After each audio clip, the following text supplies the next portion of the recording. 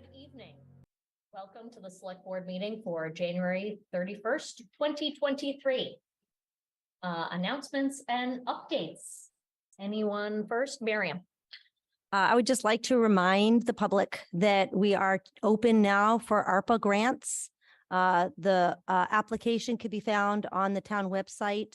And if you applied previously, you have to reapply. We are not rolling over any grants.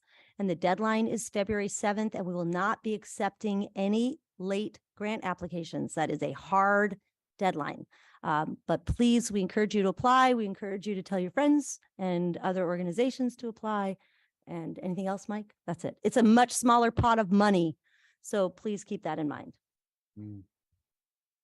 Bernard. Thank you, Heather. I'd like to sort of take a moment to make a personal statement. Over the last week or so, we've Oh, sorry. Pull the. Yeah. Sorry. Over the last week or so, America has been traumatized by a number of horrible incidents, killings in California of Asian community people, and then just most recently, the terrible situation in Memphis, Tennessee, a city that I love. I've spent a lot of time there when I lived in Tennessee. The Tyre Nichols killing is just so painful. But I'd first like to thank Acting Police Chief Jen Pastor for her thoughtful, heartfelt, and very appropriate statement on this atrocity in Memphis. It was necessary and appropriate that our police leadership express their feelings concerning these incidents and commit to making Brookline's police better than it is in its actions and how it treats all people. I guess I want to have three thoughts. I'm going to try to sort of cut them down. Let me just start out by saying that Tyre Nichols killing has caused intense pain and anger throughout the country. But that pain hits me and other African Americans particularly hard because most of the perpetrators were from our community.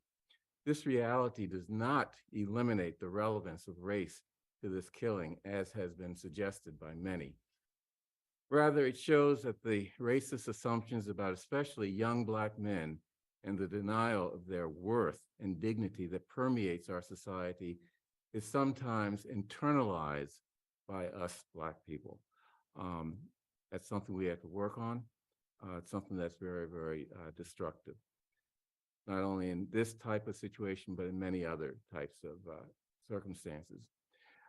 I'd like to also urge, especially white residents of this town, to be careful in your comments about Memphis, to not give messages to Black youth and others to be afraid of the police, whether here in Brookline or in any of the other over 17,000 local law enforcement agencies in the country, the overwhelming majority of whom operate without terrorizing Black and brown communities.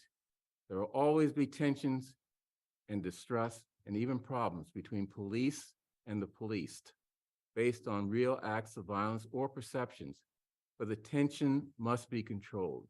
A message of fear to young Black youth will have consequences of setting them up in encounters with police and is also very destructive psychologically. As father of a now adult, but at one point, young Black teenager, that is something that I saw as very, very important just in terms of his interactions, not just with police, which we're not in any way bad, but interactions with other young Black youth and other white youth. For example, he, like me, would sometimes run into drunken white youth coming out of Bruins games on the Green Line. And if he expressed fear, or if I expressed fear, those kids could see that and jump. So I think that's very, and use that as an opportunity to bully or just harass them, because they detect fear and they jump on fear. So I mean, those are the two comments that I just want to make that I think is very important to come out of this incident in Memphis. Let's just be careful of how we talk about this and be appreciative of the fact that here in Brookline, although we don't have a perfect police department, it sure is the type where people can be comfortable and safe in any interactions they have and with respect to their law enforcement responsibilities in general. Thank you. Thank you for those words, Bernard.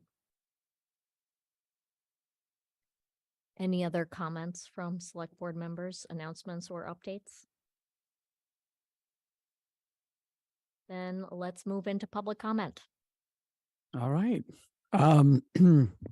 To those who are here and to those who are going to join us remotely, thank you for joining us for public comment.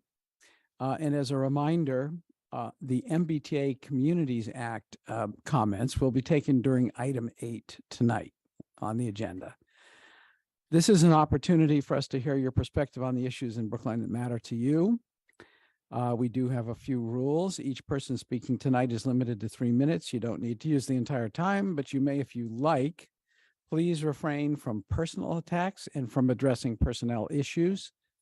Members of the public sometimes raise questions during public comment. We may be able to provide an answer. More likely, we'll ask staff to get you a more thorough answer, perhaps over email. We'll let you know when you have 30 seconds remaining.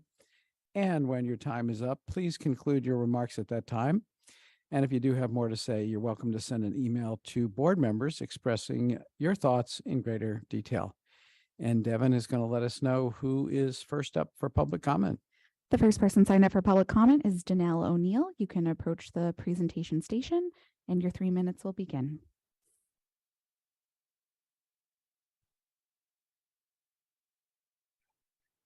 Good evening, everyone. Heather, I want to first and foremost say thank you for all the service that you put in a lot of time and people don't realize about volunteer hours and what that entails. And personally, I appreciate that you were able to allow folks to reach out to you at any time with questions and you get back to them. Like, thank you. I really appreciate you. And that I just wanted to say thank you. Okay. I do want to comment on what Bernard said on Tyree Nichols. Okay. And you know, there's certain people in this room who are able to help not prevent, but help with accountability in regards to police and Brookline and transparency and just the whole nine, comfortability. And I'm talking about body-worn cameras and the need for it. Brookline police are cool with it. The town should be cool with it. I just want to put that on record here and now that it's necessary. I have an 18-year-old son. I have a 25-year-old stepson. I mean, I don't like to leave Brookline, Massachusetts, period. And people might say I'm a hermit, but my mother always said the safest place to be is in your house or in your home. And she was always right about that. It makes me think, and I'm comfortable here in Brookline because of certain police officers that we've always been able to reach out to within the department now. So, you know, I really hope you guys hire within. I hope you guys handle, I know it's already in arbitration, you know, the police already went there, but I hope this is also included in the body-worn, you know, the CBA, the body-worn cameras are also included in that, hopefully. And, you know, once again, Heather, thank you. Okay. I'm just gonna, because you try to help in so many levels that people don't realize, even in regards to the police, even though the past chief situation didn't work out, you did your due diligence, and I want to say thank you. So that's all I have to say. Thank you. Oh, yes, of course. I just wanted to announce for attendees, both here and online, who may have a comment or question or interest in this. I've just been informed that the noise bylaw waiver request that's on, I believe, is item 11, has been withdrawn. Chestnut Hill Realty is no longer pursuing that. And they asked me to communicate that to the board. And so that will not be heard on the agenda tonight. So if you are one of our attendees who are here solely for that item, that will not be heard this evening. So thank you. Thank you for that timely update. The next person signed up for public comment is Marty Rosenthal. You've been promoted to a panelist. You can unmute and your 3 minutes will begin.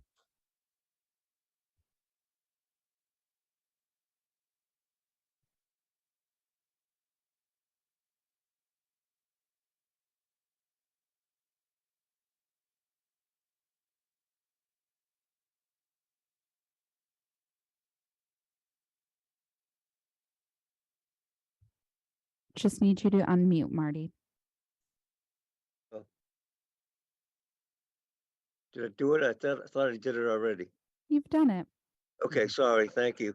I want to echo what Danelle has said about the cameras. And some of you know that I and Brookline PACS have been pushing this since at least Dan O'Leary was chief, and I've never heard a chief oppose it.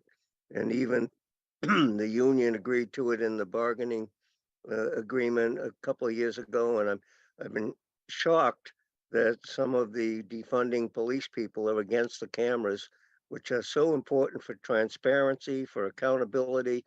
And the disastrous case, the murderous case on Mr. Nichols in Memphis is a great example of what the cameras add. I mean, I just see this as a no-brainer, and it ought to be a priority of the board, the town administrator. I don't know what's going on in collective bargaining. The union has not opposed it. And if it's a condition of employment that they require additional funds for, they have to have it. The bottom line here is it's just unconscionable that it's taken at least 10 years of a supposed consensus for cameras in Brookline, and they're still not happening. I think it's a disgrace. And I really ask you all to step up to the plate on that. And that's it. I'm going to be quick, and that's it.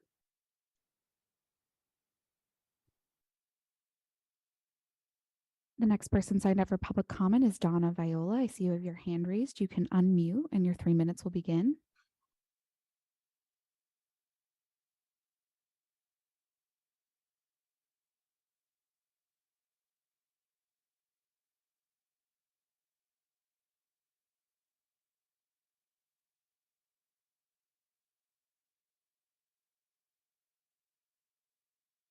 Hi, Donna. I see you have your hand raised. If you'd like to make a public comment, you can unmute and your 3 minutes will begin.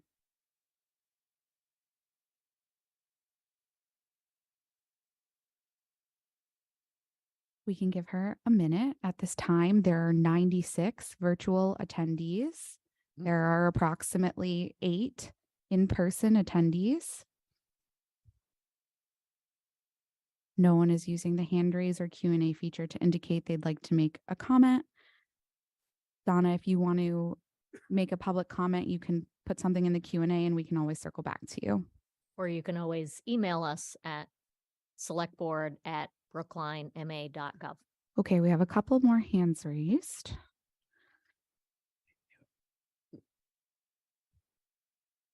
Again, this should not be about agenda item number 8. The next person signed up for public comment is Deborah Brown. You've been promoted to a panelist. You can unmute and your 3 minutes will begin. Good evening. I'm going to follow up a little bit on what Donnell said. Heather, you've given the town 10 years in terms of serving in positions. So I'm guessing you've given this town well over a decade. And I just wanted to say thank you. I too appreciate how available you've made yourself, how you've consistently been professional in terms of my dealings with you. I felt like you've been caring. I've seen a level of diligence, innovation, and, really just trying to make Brookline the best it can be. And I wanted to sort of highlight some things very quickly that I'm appreciative of. And it's the way in which select board operates. it's just efficient and professional.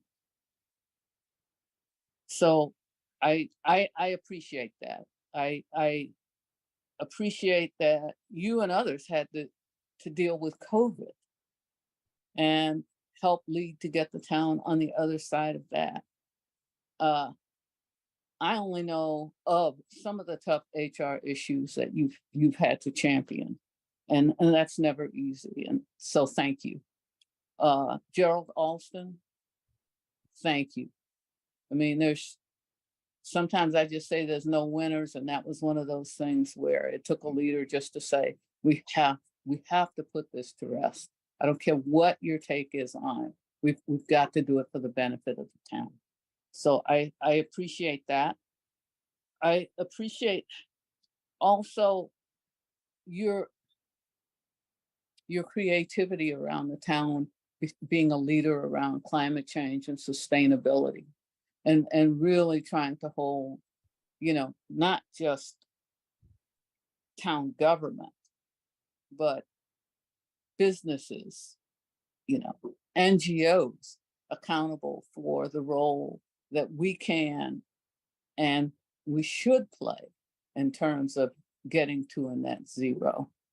So that's part of my list of things that I wanted to thank you for, and things that I've just observed over my limited tenure. But thank you, and I think that you will be sorely missed by your departure. So thank you.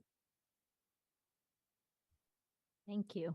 The next person signed up for comment is Scott Ananian. You've been promoted to a panelist. You can unmute and your 3 minutes will begin.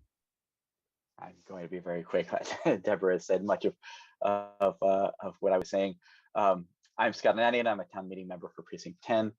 I don't want to take too much of the select board's time, but I did want to also offer my thanks to Chair Heather Hamilton for the service she's rendered to the town over the past 6 years on the select board. Before that, as president of the TMA, the Town Meeting Members Association, as a town meeting member, I'm sure many other positions as well. It seems like the latter portion of tonight's meeting may prove contentious, and perhaps that will be, alas, a typical Brookline end to your term as chair, but I am certain that, as with many contentious hearings before this, you will listen and lead us all through it. I'm speaking for many, I'm sure, when I say, as Deborah said, that we will miss you. Thank you. Thank you. At this time, there are 97 attendees virtually and approximately 8 in person. No one is using the hand raise or Q&A feature to indicate they'd like to make a comment. It's my turn. It's my turn. Okay. Miriam? So, thank you. So, I have the pleasure of giving you this card and reading a little proclamation honoring and thanking you. Before I do that, I do have to say a few words about our relationship, this unholy friendship we have formed. Heather and I are dangerous together. I'm not even talking about the Britney Spears drag queen show. Yeah, that happened, people. I really have to say, I had no idea that we would be here, friends, real friends, when I started this, sitting here in this seat on the select board. And I cannot thank you enough for your leadership, for your learning, for your teaching, just all of it, just all of it. So thank you to the town of Brookline, but thank you personally. So now, and I am a crier, so don't you cry. So now I'm going to read the proclamation honoring it. And of course, I got you booze. No, the booze will leave back there. Okay. We're not supposed to talk about. There's no booze back there. There's no Prosecco back there. Individual bottles. Thank you. Whereas Heather Hamilton. Can't recork. Yes. Whereas Heather Hamilton is vacating her position as a member of the select board on February 1st. After more than 9 years of dedicated service, I'm abbreviating this, by the way, everybody. Whereas Heather Hamilton, in her role as chair and an essential member of the Brookline Select Board, attended and participated in its weekly meetings and deliberations in its mission to plan, manage, and deliver on the town of Brookline's basic municipal services and policies to better the town and life of all those who live, work, and play in Brookline. Whereas Heather Hamilton served and serves as a leader in creativity and fun by involving the town in the crowdsourced production of Star Wars and rehabilitated budget presentations for ease of listening, creating an opportunity for the select board members and the public to get to know town departments and be a more thoughtful level, streamlining efforts and good government practices, expanding opportunities for the select board to make most of their time, tackle multiple pressing and difficult topics facing the town, which I cannot be more happy to have been standing next to you while we did that, and served as a senior advisor to staff and provided invaluable guidance and direction in problem solving and otherwise bringing projects and policies to successful completion. Whereas Heather Hamilton served in a leadership role in the Town of Brookline committees, I won't read them all, there are a lot of them.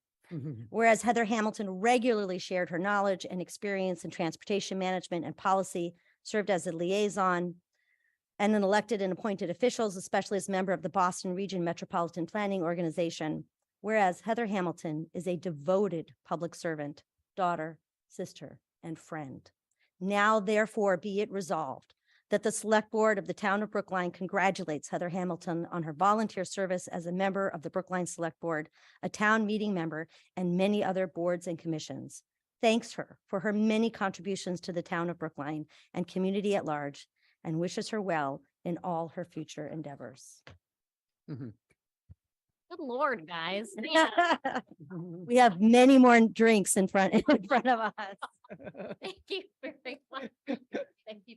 Thank you. Oh. You know what, I'm going to, because I can. I mean, I don't know if I really want to say anything right now. I just really want to get through the meeting.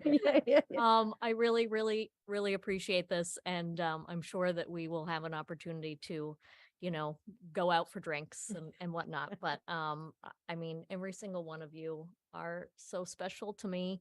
And I had a great time until it wasn't such a great time. So I'm glad that I'm kind of getting off now so that I will hopefully remember this fondly many weeks from now. You will.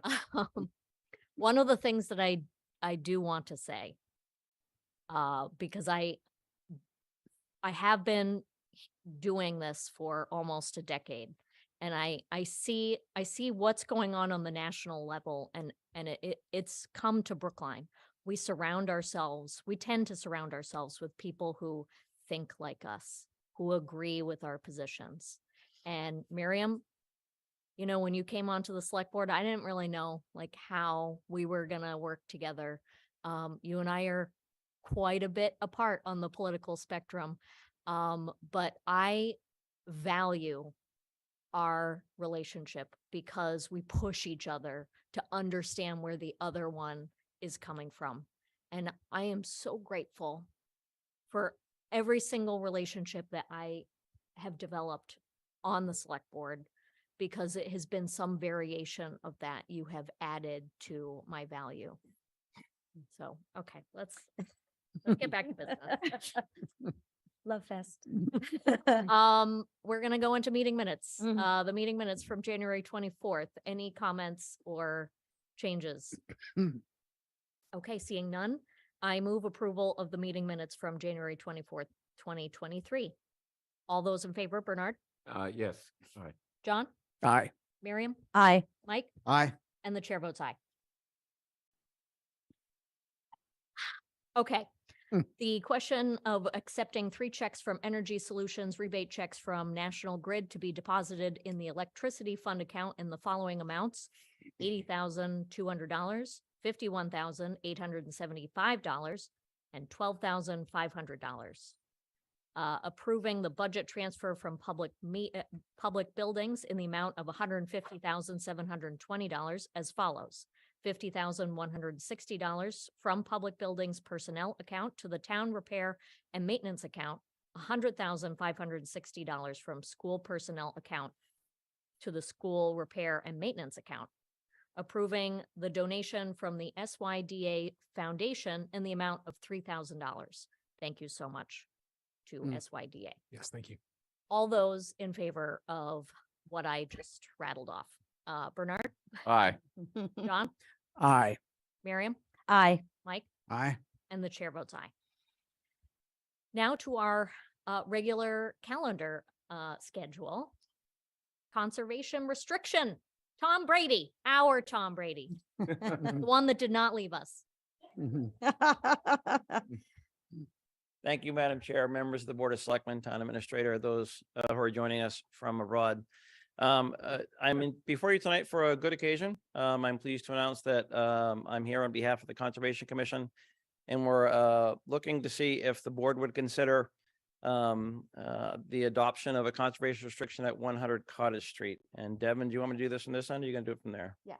Okay, so we're going down the bottom, should be able to find it. 1 second, there we go. All right, go up here. Let's go to from the beginning. So to start with, here we go. Okay, so the Conservation Commission is within the Brookline Public Works Department of Public Works, specifically in the Parks and Open Space Division. And to put things in context a little bit for a moment about the restriction, where is Cottage Street? Cottage Street is over on our boundary. There's a blue arrow there on the screen that you can see that points to the parcel in question. And the large body of water you see a good distance below it is Jamaica Pond, and just below it is Sargent Pond. It's on the boundary, and this is an area that still has little bits of open spaces in between the properties. The particular parcel is 100 Cottage Street, just as you pull onto Cottage Street off of Goddard. It's on your right. It's a fairly new structure. It used to have a nice, small, quaint building on it. And it was transitioned over to a fairly new modern structure. Yes, I'm hearing a question. The Zoom participants can't see the webinar, so can you hang on just 1 second? I'm Can't see the figuring it visual. out when we're Okay. working on it. Devin is on it. So Okay, sit so tight, I'll folks. pause it right here and we'll wait a minute. So we're giving a moment. A conservation restriction itself, what is a restriction? A conservation restriction is a land use restriction.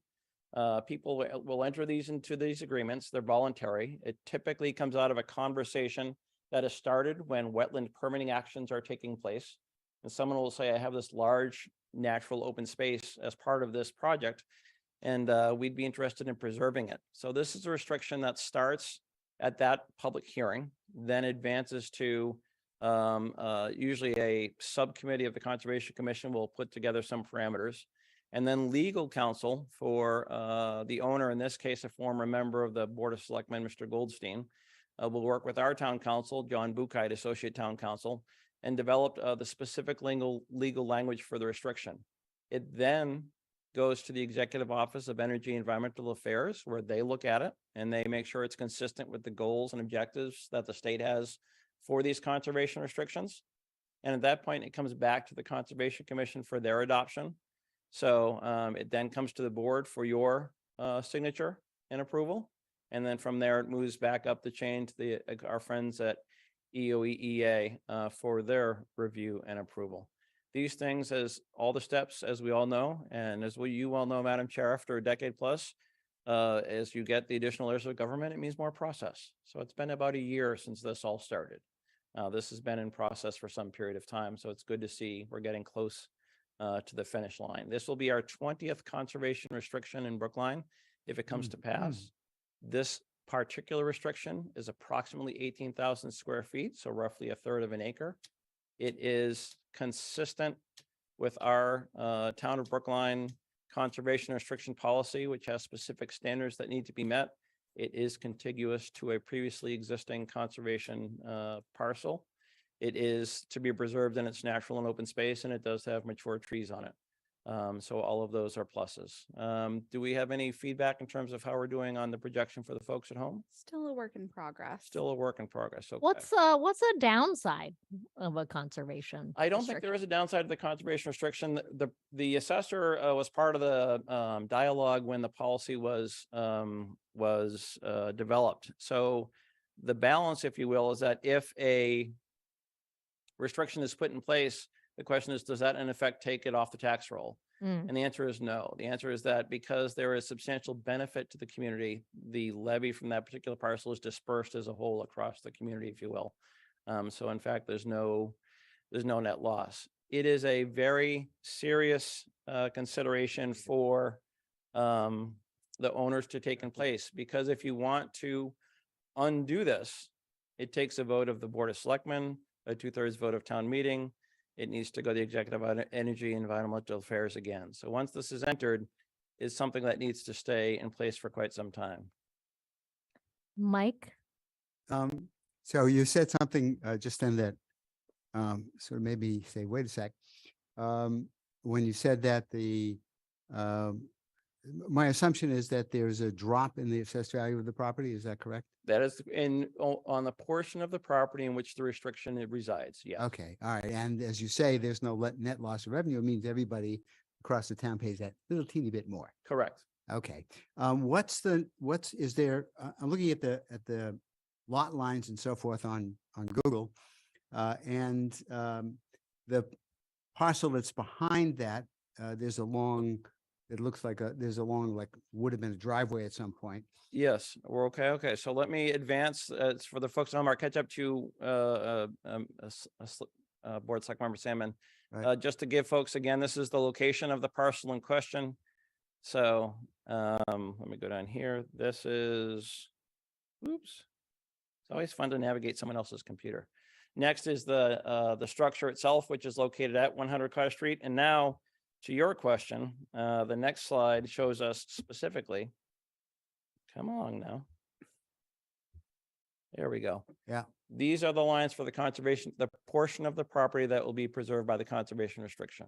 Okay. And is there currently any mechanism for public access to either one of these places, or is it's conservation land and it's simply left open? Is an excellent question. Under the conservation restriction policy, there are 2 tiers. If you place a conservation restriction in place and it meets the requirements of the policy and it does not have public access, up to a 75% reduction value can be applied by the assessor's office. If it does have public access, it's a 95% reduction. In this case, your summation is correct. This is not for public access, so this would be a 75% reduction. However, if you look at to the right-hand side of the screen, as you look at, there's a long, narrow, appears to be a narrow rectangular space. That is the access from the public way to the Brookline Conservation Land Trust property, which is contiguous to it behind. And that does have a trail system within it that does allow public access. And from the looks of it, it's land that's being put into conservation. So the assessed value of the house doesn't change. Correct. Okay. That is absolutely correct. Yes. All right. That's In this important. case- Thank you.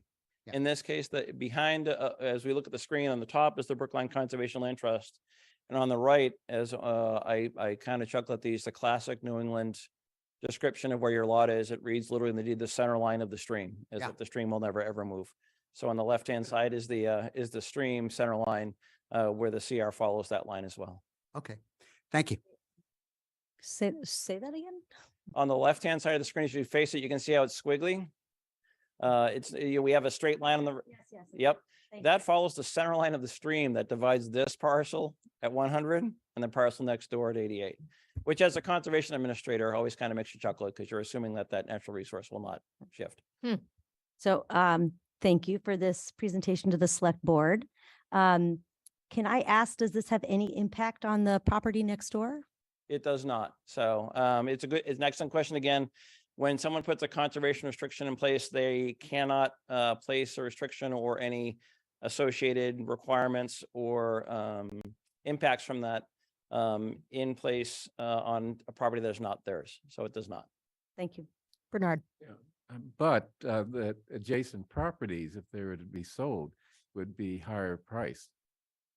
More than likely, because the benefit of the conservation easement is going to affect their property as well as other properties in the neighborhood. That's something I could not answer. That could be a good question for the assessor's office. Well, everyone wants to live next to a open space conservation easement. Not everyone. Well, okay, yeah, there's skunks and bears and other things come through there, but yeah, generally it's something that adds value to a house. So There is also good news in the sense that this is immediately contiguous to a very large existing conservation property owned by the Brookline Conservation Land Trust that also has a conservation restriction over it. So those 2 contiguous parcels will remain open. Yeah. So there's a, That's quite like subjective. to ask staff. Yeah. There's a question in the Q&A that's very good, if you don't. Please. So Naomi Schweitzer asks, what trail system are you referring to? What street can it be accessed from? Right at the corner, it's a good question, and thank you for that. Right at the corner of Cottage, where it turns off of Goddard, there appears, as you drive past it, to be completely a private driveway. But if you slow down enough, you will see that there is a sign that says Brookline Conservation Land Trust property, an access point, and you are allowed to traverse over a small portion of the private driveway, what appears to be a private driveway, and you enter into a trail system that is kind of tucked in behind Sergeant Pond, in fairness, down in there. Thank you. Any other discussion before I move the language to be voted? Seeing none, I will move approval of the conservation restriction for 100 Cottage Street as presented by Tom Brady, tree warden and conservation administrator. All those in favor, Bernard, Aye. John, Aye. Miriam, Aye. Mike, Aye. and the chair votes aye. Thank you so much, Tom. I thank the board for their time and consideration. Thank you. Refuse fee increase. This is what happens when a lot of people work from home now.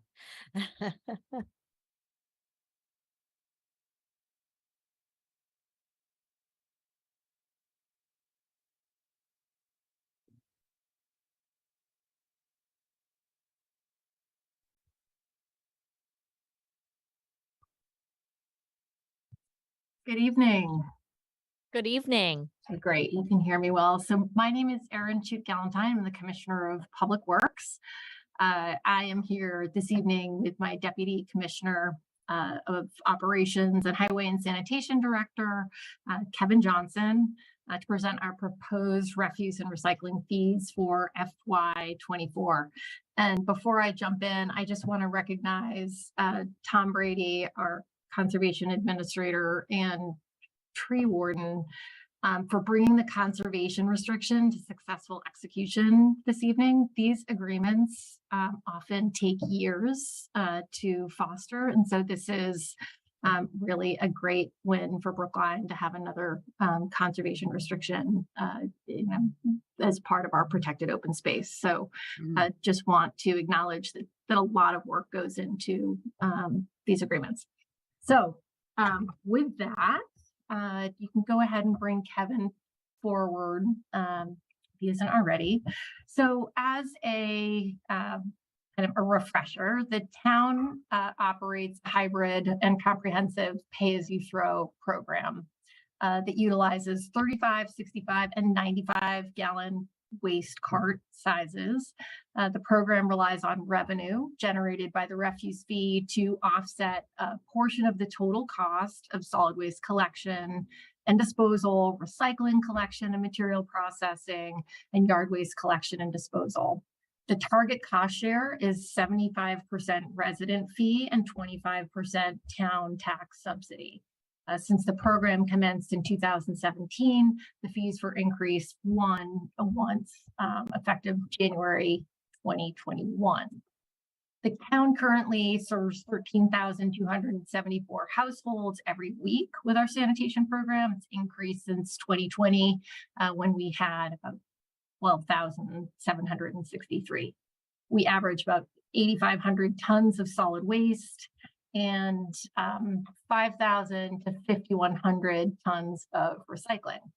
We also have an excellent variety of services beyond just traditional trash and recycling in compliance with various DEP regulations, and in order to move reusable and or hazardous materials out of the waste stream, we offer a partnership with Black Earth Compost. Residents can join for a weekly or every other week paid pickup directly from Black Earth.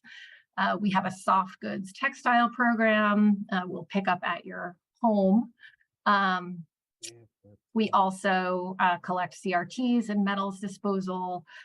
We have household hazardous waste weekly collections from spring through the fall at the transfer station, and we've added a drop-off at the senior center for some items to improve access to North Brookline and seniors. And we collect yard waste weekly, also spring to fall, and have curbside collection of bulky special waste, mattresses, and white goods. So it's interesting, I think, to look at our trash and recycling tonnage per year since 2016. As I noted earlier, the town has done a great job in reducing kind of pure trash since 2008, and overall tonnage has come down since pay-as-you-throw started. I'll note that, you know, we start on the left here with 2016, and you know, we were sort of trending down, stabilized a little bit, and you did see the trash come back up through COVID. Not surprisingly, as more people were working from home, learning from home, et cetera, we're coming back down again. So we are kind of closely watching these trends, and I think as we move into the next couple of years, we'll kind of see how this stabilizes. However, I will say that costs for disposal and collection have increased significantly, as did costs to handle hazardous waste, yard waste, white goods, other materials, along with fuels, supplies, personnel, repair and maintenance. Having our annual tonnage continue to trend down and removal of many items from the waste stream itself is critical for us as a municipality in terms of managing long-term costs for the town and meeting our sustainability and environmental goals. So in looking at overall costs, the cost of the sanitation program overall within this time period, and looking at next year, is an increase of 15%. In large buckets, you can see the town program costs, that personnel have increased. Sorry, I'm moving that. 25%. Recycling and disposal costs have increased. Solid waste and recycling costs are up about 9.5%. And then we have different amounts across the board for fuel, supplies, services. As you know, we have a contract that had increases in salaries going up 7% over a 3-year period, and healthcare costs kind of ranging anywhere from 6 to we're I think holding around 8.25 for health benefits for the coming year as a holding place right now for that increase. So the number for FY24 that we're looking at is 5.6 million right here. And, you know, I actually just want to look at, if I could maybe just see, if you can see my cursor, we're going to get into a couple charts next. So if you can't see it, just let me know, and I'll make sure that I'm not referring to it. So I also want to say that the costs for this program include increases across all areas, but including the Zero Waste Program Manager position that commenced as a grant-funded position.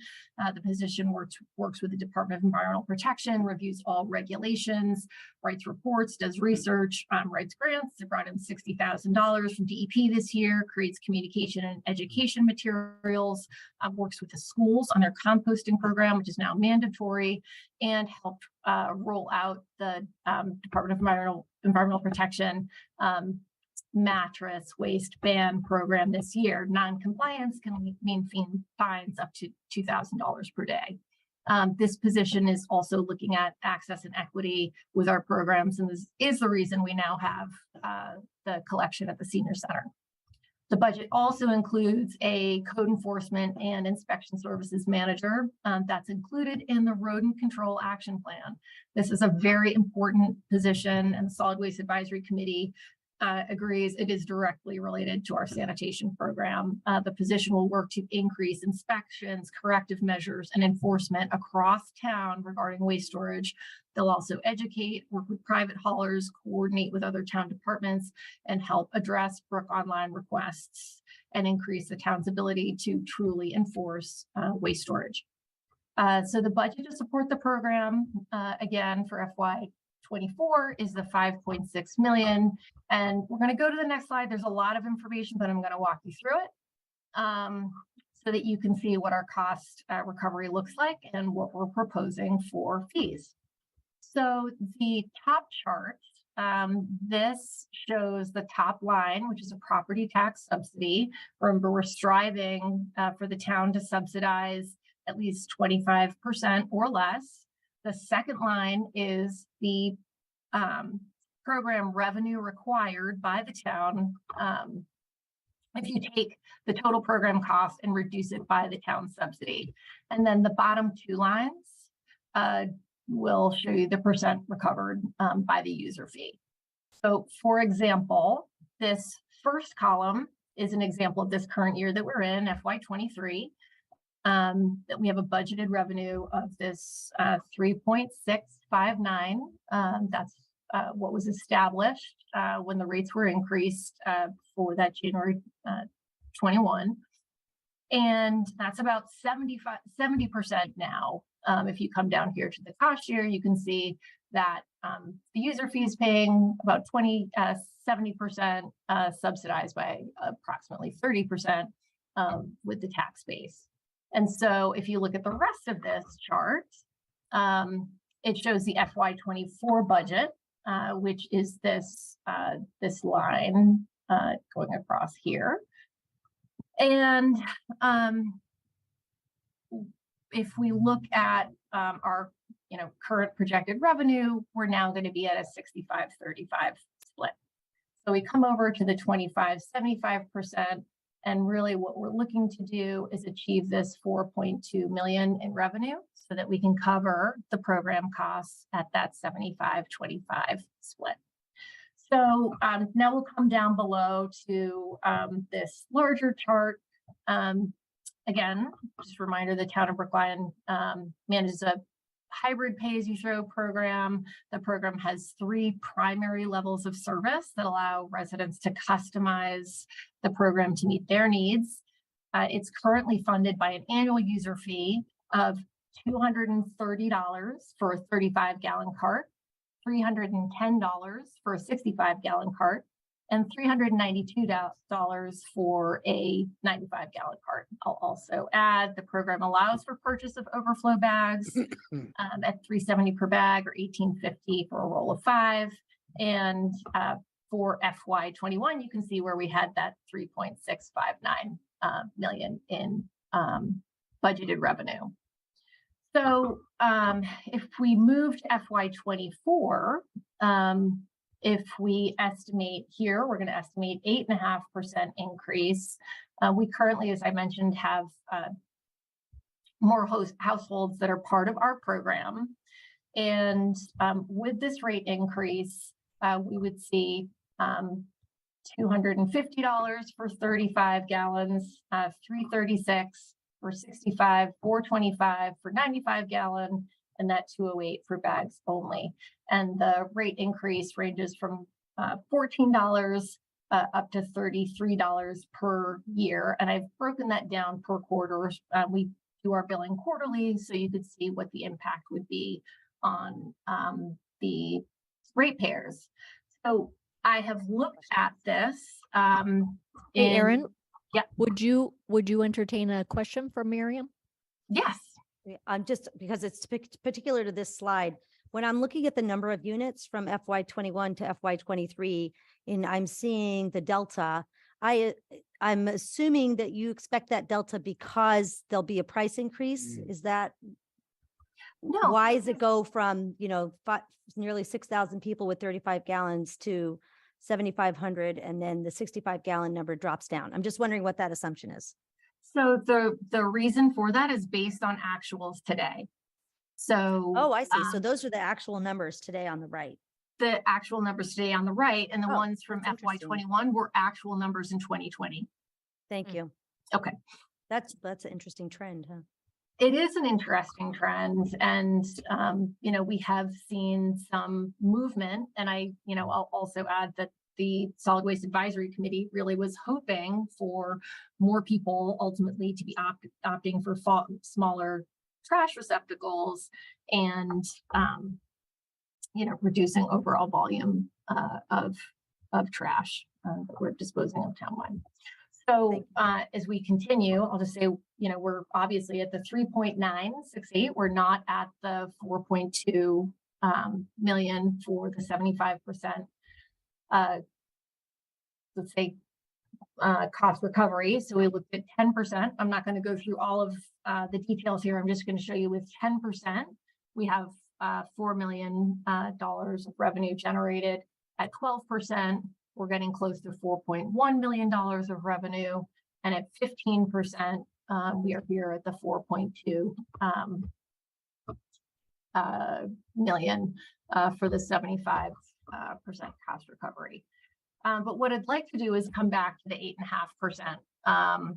The Solid Waste Advisory Committee has been discussing or rolling out a pay-as-you-throw initiative, really expanding it for all special and bulky waste pickups. And with a new mattress waste ban implemented by the Department of Environmental Protection, agreed that it was an appropriate time to roll that out. But really what we want to look at is the overall fee and then incorporating a pay-as-you-throw for this special curbside collection that we offer. So we first thought we'd look at some comparables on communities around us in terms of their mattress and bulky waste pickup. Just showing that for mattresses, Newton is charging $60, Dedham is $75. The mattresses in Natick are $35, and so they're subsidizing those. For bulky pickup, you'll see that it's ranging from about $25 for general bulkies, and then up to $35 for white goods. And paying for sort of these itemized special pickups is very common, both with municipalities and also with private service providers. So what we'd like to propose is a fee of $55 for curbside collection of mattresses. These are collected, they are stored separately, they are then pulled away and recycled. So we are now, we are in compliance with the DEP ban. We rolled it out in November. And so this requires special handling and processing. We're proposing $20 per item for white goods and electronics, and then $10 for bulky goods. Bulky goods are going to be your chairs, your side tables, your couches. White goods are your refrigerators, your stoves, you know, the air conditioners, large monitors, etc. And with that, we estimated based on kind of what we're currently doing and somewhat of a little bit of a conservative approach. I think we're going to see probably 1,000 mattresses, which is pretty typical for us. And kind of combined, we're looking at about 15,000 plus items for special pickup, which would bring in another 235,000 of revenue. And so with this, with an 8.5% increase in our overall cart fee, we get to the 3.968, adding on an individualized, bulky, and special pickup fee that is charged only to those customers who actually use that service. We can generate another 235,000, getting us to the 4.2 million and the town subsidy goal of a 75-25 split. So I think I'll just pause there, see if there are any questions. I've detailed a lot of this in the memo as well that is provided to the board and will be available also for any residents to review after this meeting as well. Great. Thank you very much, Erin. Any questions? John? Thank you very much, Commissioner. Is there any way of knowing if there is a threshold at which we might actually be incentivizing illegal disposal? So I think that's a really good question, actually, and one that we've talked about. Honestly, we were concerned about that. We were concerned about that with the mattress, kind of the required mattress collection as well, that we might see some of that. We have intentionally kept the prices, I would say, very low, hoping that it is, you know, incredibly reasonable. It is still very convenient in terms of to call, to have your items collected curbside, and people need to call now. There'll just be we think, a very reasonable fee associated with that. We have discussed, we think we are going to see some illegal dumping. And I think with that as well, kind of the enforcement, the inspections are going to be really important, so we can target those areas. And it may mean more education. It also may mean more enforcement. Thanks. Any other, Bernard? I'm just curious regarding the mattresses. Under the current program and under the previous way of disposing of mattresses, what happens to them? Are they taken apart and recycled, or you just put in a hole? Formerly, they were really just part of the trash stream. They went into the compactors. Now what happens is they're handled separately, and they are taken apart. So the fabric is taken apart, the coils are used, the filler is used, any wood, you know, that may be part of the frame is used. So every component of the mattress is actually stripped apart, separated, and then processed individually for reuse. Thank you. Miriam? First, I'll just public service announcement. You are not allowed to sell a used mattress in the state of Massachusetts. FYI. You can give one away, but you cannot sell it. I'm gonna, Aaron, or Commissioner Galantine, I'm sorry, there are two questions in the Q&A, and I'm just gonna read them.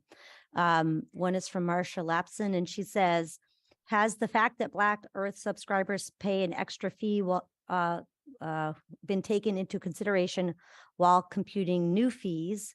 And the second question, which I don't know if you can answer, but has been asked by Lisa Cunningham, how many bulky items / mattresses are illegally disposed of? And then in parentheses, unidentified. I'm not trying to understand parentheses, but I think Okay, get the gist so of the I guess question. if I'm wondering, is the question about illegally disposed of?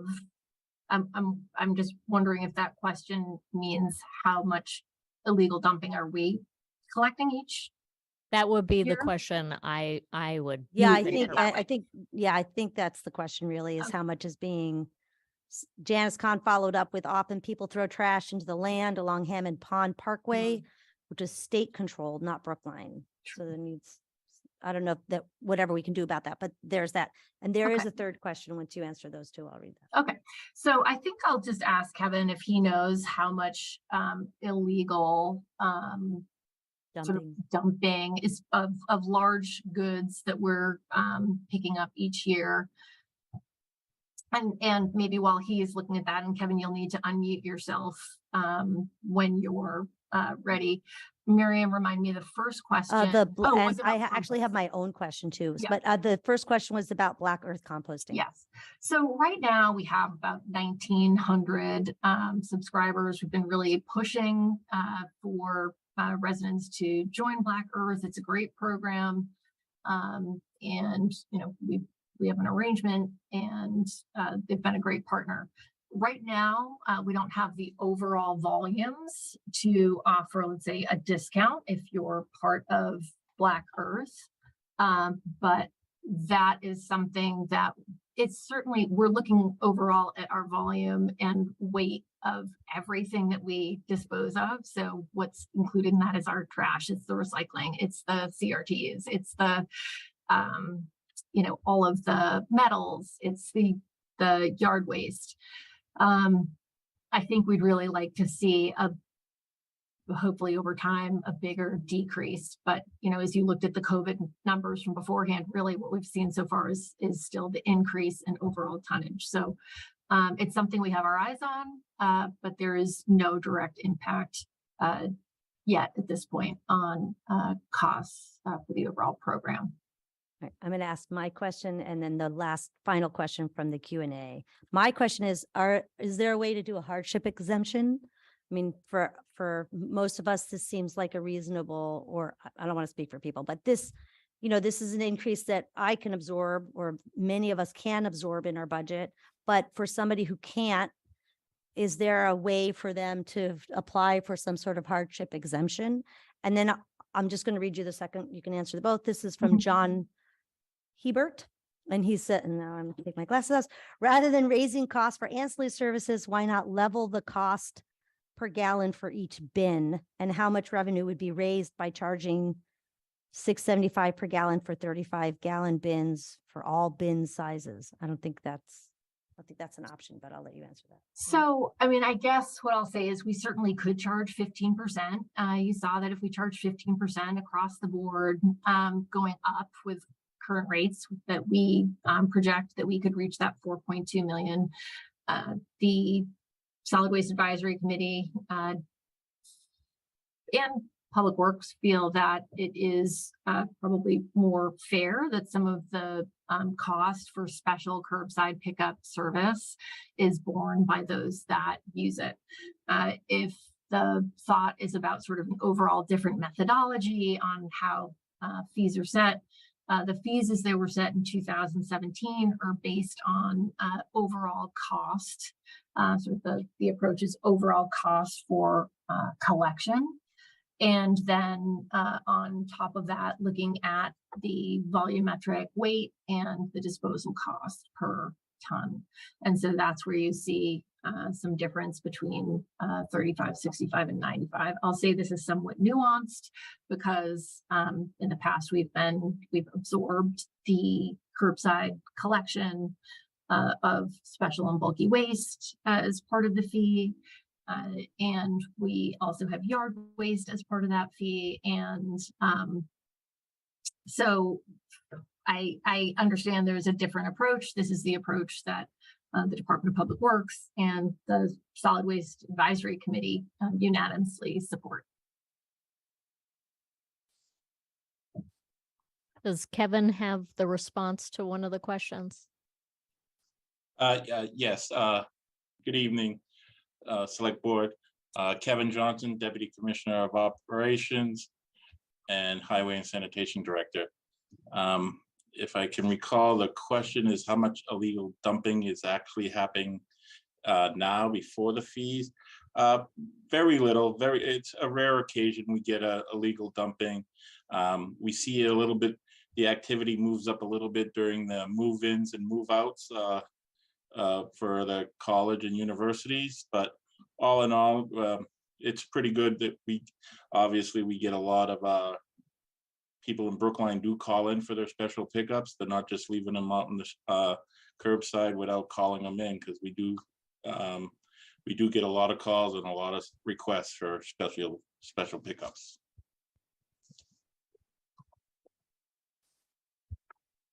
Miriam, do you want? Did I Yeah, ask? Erin, you didn't, my question about exemptions. Oh, Thank you. exemptions. So I think that is something that we could consider. Kevin, are we doing any exemptions now? No, we're not doing any exemptions. The exemption with the pay-as-you-throw program was to have them able to just be able to put the bags out. That's right. And so with the bags only, it is a lower cost, but I think that, we can certainly consider those. Those have all been individually approved in terms of addresses that do that. They have a little lower annual cost.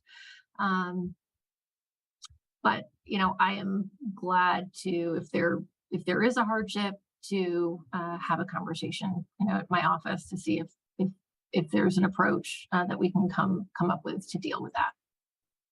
Erin, if I can just let the board know that the bag exemption was because for some people it was a hardship to be able to store even a 35-gallon toter.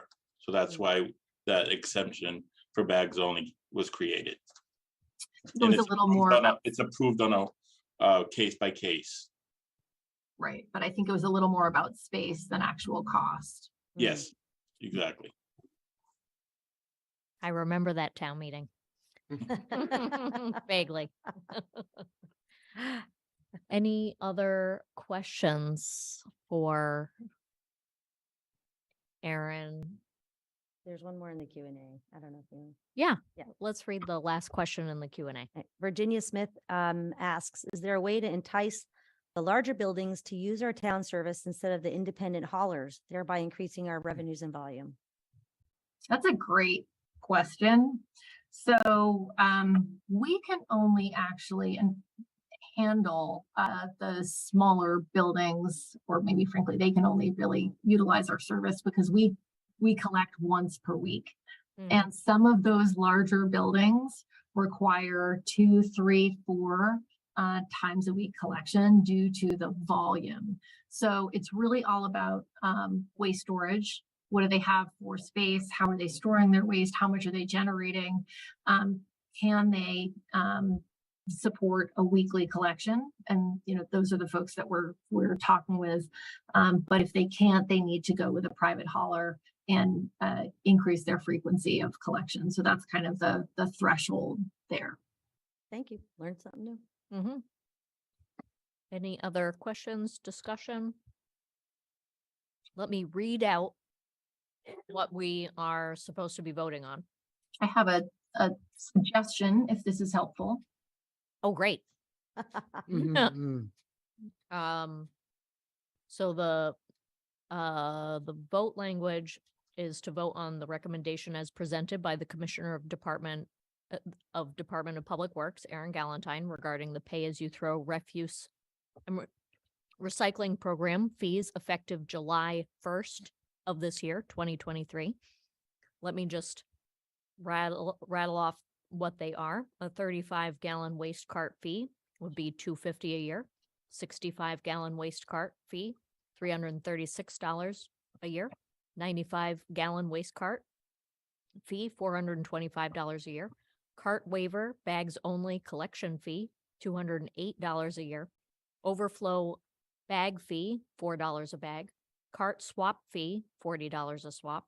Special bulky item pickup, $10 an item. White goods, electronics, $20 an item. And mattresses, $55 an item. Any comments from select board members before I move approval of that language? Seeing none, I will move approval of the proposal.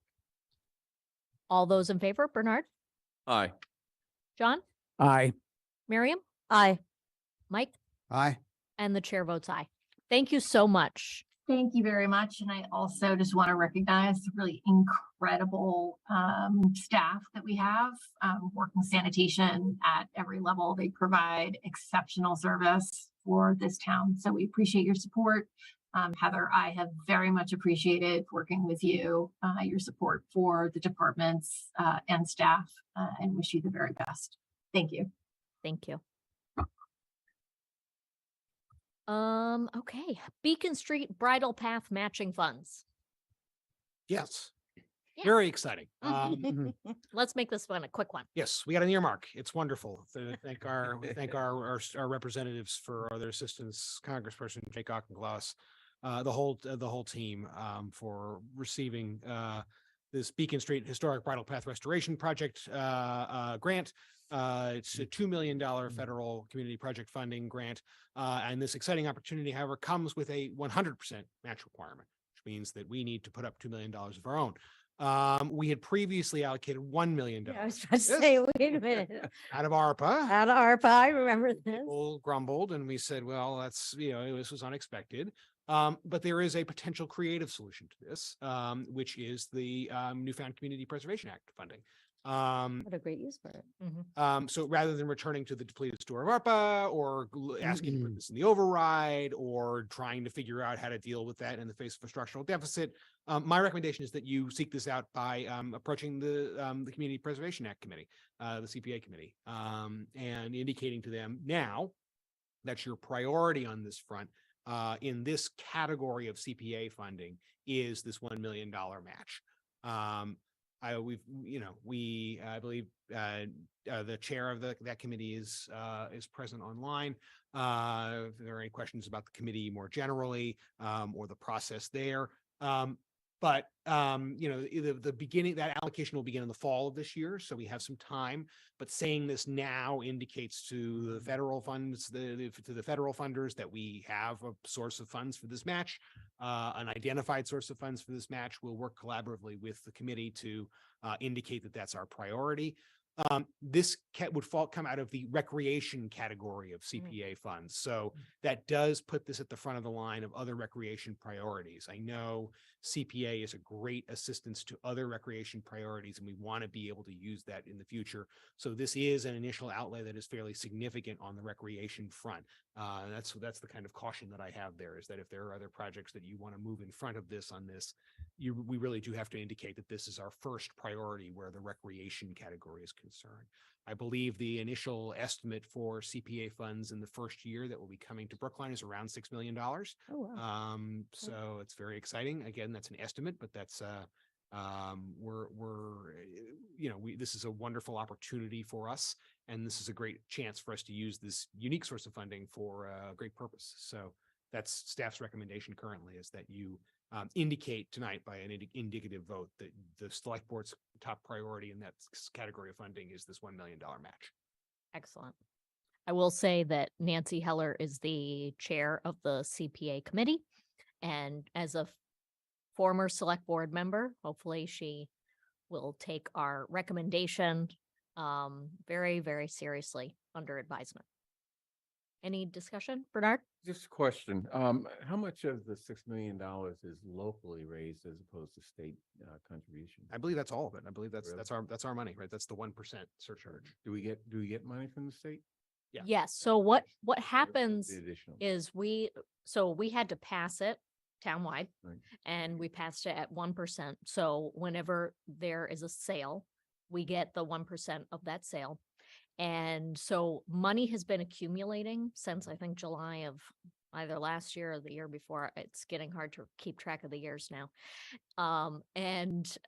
So the money has been accumulating. We had to appoint a committee to be able to make a recommendation on how to spend the money. You have to spend money in all, I think, 4 categories, a minimum of like 10%. But when you go to spend the money, that's when you can access a state match. So you tell them what your plan is to spend the money, and then it becomes available for match. Now, when it was introduced in 2000, it was 100% match. And as communities joined, that match has fluctuated. The state tried to infuse some more money because Boston joined. So I think it's above 11%, but it's probably under 20. So I take it the $2 million that we're matching does not include any anticipated state. I've just been informed that actually it's around $6.5 million, and that does include at least $1 million of a state match. Okay. So there is some state money in there that we're getting.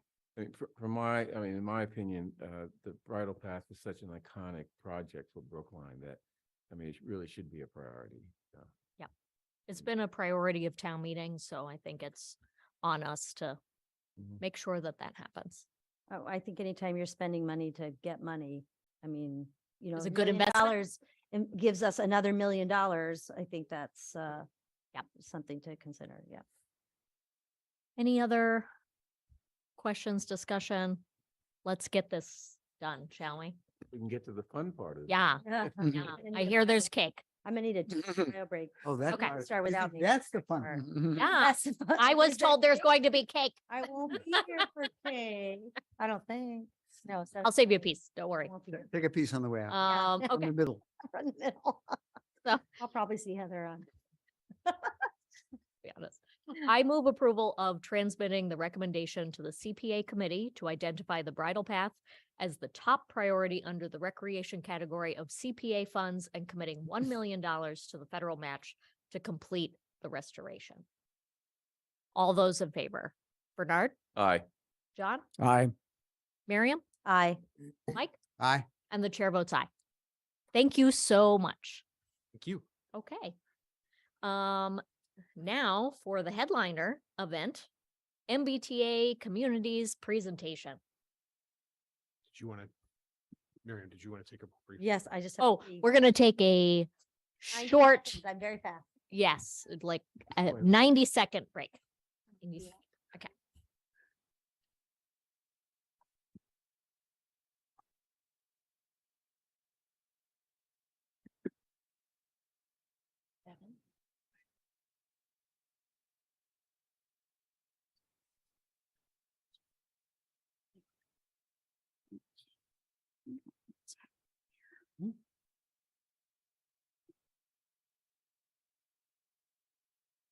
Oh, okay. It's one of those things as well. Okay, let's see. I'm listening to Shakur, he's not moving. Yeah. Whatever. I mean, oh, okay. But we're not in Zoom, so I don't understand. Here we go. So,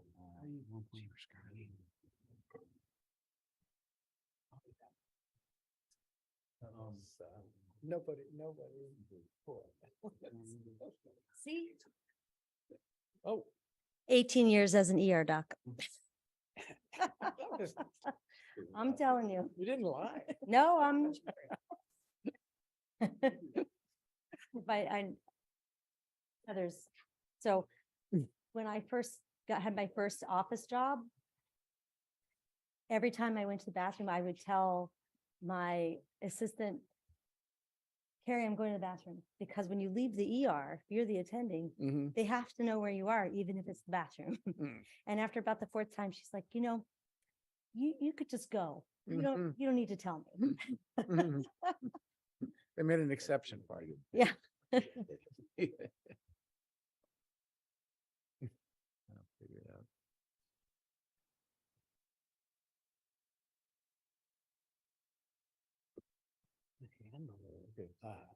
All the people are gonna have to say on this. I don't know. Well, I don't know. Try to print this actually. You good?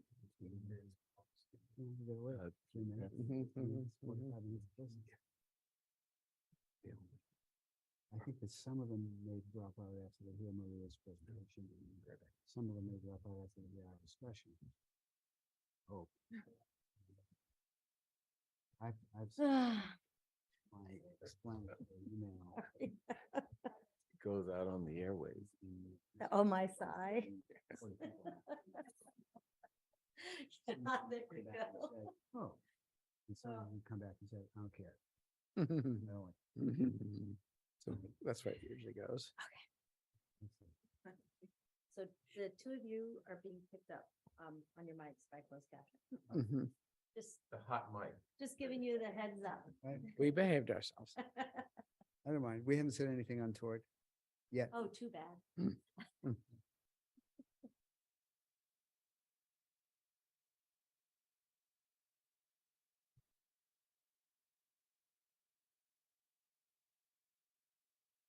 Why don't we just get started? Yeah. Thank you. That sounds good. Good evening, everybody. I just want to first say that my name is Kara Bruton, and I'm the Director of Planning and Community Development. And I want to start by saying thank you, Chair Hamilton, for your years of service. In addition, though, to leading the town in some tough decisions, you've also been available to me personally,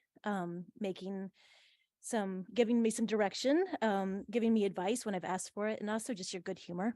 And so I just want to say thank you very much.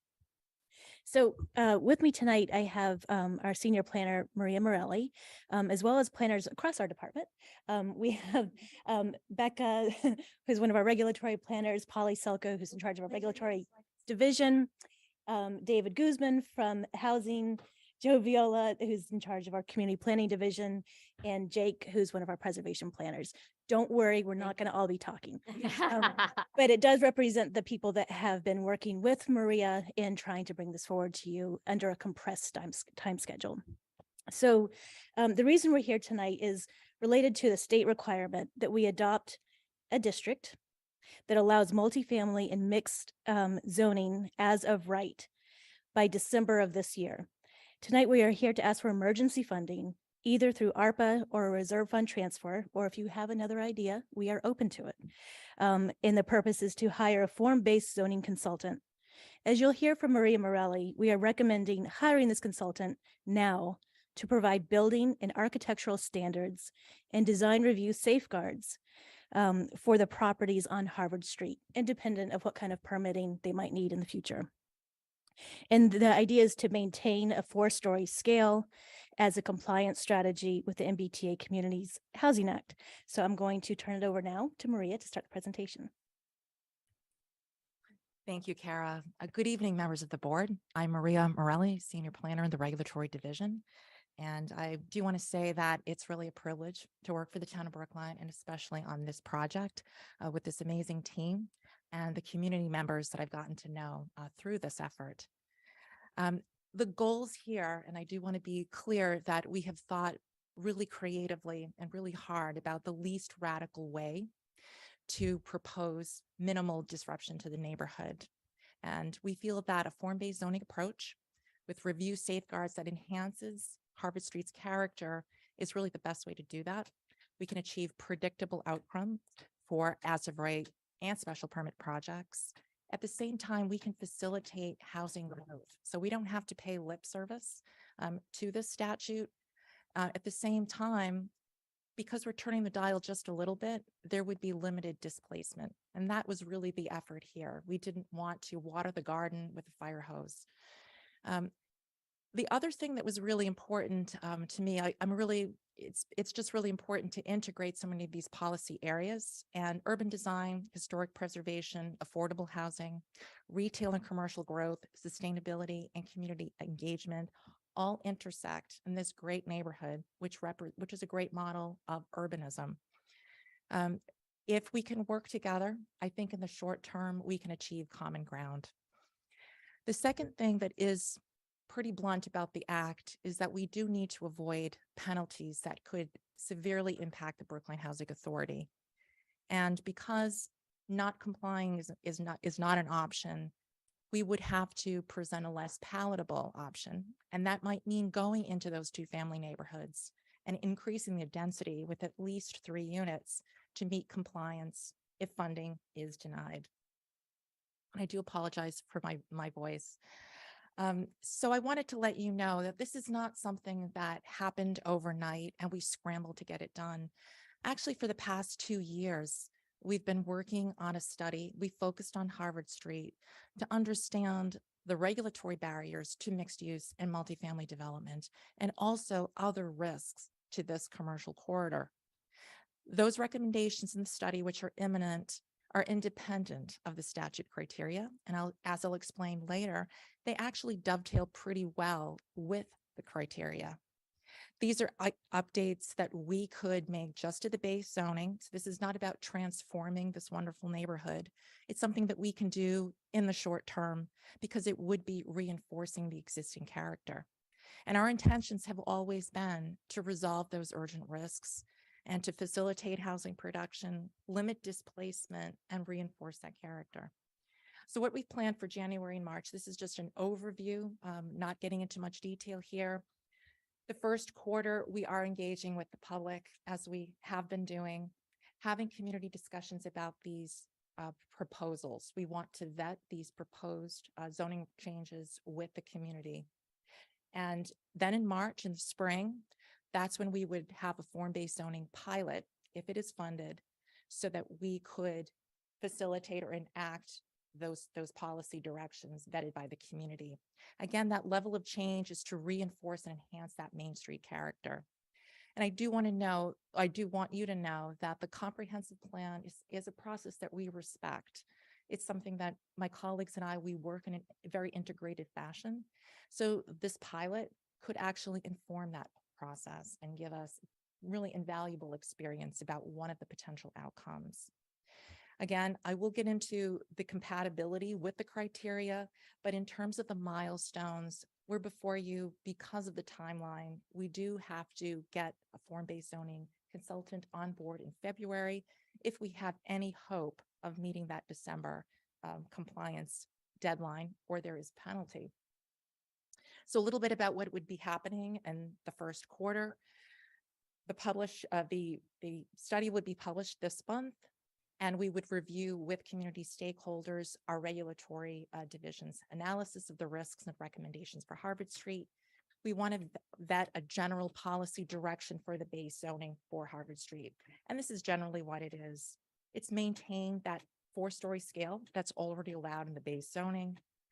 We feel really strongly that we think it's important not just merely to mandate ground floor commercial, we can do better than that. We should really be incentivizing ground floor commercial, especially since we want to see affordable units on site. And those two components can actually add some pressure to the pro forma. Town meeting has progressively been reducing parking ratios. We would like to go just a little step further and right-size those parking ratios. Character defining qualities of Harvard Street really need to inform our design standards and our storefronts in particular. And I'm really passionate about this, but having a site plan review process, whether it's as of right or special permits, that is comprehensive and integrated, will make for better plans that the community will especially appreciate. And above all, we really don't have preservation strategies and architectural standards for those architecturally significant buildings. The scope for the form-based zoning consultant would be drawing on those technical and policy documents vetted with the community the first quarter of this year. And the deliverables would be those iterative working sessions and community groups, the form-based zoning code and the standards, modeling test fits, site visualizations, iterative drafts, and then those specialized architectural standards. The compatibility with Harvard Street and the criteria, the formula for Brookline is that we have to have nearly 41 contiguous acres with as of right multifamily zoning. 90% of those parcels need to be in a half mile of rapid transit. And Harvard Street from Station to Verndale encompasses about 48 acres. 100% of those parcels fits that criterion. Those theoretical, almost 7,000 units, and that's a theoretical number. We don't need to meet that in actuality. That is actually achievable on Harvard Street with some test modeling. The 3-unit and 15-unit dwelling unit per acre minimum is easily met with that 4-story model.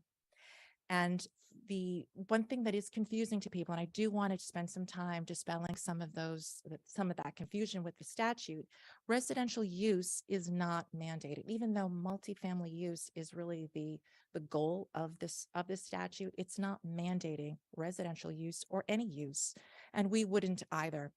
In fact, one thing that does cause some consternation is that you cannot mandate commercial. You can allow it, you can incentivize it, but you cannot mandate it.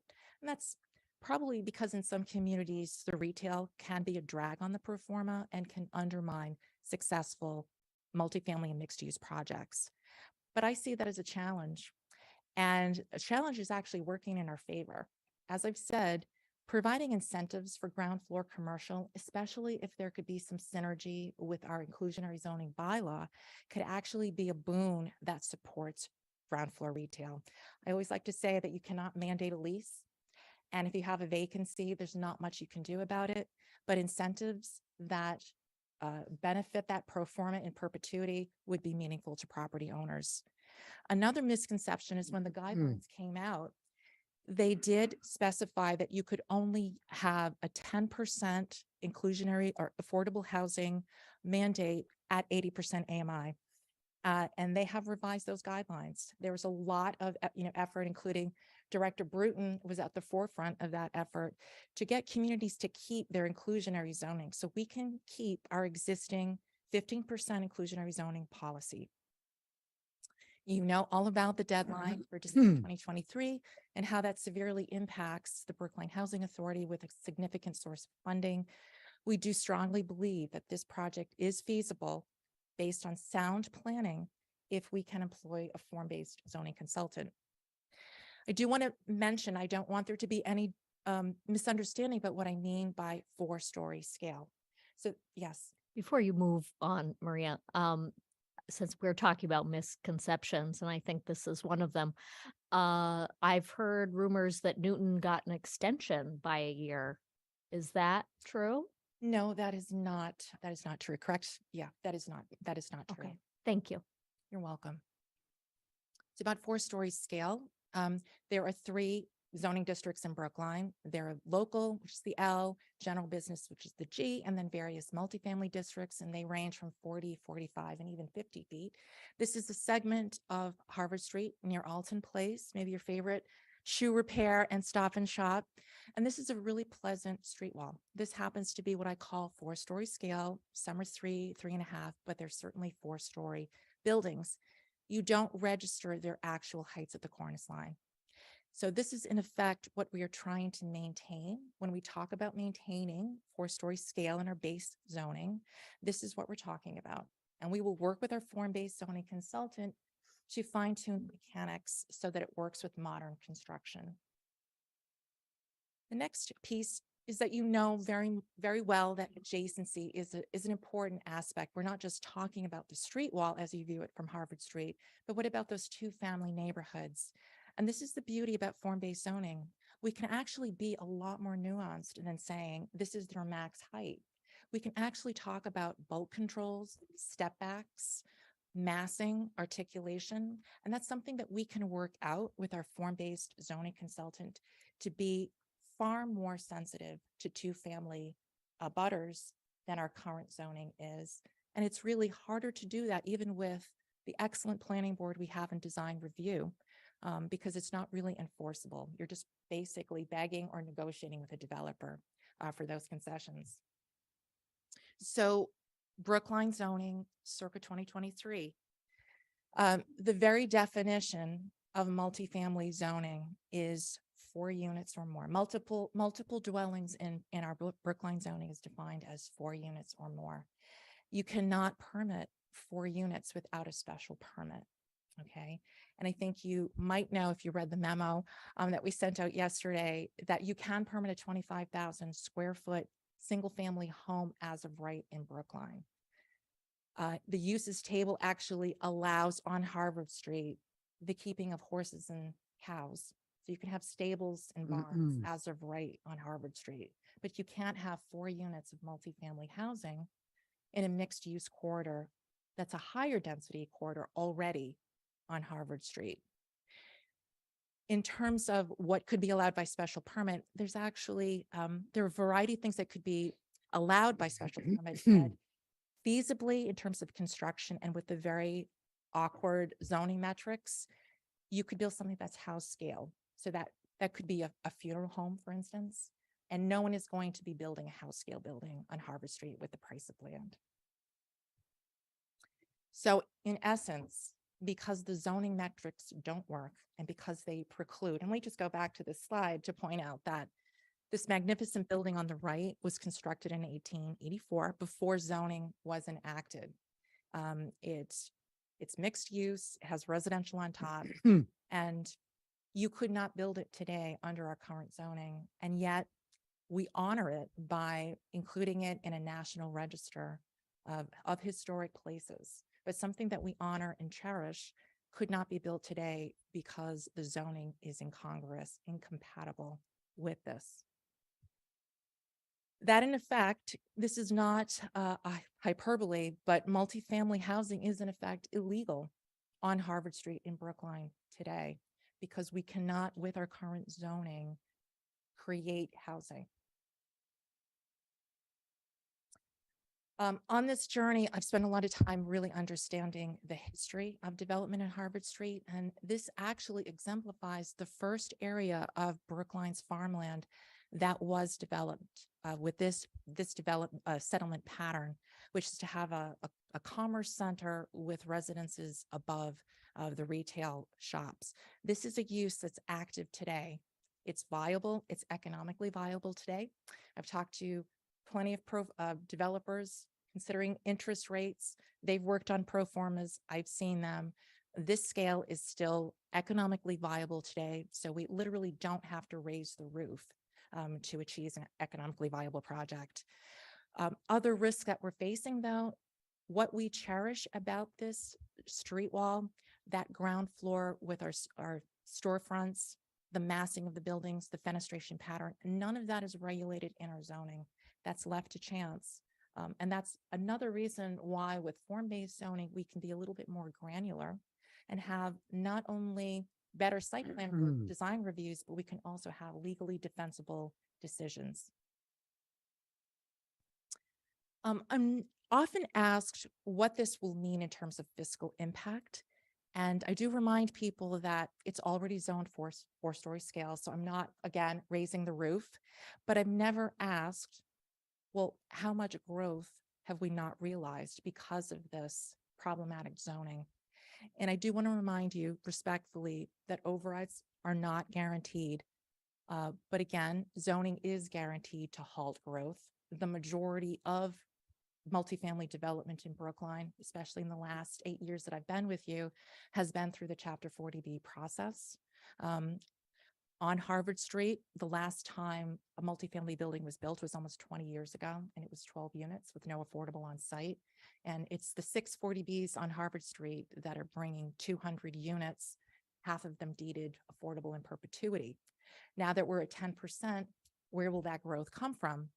And to give you an idea how valuable this is, 420 Harvard Street, there were 2 lots that were assessed and purchased about the same price, $5 million back in 2015.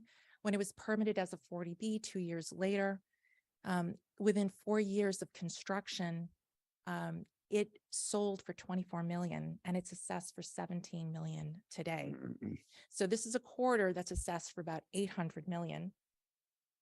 And about half the parcels in this study, so there are about 120 parcels, half of them are considered underutilized, which means half of the parcels on Harvard Street are relegated to 1 or 2 stories in a 4-story scale district with an assessed value of about $800 million. The median size lot of those underutilized properties is about 10,000 square feet. So that means meaningful infill development within that 4-story scale. A 10,000 square foot lot could yield about 30 units over 3,500 square feet of retail with about 20 parking spaces at the rear. And it's wildly profitable and something that developers would love to do. I do want to bring it back to the human factor because sometimes we talk about buildings, we talk about growth, we talk about numbers, but this is really about the human factor. And to expand the range of affordability is really to allow diverse building types. You don't really have to do that in Brookline. You already have a district that is a higher density. You just can't build anything on that higher density district. What this represents here was just some fun we were having. It was the Juneteenth parade, and we had a table for children, and we said, why don't you just draw where you live? And it was a really diverse crowd. It was a wonderful day. As you can see, what people drew, what children drew, there was a multifamily home, 3-family home, maybe it was a town home, a single family home. But the point is, the building types were as diverse as the children who were drawing them. And I always like to say, have a meeting as if kids are in the room. And I think it's important to recognize that if we can expand those building types or facilitate the construction of different building types, we can better integrate diversity in Brookline's neighborhoods. So if I could distill the zoning problem to just one issue, and there are many, but if I could distill it to one, it is floor area ratio. It is simply too awkward a tool. It's too simplistic a tool for the richly complex neighborhoods that Brookline has. And one of the reasons is that floor area ratio doesn't predict or achieve desirable outcomes. This is an example here. On the left, the max FAR allowed is 1, and the actual FAR is just about 70% there. But we don't have what we consider that pedestrian streetscape. We don't have buildings that are close to the sidewalk. We have front yard parking. We have tall walls that are off-putting. Again, one of my favorite buildings I'll use as an example, the FAR is 4.3. It is exemplary. It's what we want to replicate on Harvard Street. Yet again, we couldn't build it under our current zoning. The other aspect of why floor area ratio is a problem, if it's not right-sized, if it's too high, developers will feel entitled.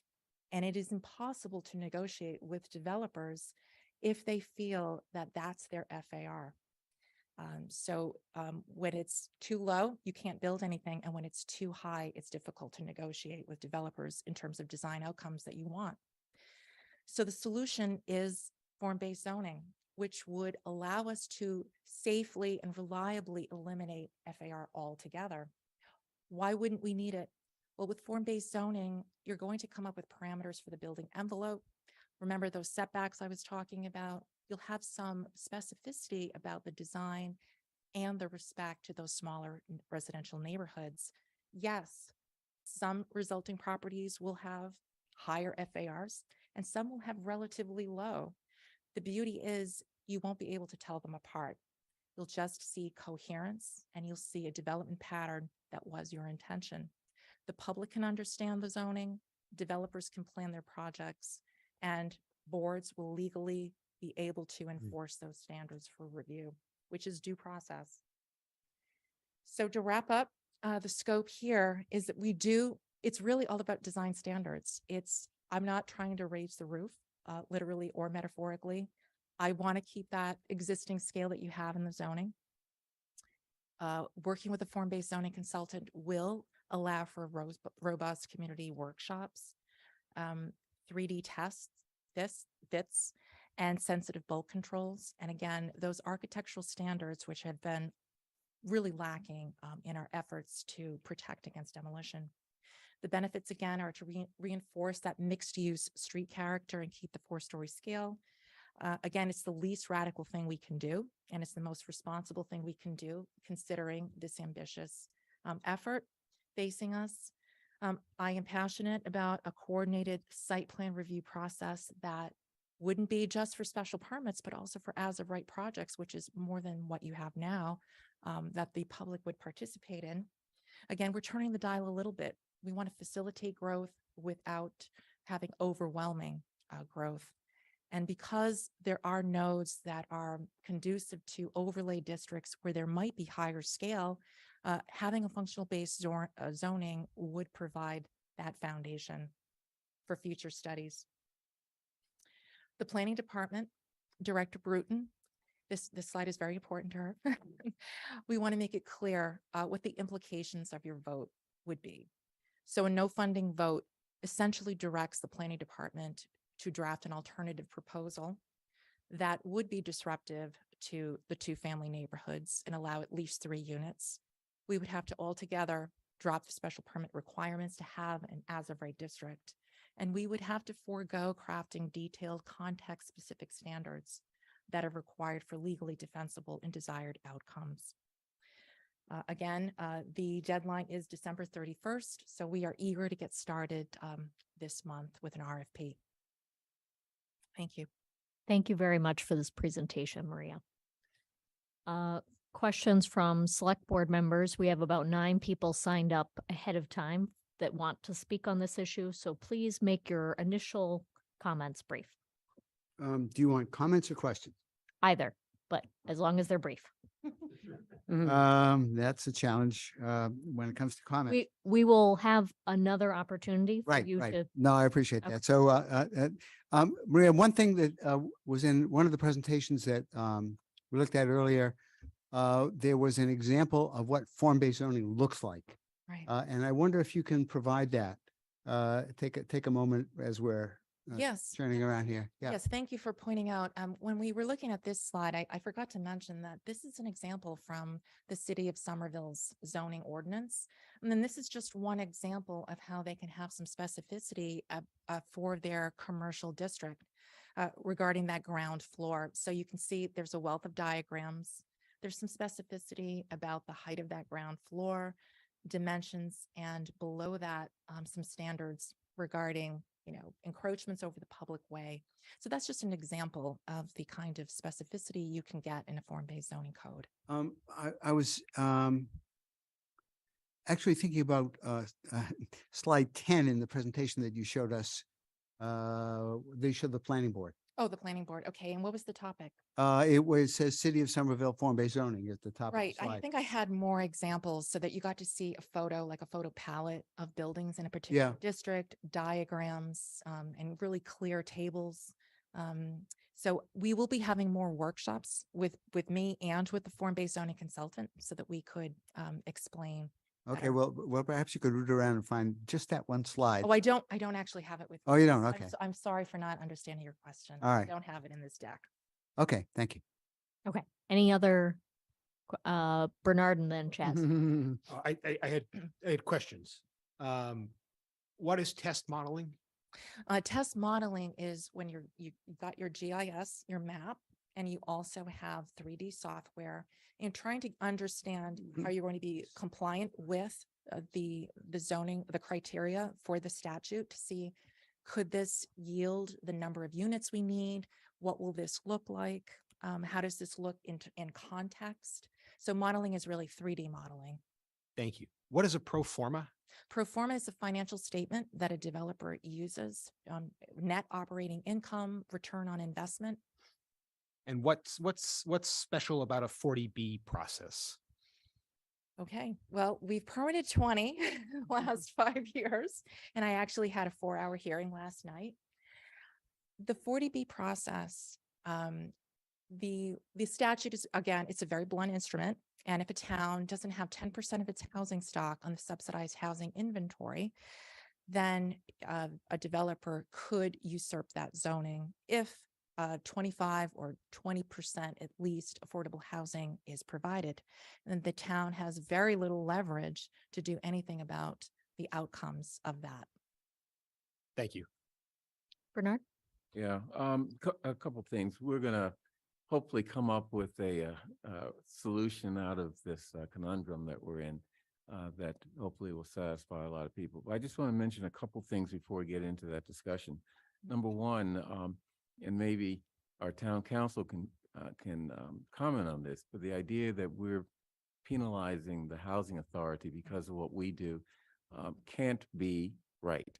It's dubiously legal, and if if someone thinks it is, I would call it an arbitrary and capricious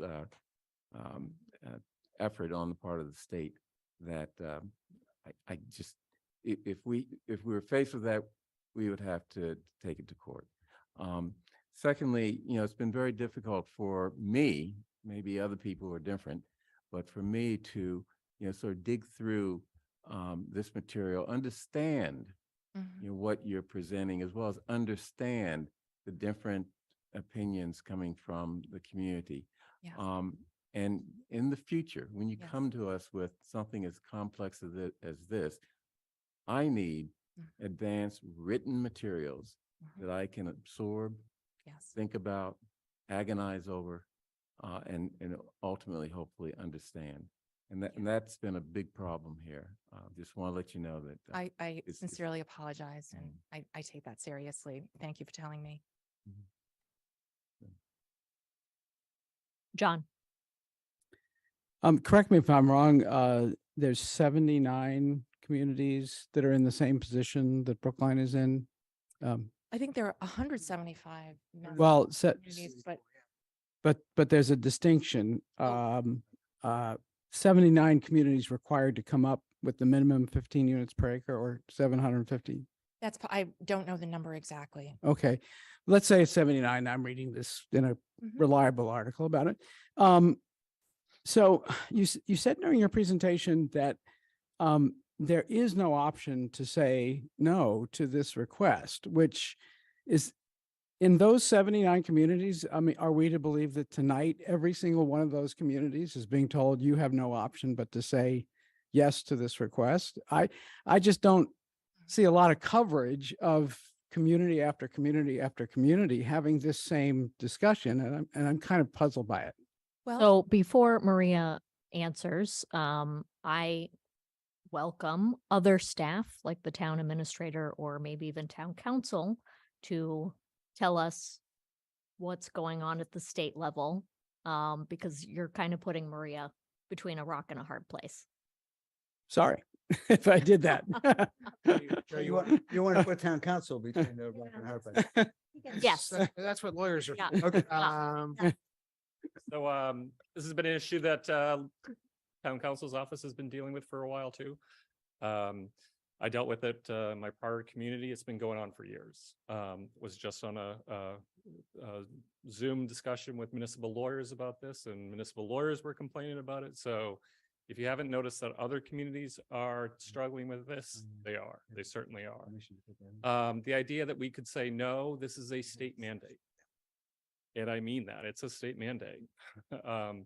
There's two parts of that. It was initially described as if you don't comply with this, you won't be eligible for particular funding such as Mass Work grants and things like that. However, what surprised many communities is Woburn, Waltham, one of those M towns north of Boston. Waltham. Waltham got a letter in the last couple of weeks to say that because they didn't file documents on this initial deadline, what Maria is talking about is we need zoning in place by the end of the year. We need forms filed in the past couple of weeks.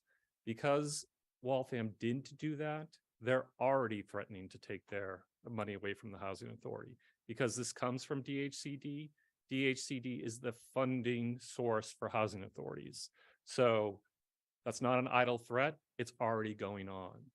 And there is talk among groups that, you know, if a community says, well, we'll just forego the funding, the statute says communities shall do this.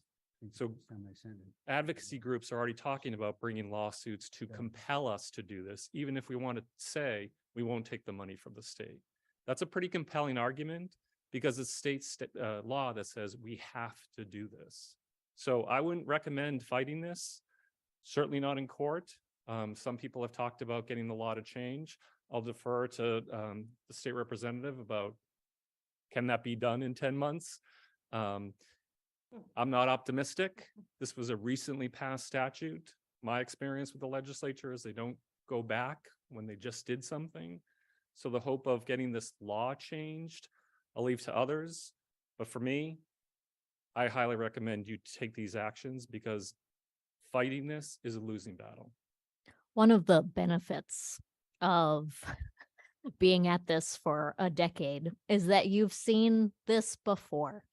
Okay, when we were tackling legalization of marijuana, this was a very similar situation. Towns were told they needed to comply or else. If there's any other questions for me. John? Follow up with just a question, another question or two. Because it's still not 100% clear to me that we have no choice but to do it tonight. Because I saw in the agenda that we are to choose between a reserve fund transfer or ARPA. Those are the two choices mentioned. And a reserve fund transfer would require approval by the advisory committee. So if we went that route, all we can do is request that the advisory committee approve the reserve fund transfer. And it isn't approved until they approve it. So do we have an absolute deadline to get this done tonight? Because if we do, then we don't even have the option of referring it to the advisory committee for So, a reserve fund transfer. Joe, I'll take this. Yeah, I was going to say that's Kind more of of a finance this is more of a chair prerogative. Staff puts together a presentation. It comes through the town administrator's office. And when we are looking at the agenda, we talk about whether or not it's ripe to come before select board. Staff believes that this is the correct time to come before the board in order to make the deadline. Now, sure, we could probably forego a week, but this was the time that we could put it on the agenda. And I believe that there are enough votes to support staff's recommendation. So that is why it is before us tonight.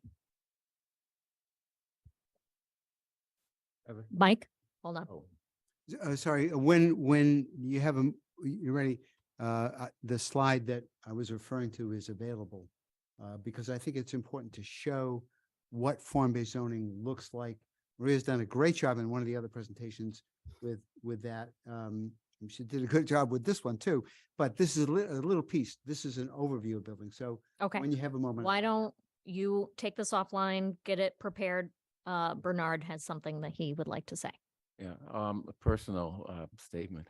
I apologize for appearing to be criticizing you, Maria, for the issues with respect to the materials.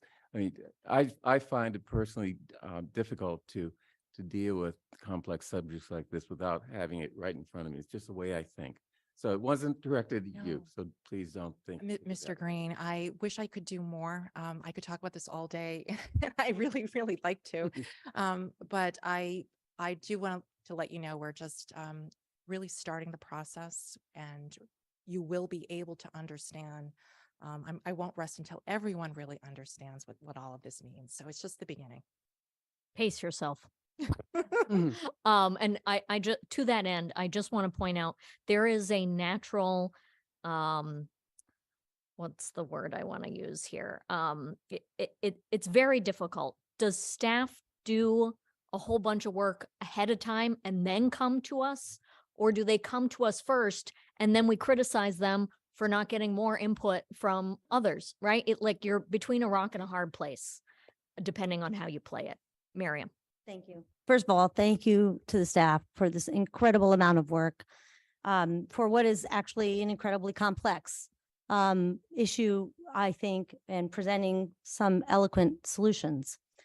I, for one, am 0% comfortable with even risking, even the scent, the hint, the whiff of risking any funding to BHA, one of our most important communities that needs more money, not less. I can't comfortably vote against what is a state mandate. I'm not a lawyer. I don't pretend to be one, but that to me just does not seem like a responsible position for a select board to take. Even if we think it's the wrong mandate, even if we think it's going to change, right now what we have in front of us is what we have in front of us. And you're not going to move me off of that. Let's pull up the slide, and then we really do need to get to the people who have signed up to speak. It's up. Okay. Oh, that's it. Yes, this is an excellent example from Somerville's. This is the mid-rise. Speak into the mic if you would. What is it? Speak into the. Oh, I apologize. So this is from Somerville's zoning ordinance. This is the beginning of what form-based zoning looks like.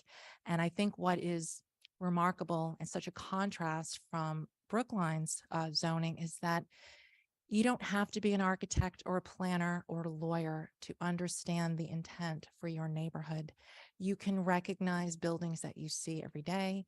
You can see a diagram. There's predictability over those design outcomes. And this is empowering for the community to understand the intention for their neighborhood without having to rely on expensive expertise. It really is, the permitting process is fraught with anxiety for the public, and I do feel for them. So I think this is the beginning of a community empowerment tool. Thank you very much. Let's go to public comment.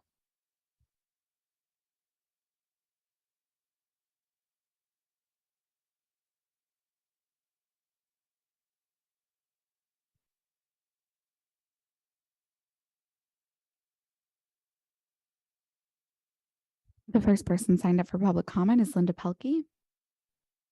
You've been promoted to a panelist. You can unmute and share your video if you're comfortable, and your 3 minutes will begin. Thank you. Good evening, Select Board and the public. Thank you, Maria, for your presentation. My name is Linda Olson Pelkey. I am a town meeting member in Precinct 17, and I am also the chair of the Planning Process Study Committee and on the Advisory Committee. In January 2021, under the auspices of the Advisory Committee, I brought the senior zoning and policy planner, Dan Bartman from Somerville, to Brookline to talk about their planning and form-based zoning reform effort. Most everyone who saw the presentation were impressed and excited by the promise and possibilities that such a process could bring to Brookline. For me, that was the beginning of my advocacy for just such a process. Today, 2 years later, I'm chairing a diverse committee to figure out what that process should look like in Brookline. Why do we need such a process? There are many reasons. We are experiencing extreme development pressures. We're seeing development results that damage the quality of our built environment and do not address our overarching town concerns. We are struggling to maintain our commercial businesses and the quality of our town services. We have a serious budget shortfall, and we have sharply divergent views on what our future land use goals should be. Meanwhile, we haven't heard the views of the vast majority of our residents, businesses, nonprofits, or other stakeholders. At the first meeting of the Planning Process Study Committee, I asked members to describe what they wanted to see as a result of this planning work. I myself answered informed decision-making and a shared community vision. Many expressed their desires to have clear policy direction and a positive strategy to support a well-functioning, supportive community. I believe deeply in the adage that you can't get there if you don't know where you are going. By taking the plunge and making an extremely impactful and significant upzoning, without considering whether this is the appropriate place, without understanding the will of Brookline's residents, business owners, and other stakeholders, without any information on likely impacts or the public investments necessary to support this growth, we are doing ourselves a great disservice by hampering our efforts to intentionally create an exceptional and nurturing place. Imposing the strictures of a law designed solely to foster the production of market rate family housing onto our prime commercial corridor seems to me a very bad fit. As I'm sure you'll hear from others, many of the guidelines are better suited to far-flung suburbs and bar us from pursuing many important objectives. You have 30 seconds. Okay, just this afternoon, myself and 2 Brookline department staff met with Cambridge planner, and he described their process for doing their Envision Cambridge plan. While they were under a planning consultant working on their comp plan, they also started working on a district plan for Alewife under the same consultants. By both efforts being under the same project management consultant, they were able to take advantage of each other's efforts in forming one another. Such an arrangement here would be more cost effective and would prevent us working at cross purposes. We certainly don't benefit from siloed planning efforts. You've reached 3 minutes. Okay, thank you. The next person signed up for public comment is Katha Seidman. You've been promoted to a panelist. You can unmute and your 3 minutes will begin. Good evening. Thank you for letting me speak. My name is Katha Seidman. I live in Precinct 2, and I'm a board member of Brookline for Everyone. But tonight I am speaking as an individual because I want to address some statements about comprehensive planning and the Harvard Street Corridor study I believe are misleading. I read the minutes of the Planning Process Study Committee posted online and tried to understand how the committee should understand comprehensive planning. I read that the committee understands comprehensive planning as a process with near, medium, and long-term goals, none of which should be used as an endgame. Members noted that every town or city whose comp plan the committee admires, including Somerville, began their process by applying current studies, criteria, and visioning to the rezoning of major thoroughfares. I also read that committee members acknowledge these iterative goals should be developed over time through deep community engagement to discover the big consensus ideas our residents agree should drive our future development. But because discovering big ideas takes time, Brookline, like those other municipalities, must simultaneously respond to concerns that cannot wait. Brookline, like all of Massachusetts, indeed the whole world, faces a climate crisis. Brookline, like all of Massachusetts, but especially the greater Boston area, faces a housing crisis. The MBTA Communities Act requires towns served by our public transportation network to do their part in addressing those 2 emergencies. Brookline should avoid using its comprehensive planning process as a veto by delay tactic to maintain an already unstable status quo. Brookline can and must walk and chew gum at the same time. As part of the process of designing our future, the Harvard Street Corridor Plan presents a rare opportunity to not simply comply with state law, but to fulfill current town policies and criteria, values, and vision. It calls for Brookline to develop new zoning to allow appropriate infill development, both residential and commercial, in our most transit-rich corridor, zoning that zeroes in on the critical nexus of transit, housing, and climate. By doing this work, we also get the opportunity to learn best practices as we project our need for more housing and more commercial development into the future. So not only do we have cohesion with already established town visioning, we can use this new district as a meaningful test run of thoughtful new solutions to You old have 30 seconds. In particular, by initiating new design standards using form-based codes, this plan allows new development that adds to what we like most about that corridor, while permitting new homes and businesses. I strongly urge you to support the Planning Department's Harvard Street Corridor study, including funding their request for an FBZ's consultant, not just on its merit, but as an essential building block of our comprehensive plan. Thank you. I'd like to note that the next people signed up for public comment are David Rockwell and Charlie Homer, neither of who are in the attendee list at this time. Oh, you're here in They're in person. the audience. Good. So please David, come up come to on the up. podium. That would be cute though if you did. Good evening. Can you hear me? Am I close enough? I'm David Rockwell. I am a member of the United Parish Church at the corner of Marion and Harvard Streets. We are home to the Brookline Food Pantry, Brookline's only clothing thrift shop, many community and arts organizations, and a worship congregation of about 350. We are vitally interested in the future of Harvard Street and the availability of affordable housing. United Parish is also a member of GBIO, the Greater Boston Interfaith Organization, whose 62 faith-based organizations have put affordable housing at the center of our current work. The MBTA Communities Program comes to our town at an important moment. We've reached the 10% affordable unit count, providing safe harbor from 40B, but that isn't enough. Please look at the reality. Rents are still $3,000 a month for a two-bedroom apartment, and house prices are still $3 million and up. This means young families and families starting out, including those who grew up in Brookline, have roots in our town that they would dearly like to maintain, can't afford these housing costs, and they move away. Seniors seeking to downsize out of their homes can't find a place to live. Lower income households who do live here are threatened with displacement, knowing their landlords can at any time dramatically increase their rents. And then they face zero vacancies in the few affordable properties that do exist, or 1 in 500 lottery odds of landing one of the rarely offered new affordable units. In light of these realities, how can we say we've done enough, or even that we should slow down existing efforts just because we've reached this artificial safe harbor mark, or because a few 40B projects with their fraction of not very affordable units have been built? We can't. We mustn't if we want to save our town from being mostly an enclave for the rich. Local government can't solve these problems by themselves. Local government doesn't build housing, but we have the zoning tool to create and preserve the types of land uses that serve our community. It's a tool that too often has been used to keep people out or to prevent change when it's needed. But the MBTA Communities Program gives us a new chance to encourage balanced growth, including more housing in transit locations like Harvard Street.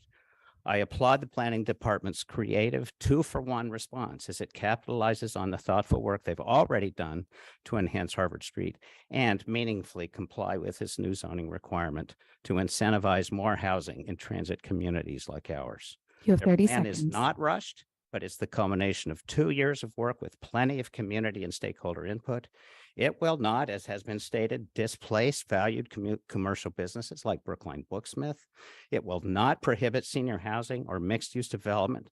No, it uses form-based zoning to promote active uses of underutilized parcels along Harvard Street in ways sensitive to the Brookline setting. Thank you to the town administrator and planning director for this weekend's excellent memo explaining their thinking here and correcting the misinformation that some have been circulating.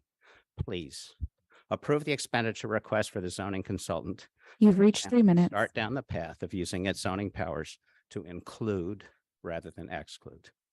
Thank you to the select board members for your service and especially to the chair. and for giving me the opportunity to speak. The next person signed up for public comment is Charlie Homer.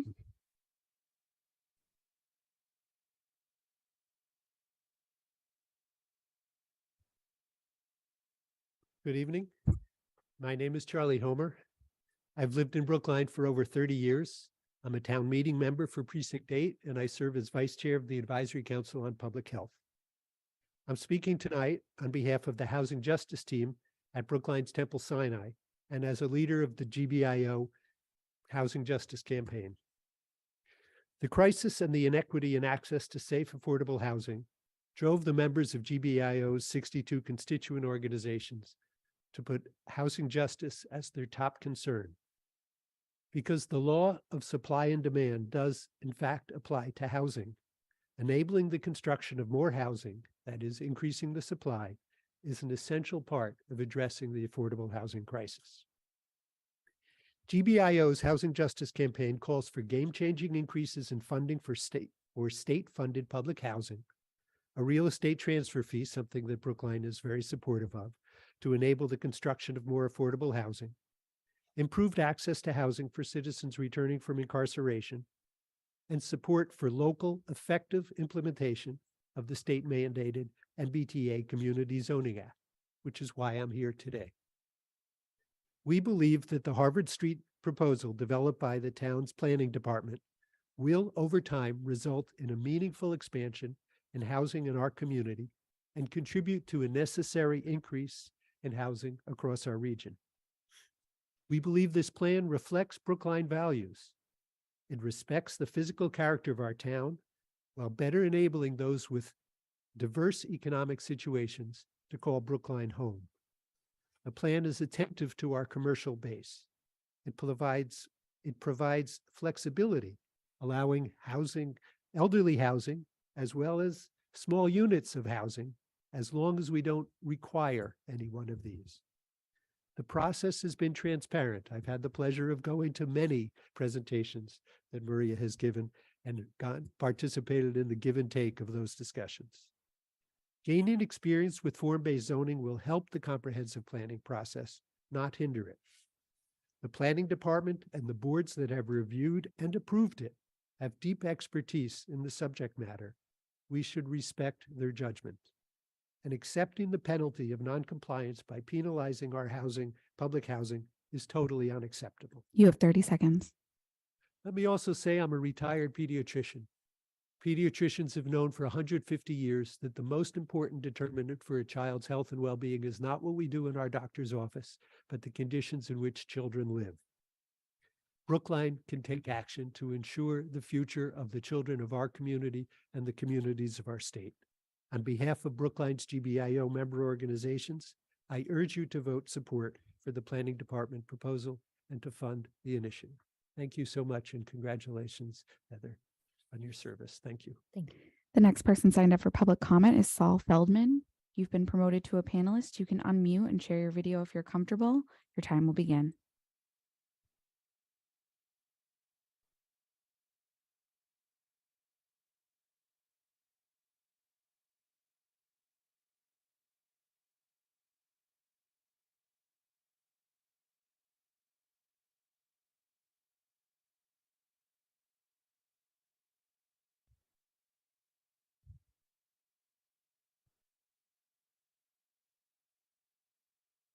While we wait for Saul, we'll transition to Al Rain. You've been promoted to a panelist. You can unmute and share your video if you're comfortable, and your 3 minutes will begin. Hi, good evening, everybody. My name is Al Rain. I live at 15 Linden Street. For the record, I'm a member of EDAB and of the Planning Process Study Committee, and I'm also on the board of Brookline for Everyone. But I'm speaking as an individual who's lived in the immediate Harvard Street corridor for the entire 43 years that I've lived in the town, and also as somebody who still makes my living advocating for and advising transit-oriented development in Greater Boston and around the country.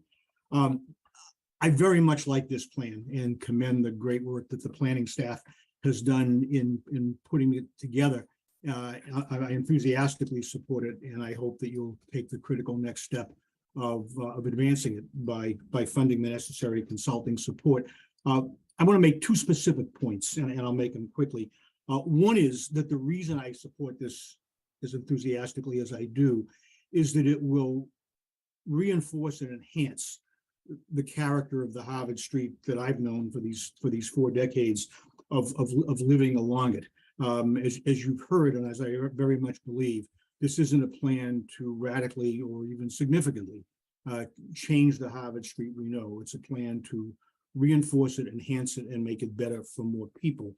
And secondly, this is technical stuff, and there's understandably confusion out there around what this law allows you to do and what this form of complying with it would allow you to do. And as you've heard, and I think you'll hear this come up again, and as this issue is debated, there shouldn't be confusion. This law and this plan would not prohibit us from having more senior housing on Harvard Street. It wouldn't prohibit mixed-use development with ground floor commercial on Harvard Street. For that matter, it wouldn't prohibit entirely commercial development on Harvard Street. All of those things could not only be allowed, but allowed as of right, which they're not today, with design standards that are meaningful, which we don't have today, and they can be incentivized and encouraged.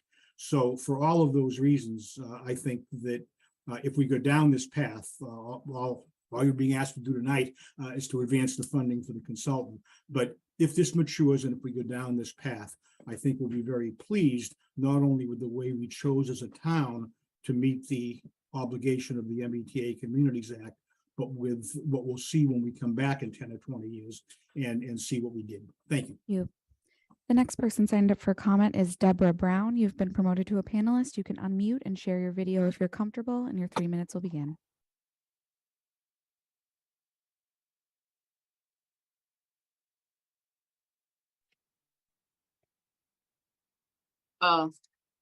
Good evening again. My name is Deborah Brown. I'm the board president for the Brookline Community Development Corporation, and I'm also on the board for Brookline for Everyone. I've lived in Coolidge Corner for over 20 years. I've had the privilege of walking Harvard Street a great many times. And first I want to thank Maria and the planning department, not just for this presentation, but for the multiple presentations that they've given to try to explain, a really difficult concept. But I wanted to also say that the MBTA community law, it's an offer that Brookline really can't refuse. And form-based zoning research will provide a solid foundation for Brookline to protect its neighborhood and promote affordable housing. We're going to lose the Brookline we love if we don't use new tools like the MBTA communities and form-based zoning to really figure out how to bring more in. Right now, people just can't afford to live here. And we're also not the sustainable community that I certainly want to see. On the money end, I don't want to see BHA lose a dime. On a selfish piece of it, I don't want to see my organization, Brookline Community Development Corporation, also find itself in a position where it's no longer, able to receive funding from the state because we don't want to do an MBTA communities process. Now, I will tell you that Maria listens. The RFP that she's talking about for Harvard Street, sure, it's going to look at walkability, affordability, how it impacts local businesses, how the public realm is enhanced. But also a part of this is just making it a lot easier for people to do business. And that's developers as well in Brookline. I'm going to tell you point blank, everybody's talking about 4 stories, but maybe with the research, it's a little higher. I don't know. But You as have 30 seconds. Thank you.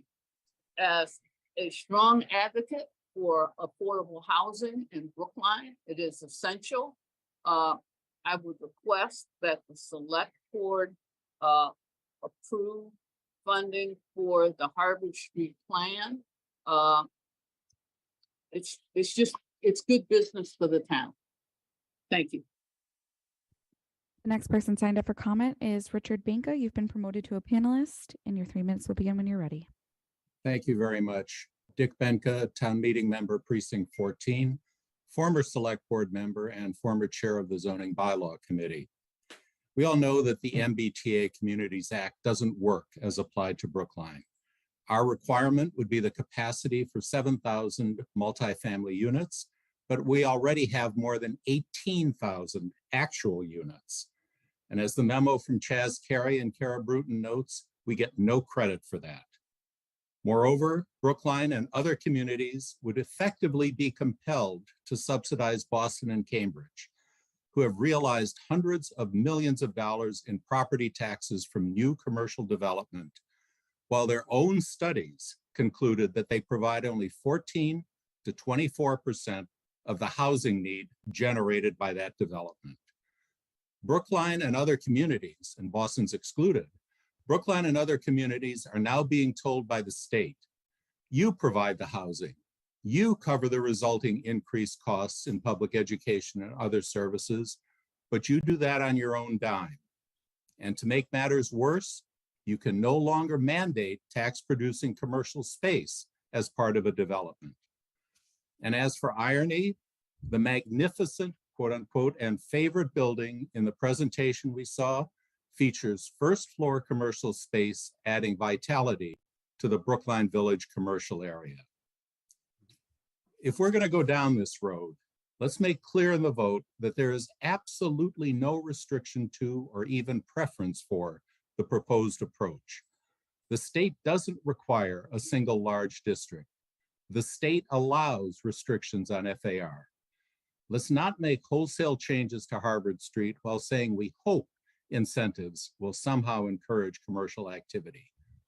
Perhaps we'll say, okay, if you want to build a 3-unit residential building, which is what the state requires, you don't have to include commercial space. But if you want to do anything more, you need to comply with our rules. You need a special permit. You need to provide smaller, more affordable units, and you need to include commercial space. It's callous for the state to threaten public housing authorities. Fortunately, the punishment, even if actually implemented, isn't permanent. As reported in the Globe on January 21st, You have 30 January seconds. 16th letter from DHCD said, quote, once the community comes back into compliance, the housing authority funding will be restored. Let's take the time to do things right. Thank you. The next person signed up for public comment is Gina Hahn. You've been promoted to a panelist. You can unmute and your 3 minutes will begin.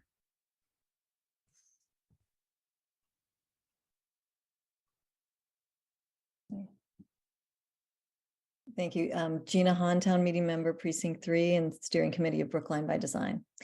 I'd just like to say that while it's heartening that we're moving toward form-based zoning in our overall approach, form-based zoning can't take the place of real town-wide comprehensive planning. And given how ambitious this effort is, it's unclear how real public participation and the actual coding could happen in the time frame indicated. The whole proposal is framed not in terms of what the community has decided it wants, but in terms of what can be realized in terms of development. If we were to leapfrog our comp plan planning process and make all of Harvard Street by right, we'd still be leaving our future up to developers. And we're not even guaranteed to get commercial out of this, which seems counter to our intentions, since just this evening, our town administrators at his budget talk was specifically mentioning that more money was going to be going to planning to help identify more areas and ways to incentivize commercial development. So it just seems odd that we'd be jeopardizing ground floor commercial in the Harvard Street corridor. Right now, I think it's impossible for us to understand what implementing this could really mean for the Harvard Street commercial areas. If we were to switch over to entirely form-based by right zoning on all of Harvard Street because of the MBTA Communities Act, because it doesn't allow us to mandate first floor commercial, we really will be relying on the goodwill of developers to preserve that vibrant commercial district we have right now. We'll be betting that each developer won't run the numbers and decide that they'd rather put in a bunch of luxury condos, which would be more profitable for them on those lots. We're betting that they value having walkable neighborhoods and a variety of local shops and services within walking distance. We're betting that they'll understand and care about the neighborhood's values and needs and be motivated to find a way to deliver on those, even if this means building something less profitable than housing. We're betting that they'll be as motivated as our community is to develop more affordable housing or housing for elders, despite the fact that they could probably earn a lot more from using that extra square footage for luxury condos. That's what we're betting if we move forward this way, by right, outside of the comp planning process, which is necessary to get a clear picture of the community goals and to guide us in tailoring our zoning to deliver what it is that we want Brookline to become. We're focusing only on the form of the building here, which is incredibly important, but it's not the only thing that makes something a neighborhood asset or liability. Harvard Street really is the heart of Brookline. It plays a huge role in the quality of life of the whole of North Brookline and of the town as a whole. Do we really feel comfortable leaving the fate of all those parcels to the discretion of developers in the hope that their interest will miraculously dovetail with ours? You have Because 30 if we seconds. go this route, that's what we're betting, and that's a pretty high stakes bet. So we've got to ask ourselves one question. Do we feel lucky? Do we? Thanks very much. I'm going to circle back to Saul Feldman. Saul, if you'd still like to make a public comment, you can unmute and share your video if you're comfortable.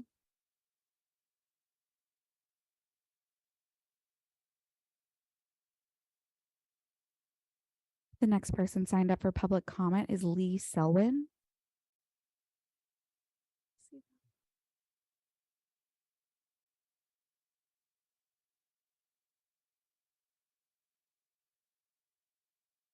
Thank you. My name is Lee Selwyn. I'm a town meeting member from precinct 13. I'm also a member of the advisory committee and of the land use subcommittee of the advisory committee, which deals specifically with zoning related matters. First, I just want to say how exciting it is to be here in person, something we haven't been able to do for a long time, and I think it's something we can look forward to. I want to use my time to focus your attention on the implications of adding 7,000 two-bedroom plus housing units in Brookline. If there were an average of, let's say, 1.5 kids per unit, and that these are units targeted at families, that would produce potentially about 10,000 additional students in the Brookline schools. We currently have about 6,300. To accommodate 10,000 more students, we'd probably have to build 10 or 11 schools. I don't even know where we put them because we're using the 41 acres for housing. That would represent a cost in today's dollars of probably $2 billion or more. The tax revenue from these additional units would hardly cover the costs of operating, the additional operating costs of the school system.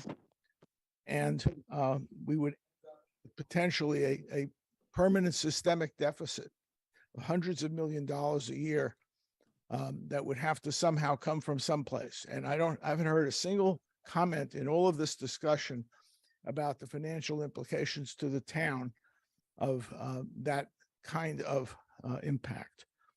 With respect to the issue of the alternate to doing nothing, that is doing nothing as the alternate, let me focus for a moment on this $130,000 fine.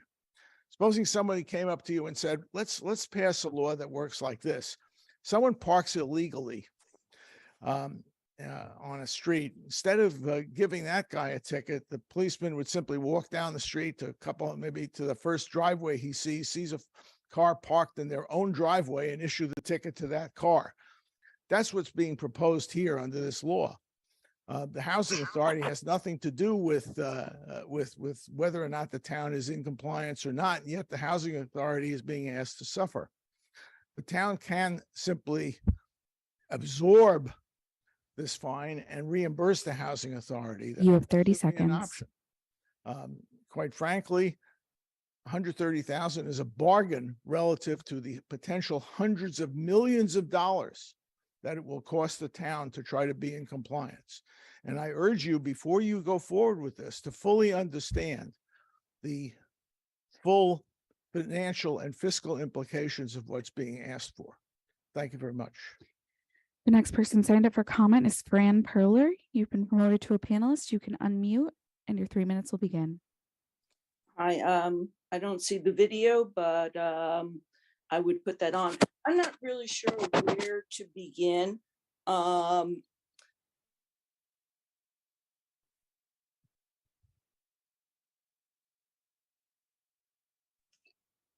Okay, can you hear me? Okay. You talking to various people and residents and getting communication, but from the point of view of myself, who is a person who's a butter who lives near there, all I hear are town meeting members and people who are organized. I would appreciate knowing one piece of feedback that you've gotten from a resident that has changed your view of what your plan is. The second is everyone talks about adding low-income housing. I would love to do that, but having 2 bedrooms precludes seniors, precludes young people, and very little of this is going to be utilized by low income or subsidized housing, whatever you call it nowadays. So that confuses me in your plan. You seem to ignore that. The other thing is, as an MBTA corridor, last time I looked, the T runs on Beacon Street. It doesn't run on Harvard Street. And I know people have wanted to do more construction and put more things on Harvard Street, but this is one of the highest density neighborhoods in the town and in the state. And as the previous speaker said, can we really afford the excess in people? I've lived here for 40 years. I live 3 buildings away from Harvard Street. And I've noticed since they built all the larger apartments that the number of people turning around in my driveway, leaving trash on my stoop, et cetera, has increased. And now you want to add 5,000 more people? I just wonder what input from the community you are receiving, and are you listening to any of it? And how much is this really going to help subsidize housing? Because the 2-bedroom limit precludes seniors. And as the other speakers said, every time they take a construction project, it's a business that is going to go out of business because they lose their building. You have So 30 seconds. I agree with the other speakers who say 130K is a lot of money, but the millions of dollars that are going to be spent, are they being spent wisely? And is there a way of slowing this down to look at more comprehensive planning? Thank you. Next person signed up for public comment is Marilyn Rosenbaum. You've been promoted to a panelist. You can unmute and share your video. Your 3 minutes will begin. Hi, thank you for this opportunity to talk. I strongly oppose this proposal. Maria talked earlier about wanting or feeling empowered with this plan, and I feel exactly the opposite. I feel very disempowered. I've lived a few houses down from Harvard Street. I've lived here 43 years, and until a few weeks ago, I knew nothing about this proposal. It feels as though this plan is being shoved down our throats, and once again, North Brookline is being sacrificed by the town. As a social worker who has worked with families in each of the Brookline public housing developments, I've seen firsthand how critical affordable housing is. And what I'm asking for is not that we do away with the whole idea of that, but that we consider the impact and how to balance that housing throughout parts of Brookline and not just throw it onto Harvard Street and North Brookline, which is already densely populated. My concerns are this plan does not take into account the very real harmful consequences of increasing density. This will increase traffic, which is a big problem in our area, parking, At this point, it's very hard to find parking on any of the streets off Harvard Street. The rodents, which I spoke about last week, the potential increase in population at the local Ridley School, and also as an environmental hotspot, this area of Brookline has lots of asphalt and just more development is not going to help. We would like Brookline to have thoughtful planning and to look at potential development areas and to have more community involvement. I think that's been the most disappointing thing, is that everyone speaks about how much community support there has been. My neighborhood has heard nothing about this until the past several weeks. And it's very disappointing and disconcerting to think that our neighborhood will change potentially so much without having input into it. Thank you very much. The next person signed up for public comment is Robert Daves. You've been promoted to a panelist. You can unmute, share your video if you're comfortable.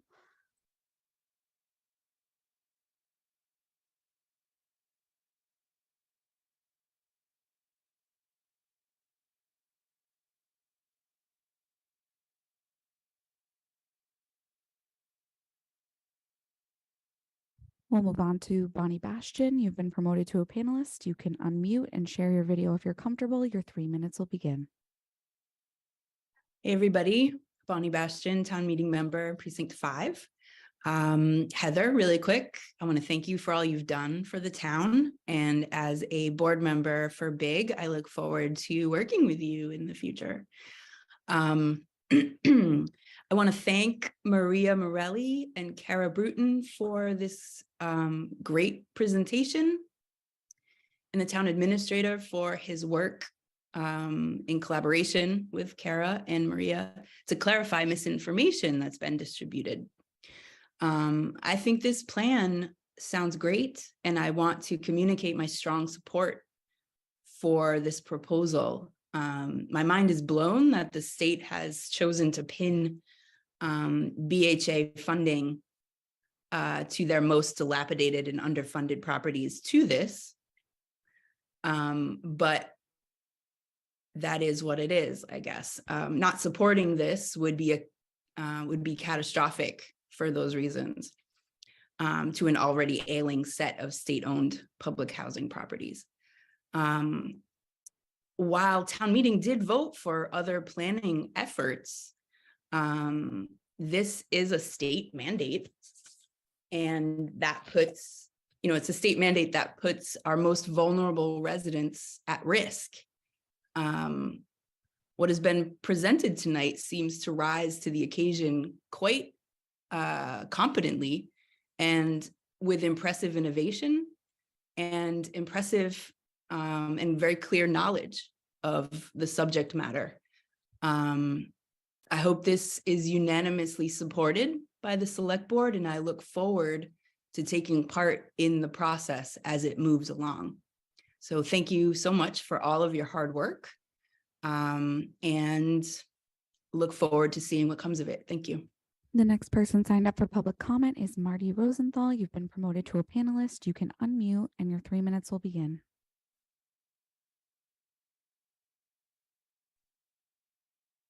Okay, thank you very much. Thank you very much. Marty Rosenthal, oh boy.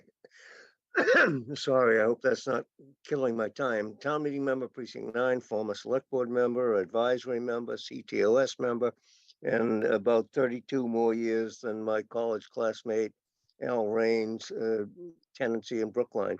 So I just think this really is too rushed. And I think it needs to be more studied for the following reason. My concern is the density on Harvard Street. And the only one who's talked about that tonight is Lee Selwyn. I don't know if his numbers are right or wrong, but the fact is that in all the written material that I've tried to look at today very quickly, I don't see anything about that except for Mr. Carey's basically blowing off the issue about density. This is a broader objection and he doesn't address it.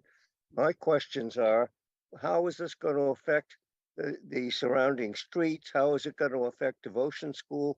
And my bottom line is, I asked this question to Maria, who I really commend for her work on this. What about the Boylston Street corridor from basically Netta down to Cypress Street? Why can't that be used in addition and maybe unlike instead of some of Harvard Street? I've always supported development on the major thoroughfares for affordable housing purposes, but we are past the tipping point in North Brookline and Coolidge Corner.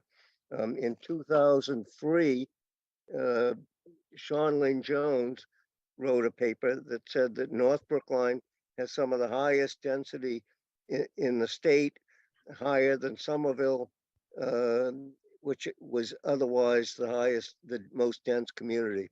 The same year, Don Weitzman and I wrote an op-ed, and by the way, he lived on Fisher Hill at the time, saying that the town must abjure the myth that density is only appropriate in already dense parts of town, and North Brookline is at a tipping point. So what I don't understand is why we have to rush so much. I understand the $130,000 penalty, but I think the town should swallow that and reimburse the housing authority and do this by looking at a broader perspective, including why is all the density being put into the Harvard Street area, especially down in the Coolidge Corner area. So I think that's the thrust of what I want to say. And I think I made a mistake after all these years being a graduate of what is now the Ridley School. I might have used the wrong name, so you'll forgive me for that. But I would like more of a look at the density issue, at the impact that will have on the neighborhood. And I don't think it's been looked at.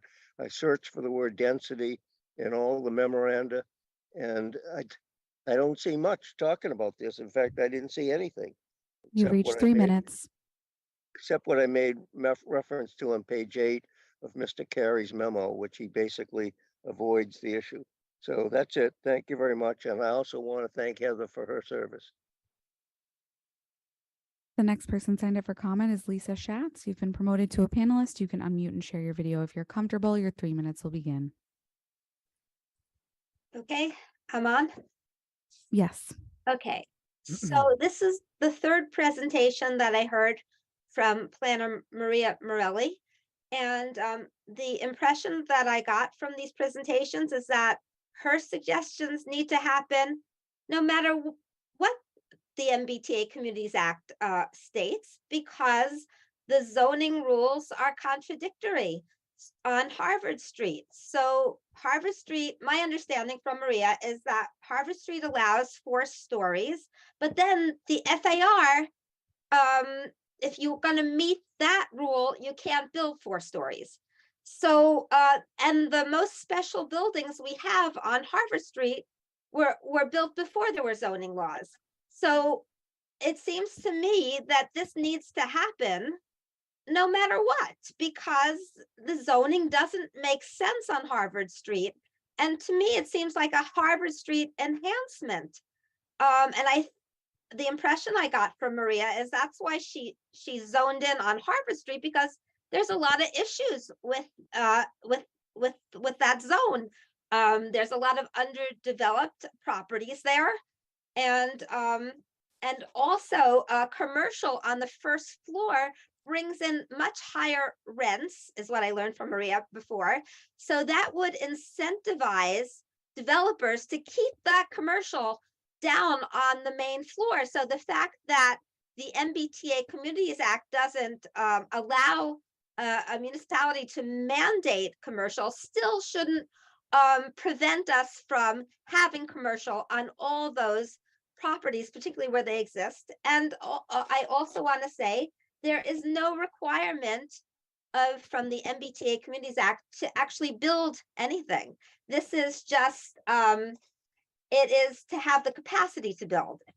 So there's no requirement to build at all. And I think that's about all I want to say, except I want to thank Heather for her amazing leadership, and the rest of the select board too. I would never do your job in a million years. But I'm so grateful that you do it. And I want to thank the planning board too, because I think they've done this stupendous job. And I don't understand. I mean, yes, we don't understand everything there is to know about the plan, but we're not experts. So like when a surgeon explains to me about what the procedures he needs to do, I understand a bit about it, but I'm not an expert. You have 30 So, seconds. Okay, so that's all I have to say. And thank you again, you all, for your service. The next person signed up for public comment is Michael Alperin. You've been promoted to a panelist. You can unmute and share your video if you're comfortable. Your 3 minutes will begin. Thanks, Devin. I'm Michael Alperin, Executive Director for the Brookline Housing Authority. I just thought for the select board, it may be helpful if I join and was asked by the town administrator as well. Just to clarify, the effect on the Housing Authority's budget of non-compliance is approximately $225,000. I think the wrong number has been used by many in this conversation.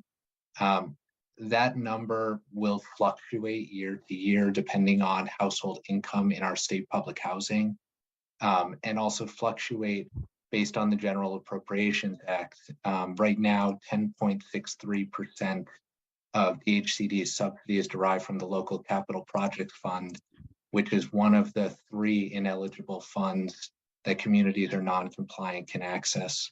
I certainly appreciate the comments that the Housing Authority could be helped out by the town if it is non-compliant. We certainly would need that and want to emphasize that the households affected and the properties affected by this budget change are already the units that we struggle to make ends meet and have operated at a loss the 3 years I've been in this role. The state currently provides less operating subsidy than the federal government, and certainly than we get for other affordable housing developments with project-based subsidy or tax credit rents. So I just want to emphasize that we would struggle to operate this housing, and just want to make sure that you know the correct numbers as you consider any vote on the matter. So thank you very much.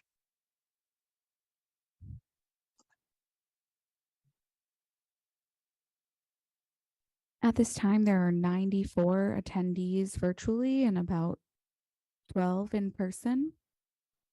I'm going to, If you could promote Linda Olson Pelkey again, she asked for an additional 2 minutes to finish her comments. Hello, can you hear me? we can. Thank you. Thank you for letting me finish, Chair Hamilton. I just want to say, first off, though, that about this question of the fine, I know that we are in compliance, so we don't know exactly what the state has in mind, but I did post an article from the Globe where Charlie Baker had removed the fine from certain non-compliant housing authorities. So I think it's an open question. I think we should be concerned about it, absolutely, but I think we don't know. So, I want to just sort of backtrack a little bit in my comments because I was unable to reach the end.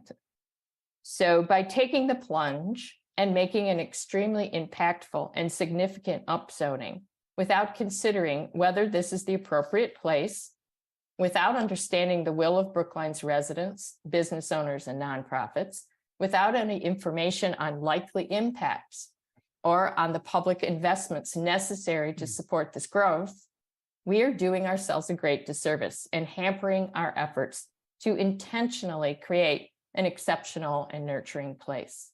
Imposing the strictures of a law designed solely to foster the production of market rate family housing onto our prime commercial corridor seems to me a very bad fit. As I'm sure you heard from others, many of the guidelines are better suited to far-flung suburbs and bar us from pursuing many important objectives. Just this afternoon, myself and two Brookline Planning Department staff met with a planner from Cambridge to learn how they created their Envision Cambridge plan. Cambridge's planner described to us how, under the same principal consultant, they were able to proceed with the broader planning process while also doing a district plan for Alewife. By both efforts being under the same project management consultant, they were able to take advantage of the efforts informing each other. Such an arrangement here would be more cost-effective, and would prevent us working at cross purposes. We certainly don't benefit from siloed planning efforts. Spending this money and trying to comply via Harvard Street is one option, but rushing to meet the irrational deadline is a choice. I'm for getting it right, for continuing the planning work we are about to begin, working to change the guidelines at the state level, including the planning work, I got messed up. I'm for getting it right for Brookline, working to change the guidelines at the state level and continuing the planning work we are about to begin, including how to comply with the MBTA guidelines. Thank you. The next person signed up for public comment is Scott Ananian. You've been promoted to a panelist. You can unmute and your 3 minutes will begin. Thank you. Hello, my name is Scott Ananian, and I'm a town meeting member representing Precinct 10. Everyone else seems to be taking the opportunity to list a long line of affiliations and former thises and former that's, but I'm just going to say I'm a proud resident of Brookline who likes having neighbors, and I look forward to meeting the new people and patronizing the new businesses which the MBTA Communities Act will bring to my neighborhood. I look at a single floor building on Harvard Street and think, what a waste. We could be putting that space to so much better use. More people living in that space, more second floor walk-up businesses. All those people who live there will then walk down the stairs and patronize all the businesses on the street, which will be able to thrive. I want a wealth of interesting places to eat, to shop, diverse stores to cater to the diverse folks which this work will bring to our corridor. I hear a lot of fear of change, fear of new people, fear of the architects who will have ideas for buildings which will fit with our proposed form-based zoning, fear of the developers who will actually take the financial risk and build those buildings. But Brookline's population has grown steadily since its founding in 1638 and incorporation in 1705, and we've embraced those challenges, and the town has grown with this population. We will find ways to expand schools as necessary, expand public transit, find new ways for people to get around on foot and bikes and whatever else we're using in 2050. I look forward to that challenge, and I applaud the vote, which I hope the board will shortly make to take the first step into that future. Thank you. I'm going to circle back to Robert Daves. If you're here, you signed up to make a public comment, you can do that now.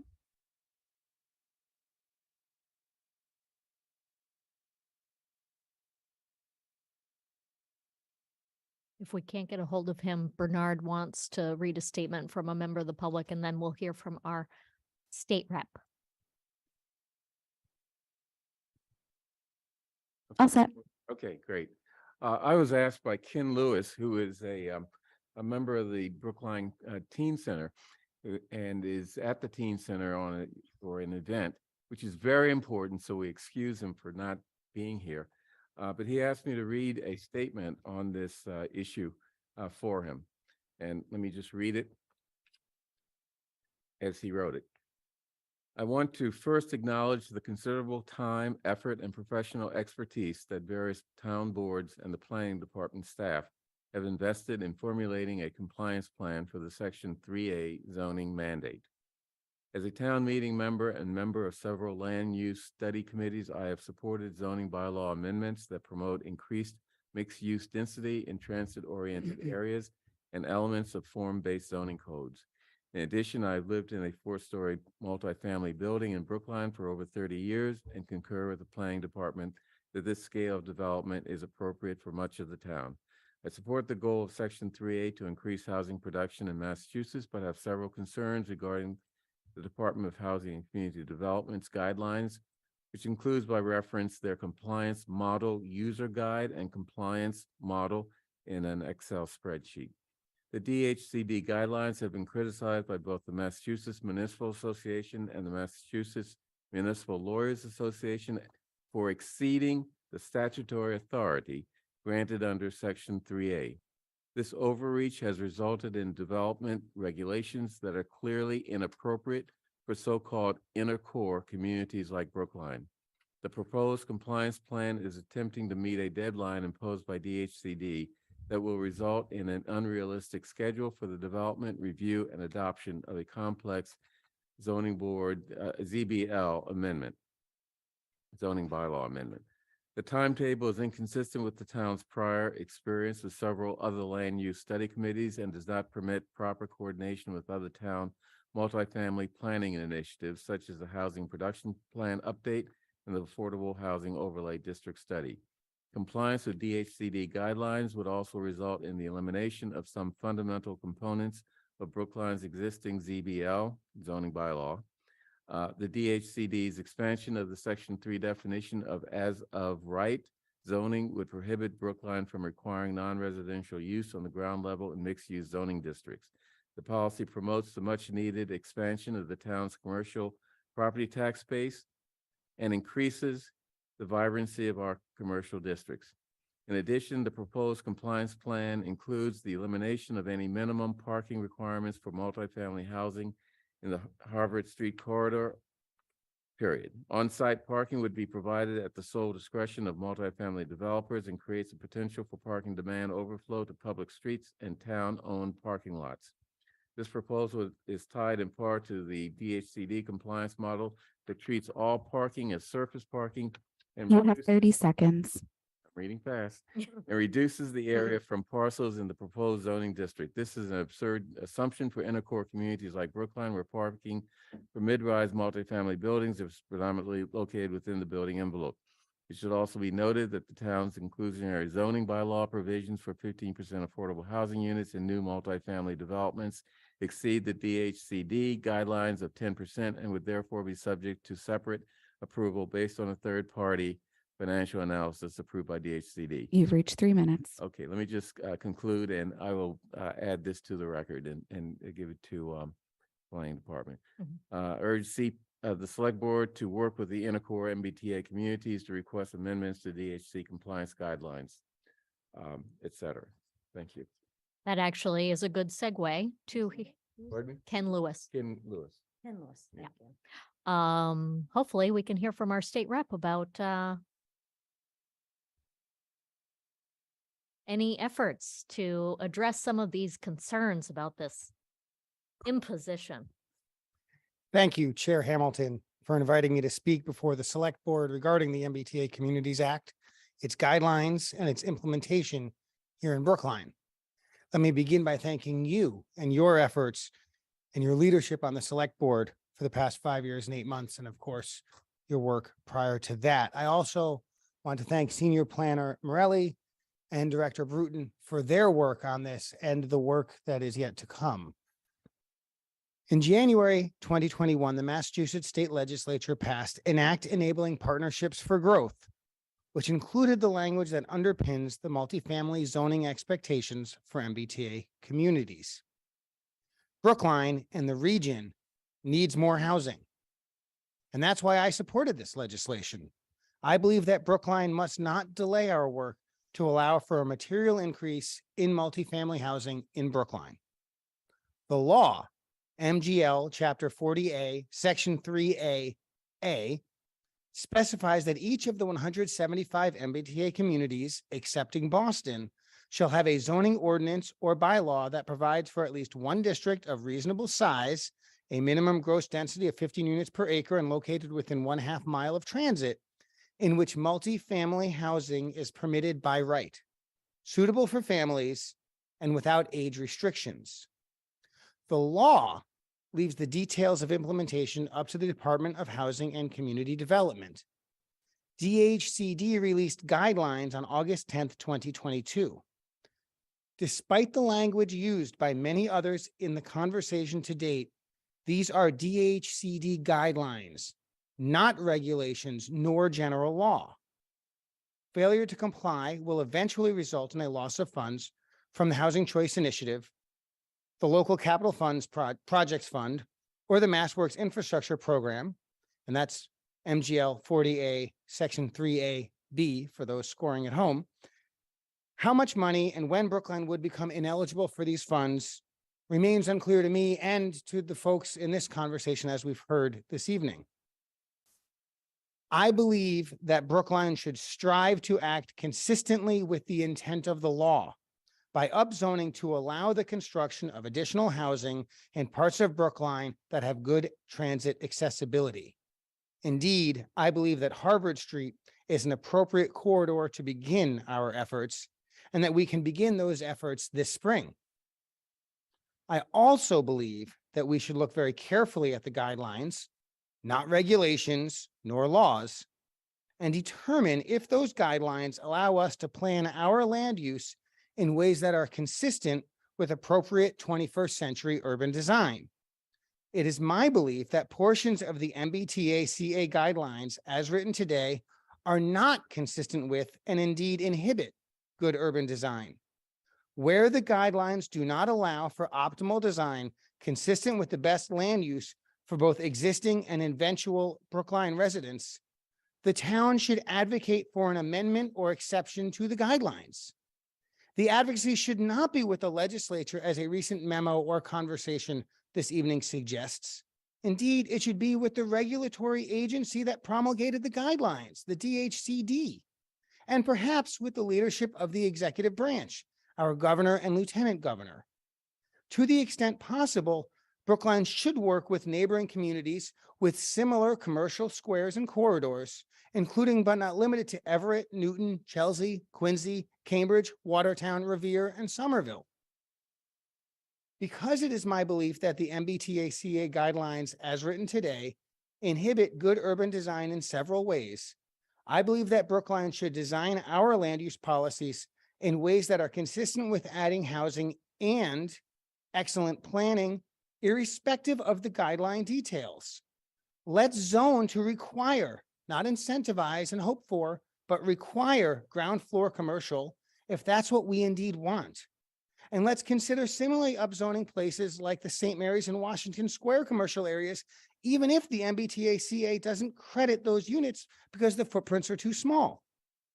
Brick and concrete can stand for 100 years or more in this town. The MBTA CA guidelines were changed as recently as 14 weeks ago.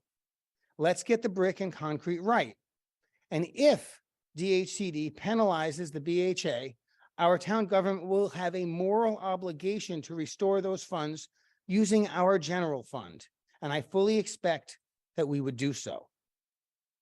In her State of the City address, Mayor Wu announced that her team will update zoning in squares and corridors throughout Boston to allow for the construction of more housing and to support local businesses and the associated jobs.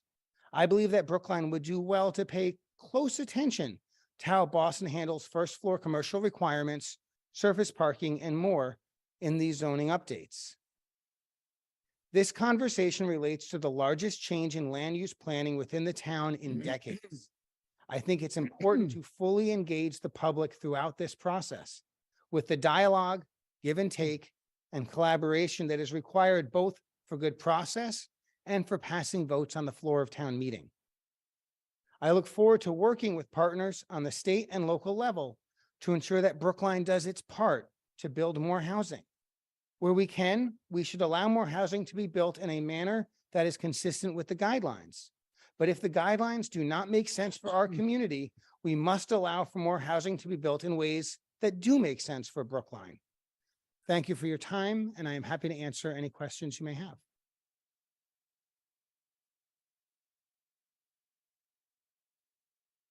I'll be here all night. I have Hold on.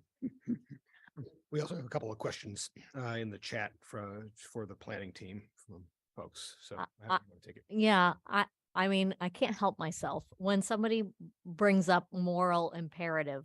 So, let's say that we roll the dice and that we are penalized for it. You're advocating for the use of town general funds instead of trying to work with your colleagues in the Not my State House? colleagues, it's the DHCD. Okay, No, in fact, I'm advocating for both.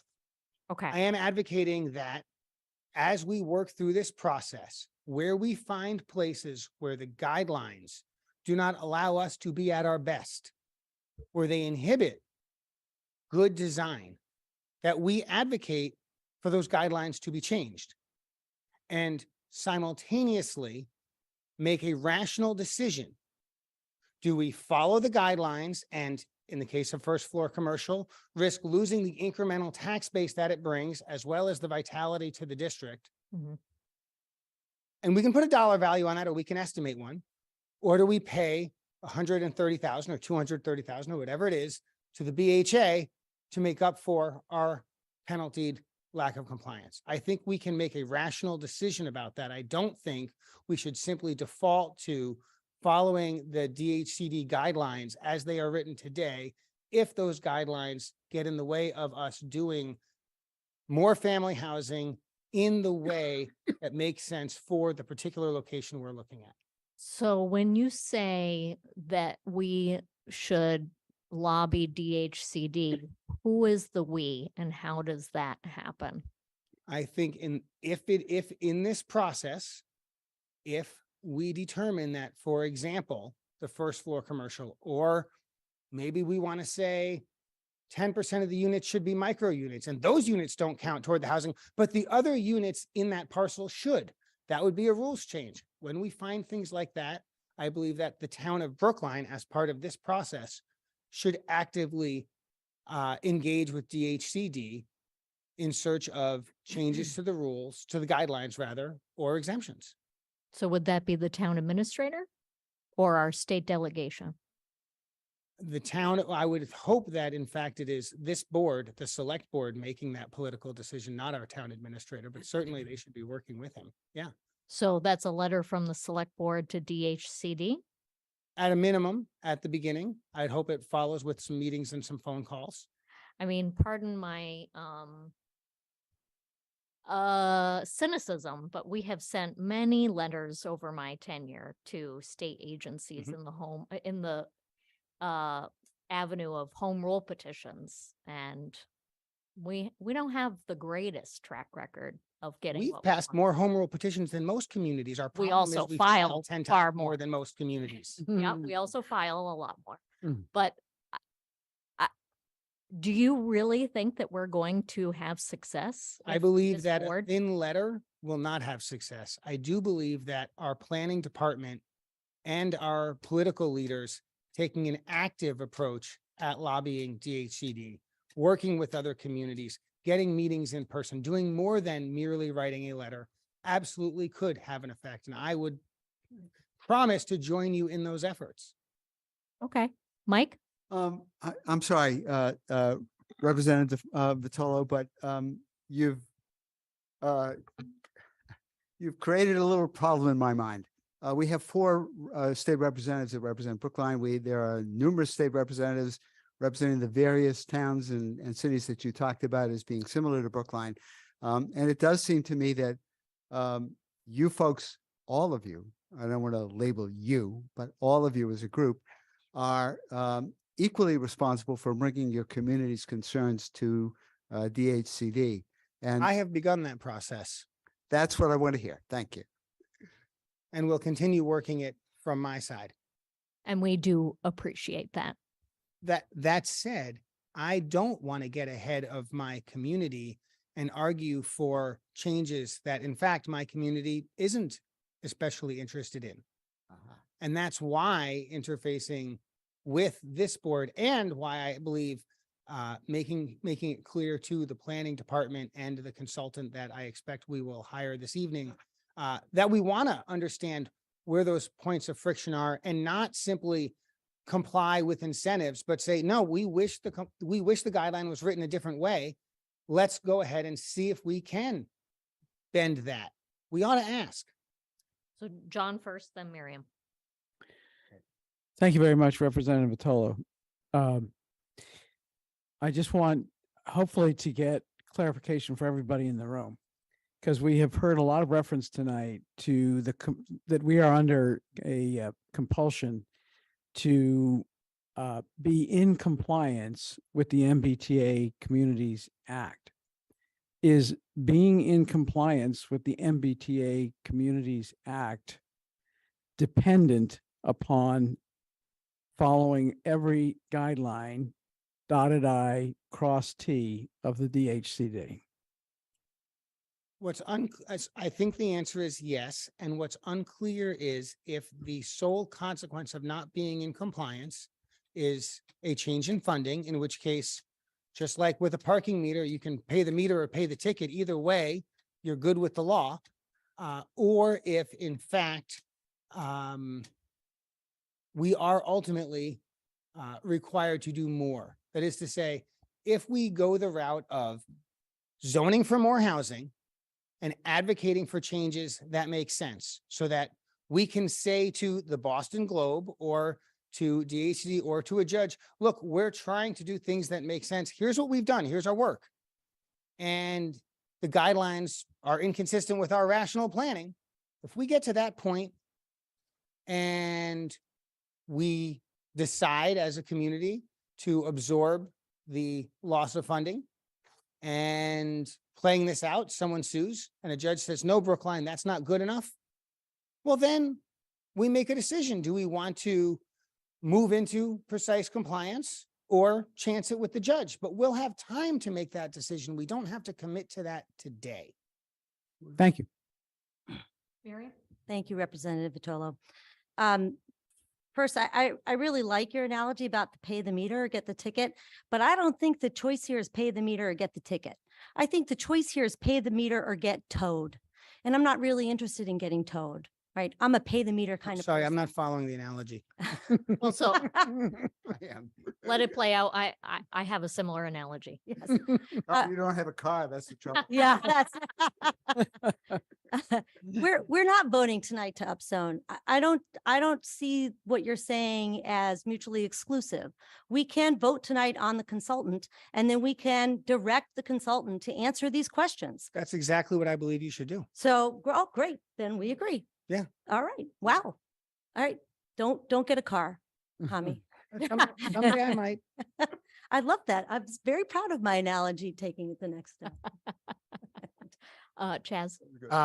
So one of the commenters asked is, has anyone's mind been changed, or has anyone been questioned? My mind has been changed on this topic in the discussion with the planning department, and here's why. Regarding a proposal to mandate commercial space first and foremost, I think the problem I see with this that doesn't preclude us asking, but requires a different sort of approach to it, is that it is easier for us to design, to ask the consultant and to develop the incentives and designs that further incentivize development. And then if we are successful in lobbying DHCD to get a mandate to say, well, now we have this beautiful design that already incentivizes commercial development and we can mandate it there, versus saying at the outset, we're going to mandate commercial development come hell or high water. And then if DHCD says that's nice, take a hike, we're stuck. So I think we can walk and chew gum at the same time here.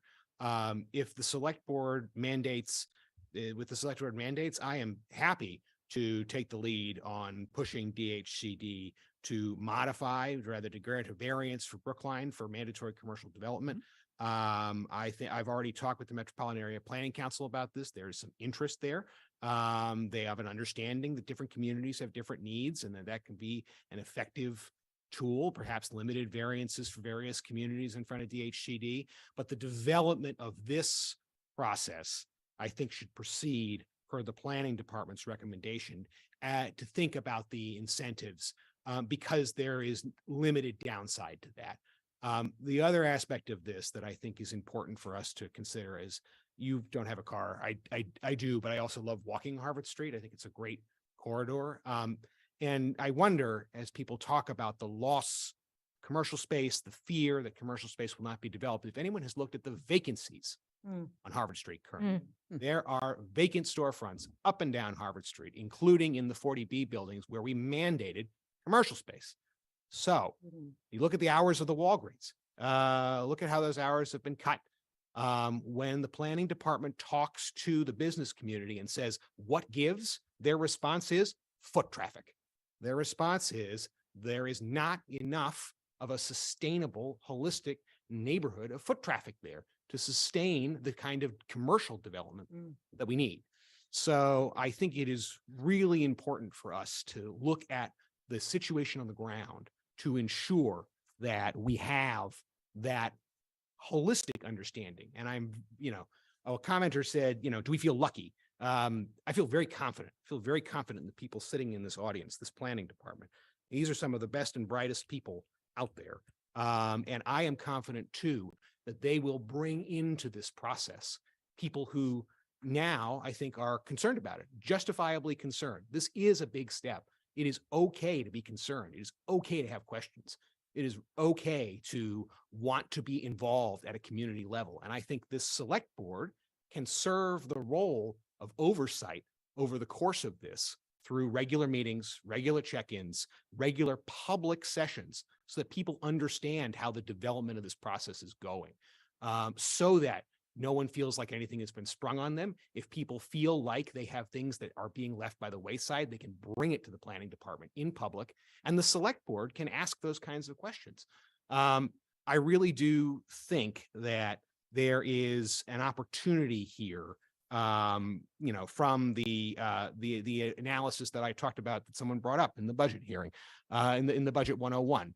How do we incentivize commercial development? How do we ensure that Brookline's revenues meet the needs of the growing and changing community? I think the planning department has put that at the forefront of their minds in proposing this elegant and minimally invasive solution. So I'm eager for us to work on all angles and all channels to get the best possible outcome for Brookline from this process.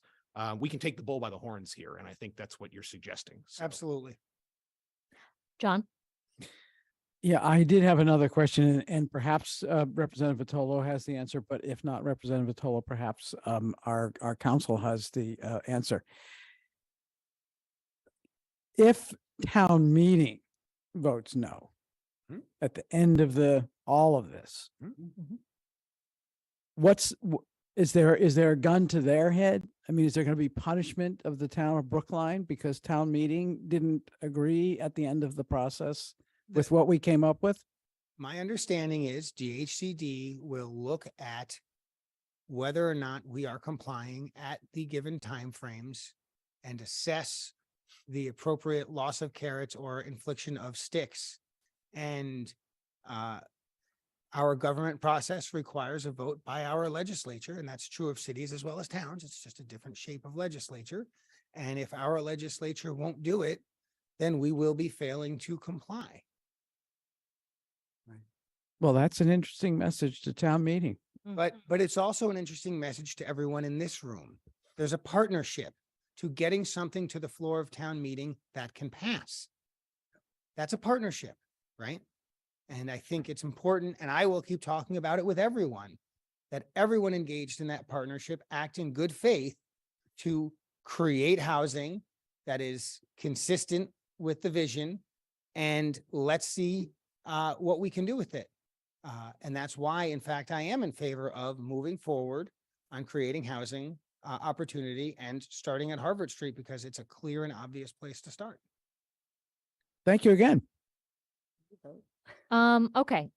We haven't heard from Bernard though. After we after we hear from Bernard. Can we vote? We still do have some community questions out there. Oh, really? Yeah, it's okay. There's With Bernard. A few of us have been listening to all the chatter from the residents of town on one side or the other. And, I put together some ideas. I think John and Mike put together some ideas, and Chaz sort of made something out of them. And it's a vote that I think addresses many of the concerns that people have, as well as potentially Tommy's. I'm sorry to interrupt. I want to give credit. I carried this forward after a conversation with Paul Warren, who was very helpful in sort of crystallizing the concept that I think you're headed towards. Right. And I want to make sure that's stated. Okay. So anyway, so the result of this is a proposed vote. And based on Tommy's Representative Vitolo's presentation, I'd like to suggest to the town administrator that we take out some language that talks about without mandates, to sort of leave that open. And when I get to it, we can sort of talk about that. Sure. So if I can. Tell me what you got. Okay. So I move to allocate $277,000 from the town's currently allocated competitive available American Rescue Plan funds, and I understand there may be an amendment to that with respect to the advisory committee, to the Department of Planning and Community Development's fiscal year 2023 operating budget for the purpose of engaging a consultant to help develop a form-based zoning district compliant with the MBTA Communities Act along Harvard Street. And here's what's the additional concepts. Provided, however, that on or before March 21st, 2023, the planning department, present at a public meeting of the select board a timeline for conducting community workshops and ample public review opportunities of draft versions of the changes to the town's zoning code that would create such a district. And further, at said public meeting, the department identify and discuss, and this is specifically related to some of the issues that have been circulating around town. Number one, strategies, and I suggest taking out without mandates, for incentivizing the creation and retention of mixed-use developments within the proposed district commensurate with its current character. 2, strategies for incentivizing the maintenance of a reasonable amount of the existing numbers of low to moderate income rental units in the proposed district. 3, strategies to incentivize the net increase of subsidized or other affordable housing in the proposed district. Incentivize a net increase is what it should be. 4, parking requirements, if any, for the proposed district. 5, potential impacts that the creation of the proposed district may have on the town's finances and infrastructure. And 6, coordination between the development process of the proposed district and the town's comprehensive planning process. What was the last one? Sorry, 6. Coordination between the development process of the proposed district and the town's comprehensive planning process. So, It goes to something that Linda Pelkey said both at the beginning and the end. Yeah. Just to kind of add on that, I know that one of the things Ms. Pelkey was discussing was kind of placing this effort under the auspices of the Planning Process Study Committee. I understand the impetus there, but the charge of that committee is to present to the planning board and select board the scope and budget for the planning process. So their job is to basically plan the comp plan, and we're not even at that stage yet. But I do really think it's important for us, and I think the planning department agrees, that the expertise of the members of that committee in an advisory capacity on this is going to be really necessary, particularly as Tommy pointed out, as Representative Vitolo pointed out, we're getting towards this idea of town meeting and figuring out how to bring in the biggest tent possible and calling people in rather than excluding them. I also think the experience of the team in developing this zoning district and the setbacks and the breakthroughs they experience are going to inform the Planning Process Study Committee's evaluation. So being able to talk about how that coordinating process works at the next meeting, I think is a real a win-win. Okay. I, Second the motion if that's necessary. well, hold on. I would like. Hold on. Yeah, I think there should be some discussion Yeah, since this Yeah. is, Yeah. this was not given to us to digest, which is what Bernard dinged our staff member on earlier. I did apologize for Uh-huh. that, Maria. So now you So- have to apologize for this. yeah, Well, and this is something that's been, that we've been developing over the last couple hours, actually. Yeah. oh gee. Yeah. It's amazing how things just, take time to develop and, maybe even being the chair of the select board, you don't even know what's going on in this town half the time. I apologize to you also. My point is, if we wait for everyone to understand everything that is going on, we will never get anything done. Which means we should vote. Right. So I'm uncomfortable with this language, and here's why. I find it incredibly prescriptive and also a little, what's the word I want to use for it? It basically tells our staff that they're not capable of keeping this board informed. If I were staff, I would actually be offended. I'm not saying that it's not good, but all we would have to do is have a conversation with the town administrator saying, that's our expectation. To put that in the vote, I think is patronizing. It's I agree. the intent is to assure, all of us have heard from 50, 100 residents, okay? Mhm. And some of them are saying, where did this come from? And some of them are saying, we don't know what's going on and so forth. And this is an effort to assure residents. It's not an attempt to browbeat staff or criticize staff or be patronizing to them.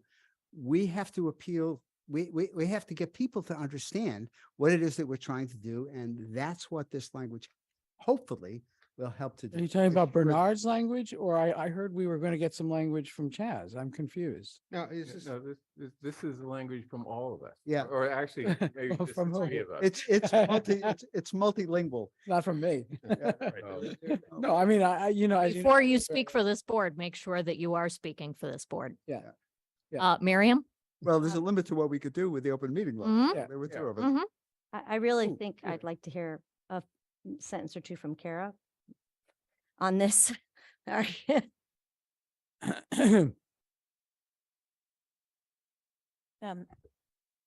Thank you, Bernard, and I take no offense to your wordsmithing to make this all happen, so I appreciate the conversation. I'm not sure that anybody asked me whether and what we've been doing to have conversations with other communities and DHCD to get some of these rules more flexible. But we have had those conversations with Tommy Vitolo, and we have had those conversations with MAPC, as well as 6 or 7 other communities. And while we are looking to move this forward with the community, with the rules that are in place today, we are also, that does not mean that we're not in parallel fashion, but not so publicly talking about every twist and turn with every conversation with our peers. I want to go back to John's question earlier, because I think it's an important one. Why is this so visible here in Brookline? And we're not hearing those headlines yet in other communities. And it's very important observation, which is the first round of communities where we have to do something by December are mostly cities, with 2 exceptions. One is the town of Milton, and one is us. And so I was on the phone with Milton's planning director just today, and we've been trading emails. We're constantly in regional meetings, and it is a very different environment when you're talking about town meeting versus city council. In many of our peer communities where the cities have been trying to move forward, for example, in Chelsea, a certain brownfield district where they're trying to get something to happen, they are now kind of shifting and seeing what they need to change in order to comply with MBTA. We don't have a large tract like that. City of Newton has been working for 6 or 7 years on changing zoning in all of their core commercial districts. They are now shifting to see what they need to adjust to get under that. We have been privileged, so privileged to have gotten multiple grants, including been working with DHCD as a pilot program when they were developing the compliance model, which is basically a big Excel sheet. And so we were brought into the tent as they were trying to figure out how all these numbers are going to come out. And we will continue to advocate with our other communities that were part of that pilot program so that we have the most flexibility that we think is reasonable, just as we've seen change in the inclusionary zoning. We don't think we should give up the fight for other flexibility. As far as hiring a consultant now, in order to use this big ask, huge ask of funding most efficiently, I would appreciate clear direction that what we're aiming for with the consultant is about a 4-story form. If we ask the consultant to also do these 6 or 7 other things, and John's been through this with me for a year now, what that will result in is a 5 or 6-story building. Because we cannot expect that DHCD, even if they came along with us as far as what's financially feasible, we're not going to be able to get all of these things and keep a 4-story form. So we're open to flexibility, but we are asking for funding to move forward now with a 4-story form. Ultimately, it'll be up to town meeting to take the vote, and we all know what that means. We all know that it's a huge political risk, and we need to continue to have conversations to see where we can tweak with the state guidelines, see where we have similar issues with other communities, and move that conversation forward in parallel. But we don't have to make that decision before hiring a consultant, is my advice. I'm all for regular meetings, bringing forward in those regular meeting strategies that we're talking about, including with our peer communities, so that that's more transparent and open. That makes all the sense to me in the world. Miriam? Is there some concern about some of this amended language being running afoul of the Fair Housing Act? I am concerned You're gonna pull me off at any second. Yeah. So, but we are, both of us are trained in our own professional worlds about processes that happen and then decisions are made where especially family size housing is decided not to move forward, or there to be some maximum on the average unit size. It is not a bright line, but it is a concern. Just look at you for help, Joe. That if we are talking about financial impacts in the same umbrella as we're making land use decisions, we could be setting ourselves up for That's it, legal okay. concern. Does that mean that I am not concerned that Hancock Village happening, that we have a huge school problem probably brewing around Baker? Yes, absolutely. But should we think about town-wide impacts as the same time we're making decisions for the whole Harvard corridor or other places? That's a little more tricky. You can't discriminate So- against family housing. So number 5, which one is the financial impact one? That would have to go. No, I disagree. And we're not saying that, all we're saying is, let us understand the impact on infrastructure so that we can plan for it by building more schools, developing more sports facilities or whatever. But ignorance is not very helpful. In my experience, this is a wormhole because it's going to depend very much on assumptions and values, and not everybody is going to agree on what those financial assumptions are going to be. Well, I also don't think, I don't know how you would have that information and then somehow argue that you're not using that information when you're making further decisions about housing, right? So So it is 9:30 Yeah. something. We have 2 more agenda items. I gotta go. I really want cake. So, I want cake too, but I get it. I am willing to entertain this motion, but I myself am very uncomfortable with voting on language that I was not given ahead of time to be able to see myself, and being, in my opinion, overly prescriptive, because So I think it's going to get us into Would trouble. it later. help to take that, that particular piece out of it about financial implications?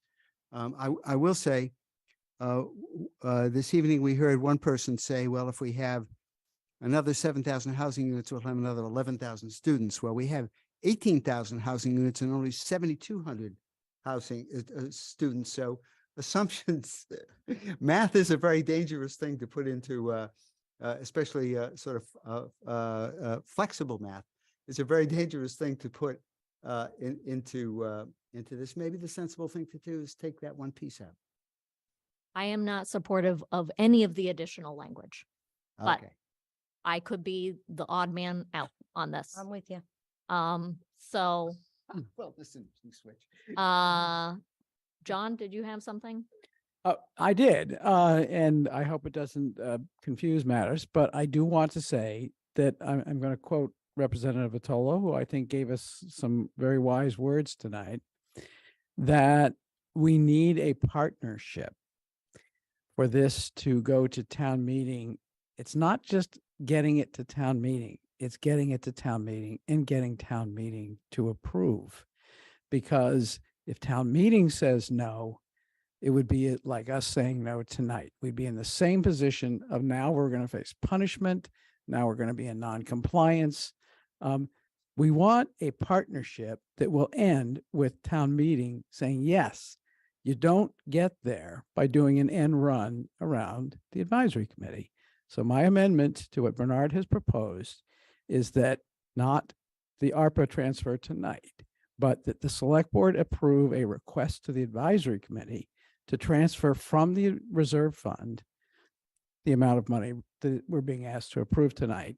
And furthermore, that the contract that is to be drafted with the consultant come back to the select board for review and approval. That's my amendment. That's a poison pill. That, yeah. Yeah. Definitely no for that. You don't So, want to say no? Say no. A number of advisory committee members have already weighed in on this on the listserv. And I don't feel comfortable putting staff in front of them asking for money. So we can take the vote. I don't think that there are the votes on this select board to go with the reserve fund transfer. That's a request for a reserve fund transfer. Right. Yes. Yep. yes, Yeah. Your first point though was, remind me again what it was? That success. Oh, right, in town this- meeting. Yes. So which town meeting are you referring to? Are you referring to who's in town meeting right now? Or are you referring to who's going to be in town meeting when this comes to a vote in November?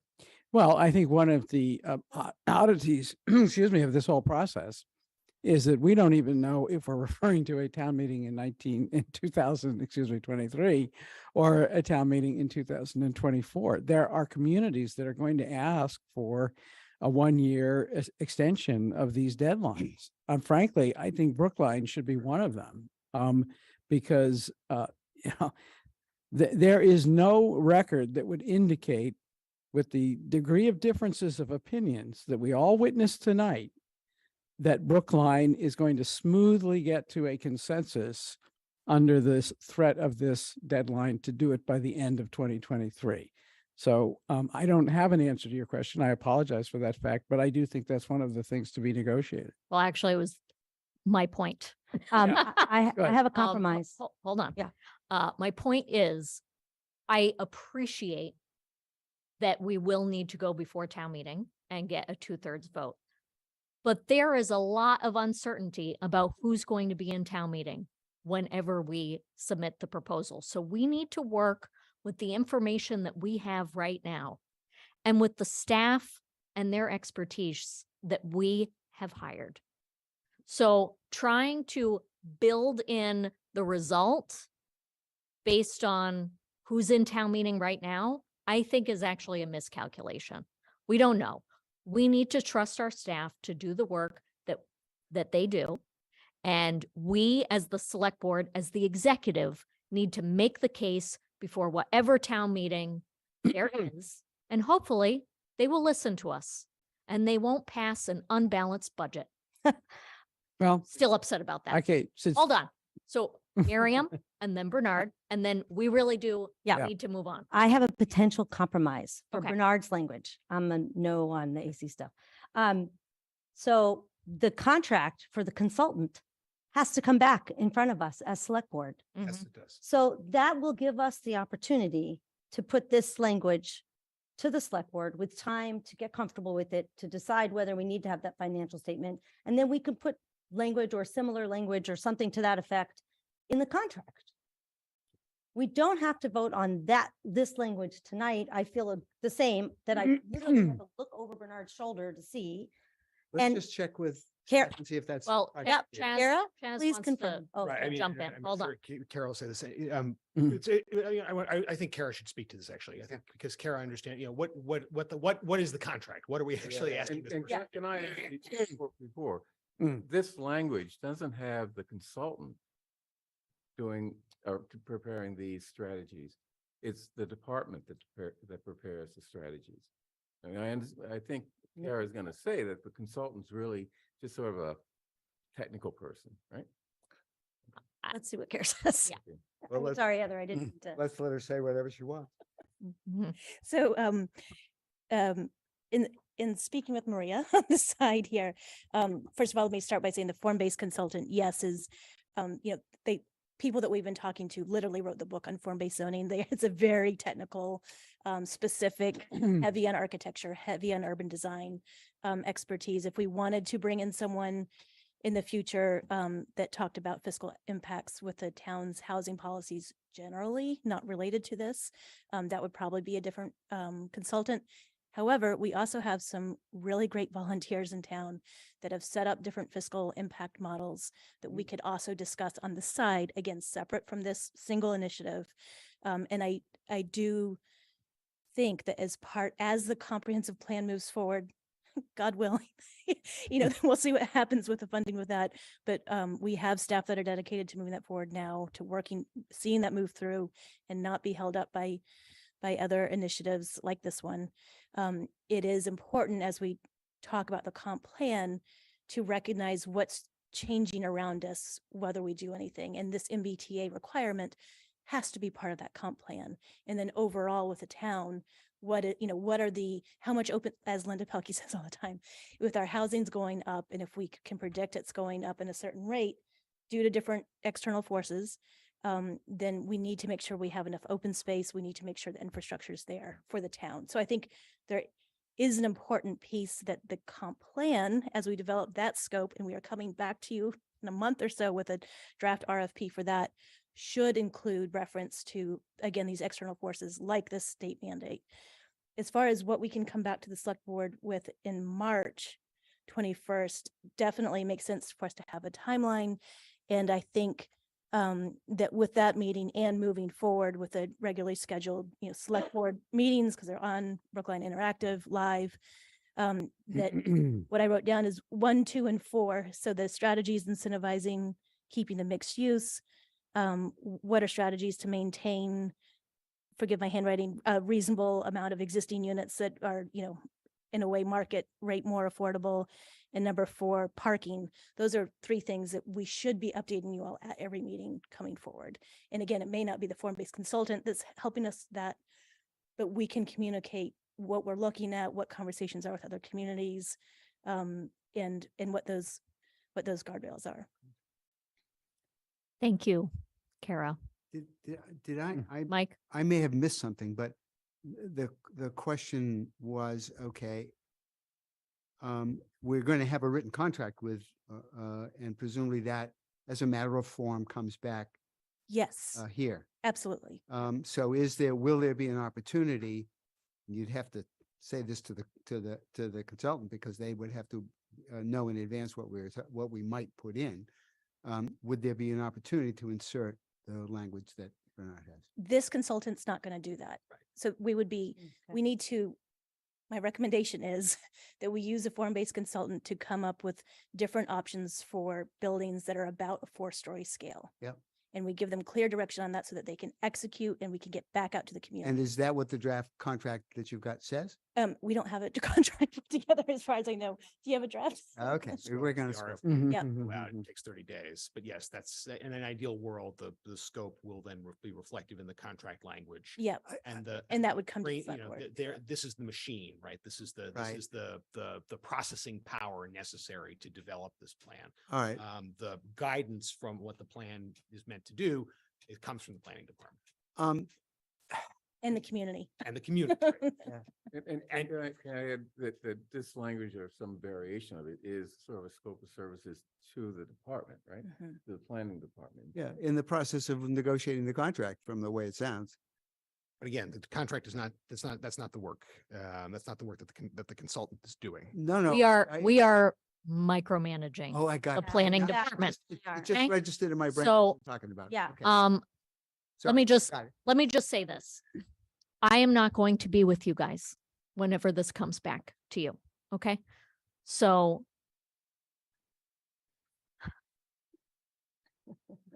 it is Good chase. very important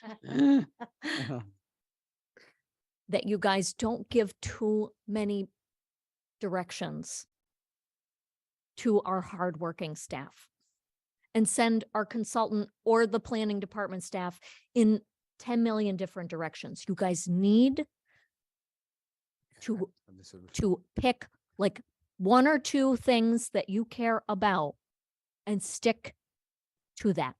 And then trust that our staff know what they're doing.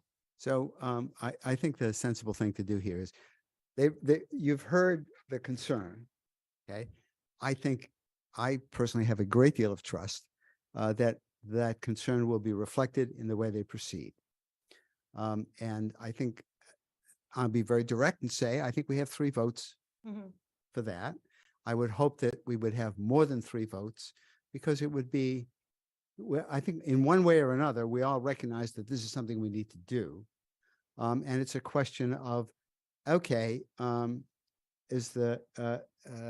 we going to muddy the waters here by trying to to be too directive, or are we simply going to say, look, we've had this meeting, it's now been, what, 3 hours we've been working on this, or 2.5. You've heard what the concerns are. We're sure you'll, factor those in as you're doing the work. So that's, are we voting on?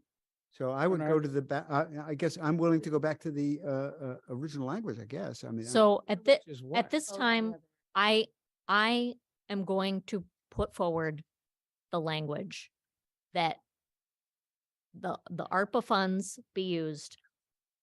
I'm not going to move forward with the additional language. I don't think it has the votes.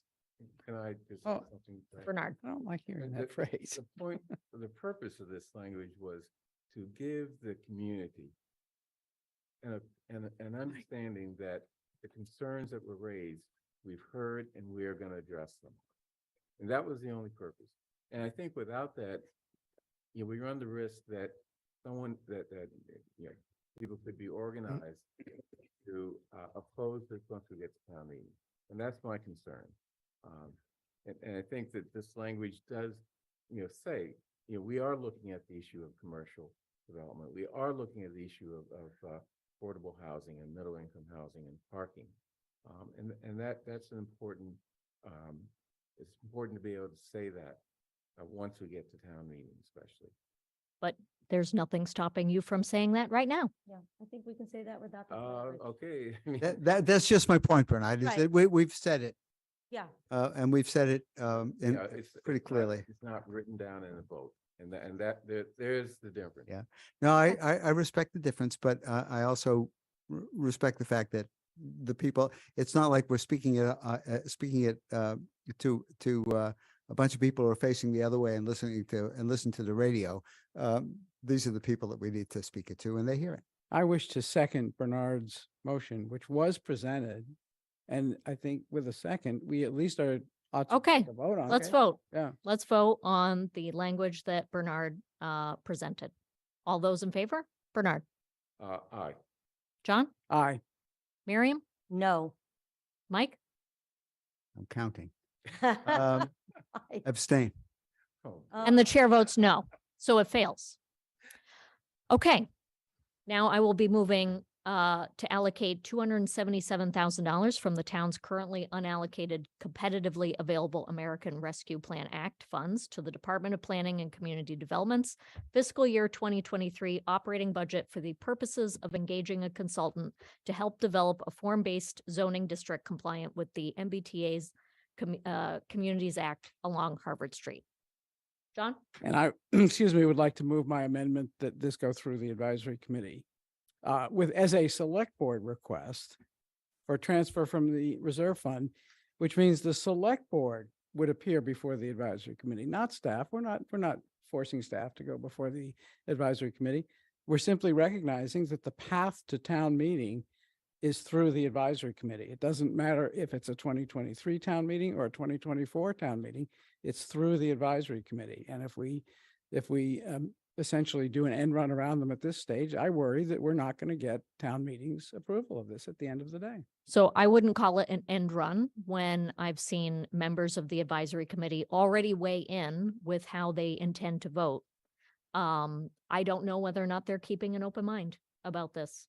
So we can certainly vote on going, but I don't think this is actually a good use of reserve fund. This is not an extraordinary and unforeseen expense in the normal sense of the way. It was advisory on the committees work. agenda as an emergency. So- Okay, We'll well, vote. So, Okay. it's is that, it or is it not? well, So the amendment it's is, not used. the amendment is to pull this money from the reserve fund, which would require us going before the advisory committee. All those in favor, Bernard, Oh, I don't know. Yes. John, Yes. Miriam, No. Mike, No, and the chair votes no. So now it falls to the unallocated competitively available American Rescue Plan Act funds.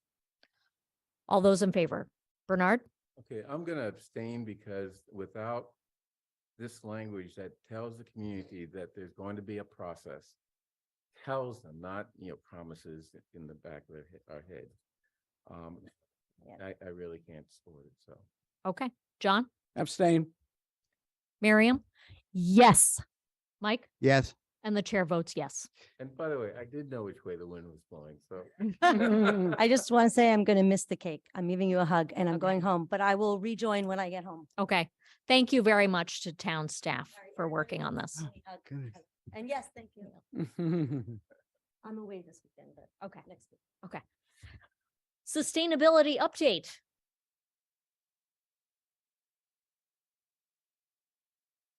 This might be a good time for a bio break.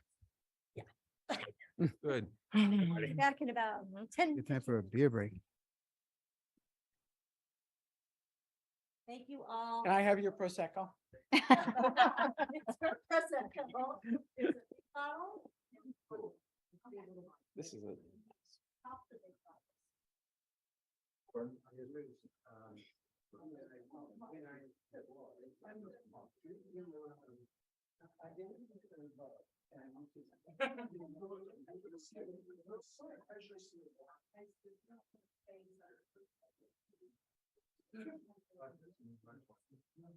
I say that again.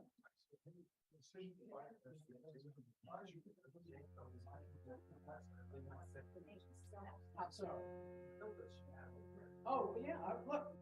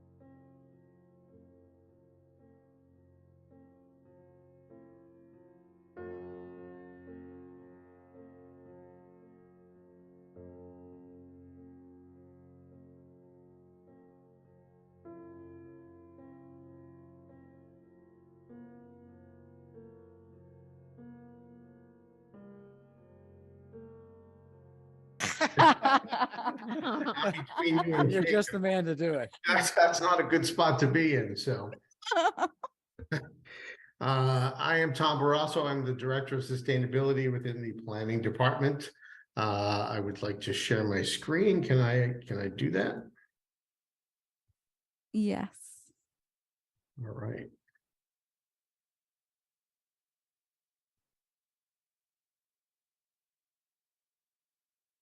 Can you see that? Yes. Excellent. Well, I can't get it into, there we go, that's better. So I've been here before, and most recently, I think, was probably presenting the strategic action plan, which was a sort of a smaller version of our climate action plan that was passed in 2018. And so as we progress through my update tonight, I think you'll see that we've been hitting a lot of those factors, which were re-implementing our Green Communities Grant status, trying to get electrification through solar, geothermal, looking at transportation infrastructure, mostly through EVs, through EV charging infrastructure, and of course, the building code. So with that, I want to go through some of the accomplishments that we've already sort of achieved. One of them was more economic and also solar, but less direct impact to our sort of climate footprint or greenhouse gas footprint. I was able to negotiate a solar contract deal with then Administrator Kleckner for a ground mount project that was taking place on the Cape. We were one of several communities that were competing for this. We actually were able to get the contract, and it will be executed very shortly. They're ready to begin, or they've begun construction. It'll be operational in the summer of 2023. We should start seeing a revenue stream as on-bill credits coming through about $74,000 per year. That number is tied to the Eversource basic rate, so that as that number increases, that number may actually exceed 74,000. So hopefully that will occur. The project's going to offset about 2,000 metric tons of carbon dioxide per year, and we are participating in a renewable energy source within Massachusetts that's actually going straight into the grid, and therefore we're actually sort of helping solar thrive in Massachusetts. Grant awards that we've been able to achieve, community grant, as I mentioned, the Green Communities, we got about 22,500 for the purchase of 2 EVs, as well as the charging infrastructure for those somewhere within the town hall, probably the parking area out back. An MAPC grant for $5,000 to help us with net zero planning. I'm hoping to fold that into our update of the climate action plan, which we received an MVP grant for in the amount of $75,000, plus about $25,000 worth of in-kind services, for a total of about $100,000 in totality. That will have an update to our Brookline climate action plan. It's an update, not a rewrite, so we're tackling that as a sort of tight component with only 75K. We don't have too much wiggle room to perform a massive amount of an update, but enough of an update to get where we want to be with our climate goals integrated into a plan that will actually be able to prioritize and tie specific funding amounts to, so that we can go back and say, okay, here's what we're going to need to do: building electrification, EV infrastructure, and the like. As well as a tree planting project is also under the envelope of that grant. That tree planting will occur in an environmental justice neighborhood by design. That is yet to be selected. We've just got off the ground with a consultant for that grant. Wesson and Sampson was selected through some efforts with myself, Mr. Young, and Dave Giannakakis, as well as Kara Bruton. So that will be underway shortly. Another accomplishment was renegotiating our Brookline Green Electricity Program contract. Thanks to Representative Vitolo, again, Dave Giannakakis for helping out with that, and Good Energy, our consultant for this process. So quickly, we are only signed a 2-year contract due to the market. As everybody knows, the market is in tremendous flux. Normally we sign a 5-year contract. We're able to do a 2-year contract this year, which has brought our Brookline Green default to 16 cents per kilowatt hour, while Eversource basic service rate is already up to 26 cents per kilowatt hour. So doing very well for the participants in that program for our residents. So part of what I was doing over the last year or so was also redesigning sort of what the relationships are. As a lot of things have changed since I came on board. but sort of fostering the relationships that we thought were super critical. The Commonwealth of Mass, with the Green Communities DOER program, with Representative Vitolo, with our surrounding community members, Newton, Arlington, and Cambridge, working with the newly formed Zero Emissions Advisory Board, ZEAB, continuing relationships with Mothers Out Front, with Climate Action Brookline, and with the Chamber of Commerce, Climate is Everyone's Business. And also working with the new administrator, as we've had a lot of changes. We've got a new director of planning. When I came on board, it was as Allison, and now we have Kara Bruton, who's provided a tremendous amount of support for my efforts. We've got much more regular communication across all departments, especially with DPW and with buildings. We've been able to accelerate projects, including rooftop solar on schools. And we've actually got a good division of labor, where we've got kind of the policy end coming through ZEAB, sort of the practical side of what we need to envision as projects coming through my office, and trying to translate those into either grants or actual projects that are coming out of our fiscal budget. So some of the outputs that we've got from this overall sort of integration is an EV fleet study that I'm currently engaged in with DPW, draft community choice aggregation language, which I worked on with Representative Vitolo, NG Coach proposal, which is in the ARPA proposal, and a geothermal project that I supported as a sustainability director for Driscoll School. So part of that relationship building is, again, Green Communities is shifting. Originally, it was started a lot of focus on energy efficiency, and that's changing towards actually converting fossil fuels and getting away from fossil fuels and into total building electrification. So that shift we're going to notice probably within the next year as they roll out what they're calling Green Communities 2.0.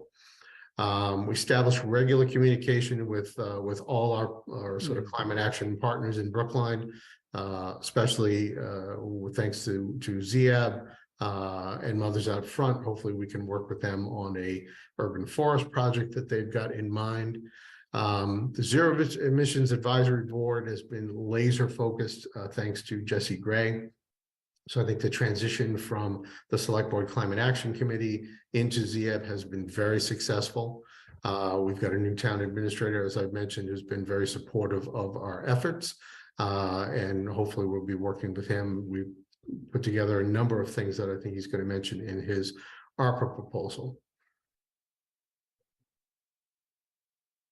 So part of that sort of relationship building between planning and policy and ZEAB, we've got a lot of things happening with the BGE work group, strategic plan, which was a subset of our climate action plan, the ARPA funding proposals, participated in our CIP scoring with Melissa Goff, and Massachusetts Energy Insight data mining, which is coming about through efforts again through ZEAB and a consultant that they had chosen to provide us some insight as to how we can achieve faster net zero application to our buildings.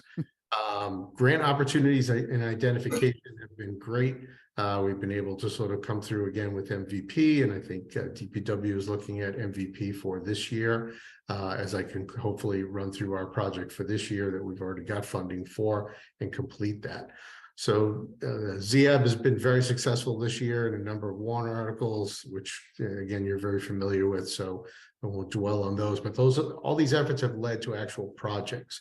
So the current active project list that I'm working on is pretty extensive. So we've got a climate crisis action and resiliency plan update, which we received the MVP grant for.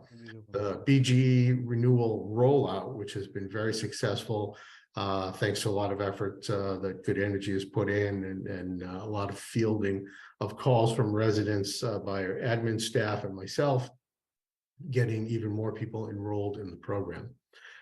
We've got a net zero planning scoping exercise with MAPC, EV station installation at Town Hall. We've got the Green Communities compliance, energy reduction efficiency goal. We're still studying that with another consultant that's provided through MAPC.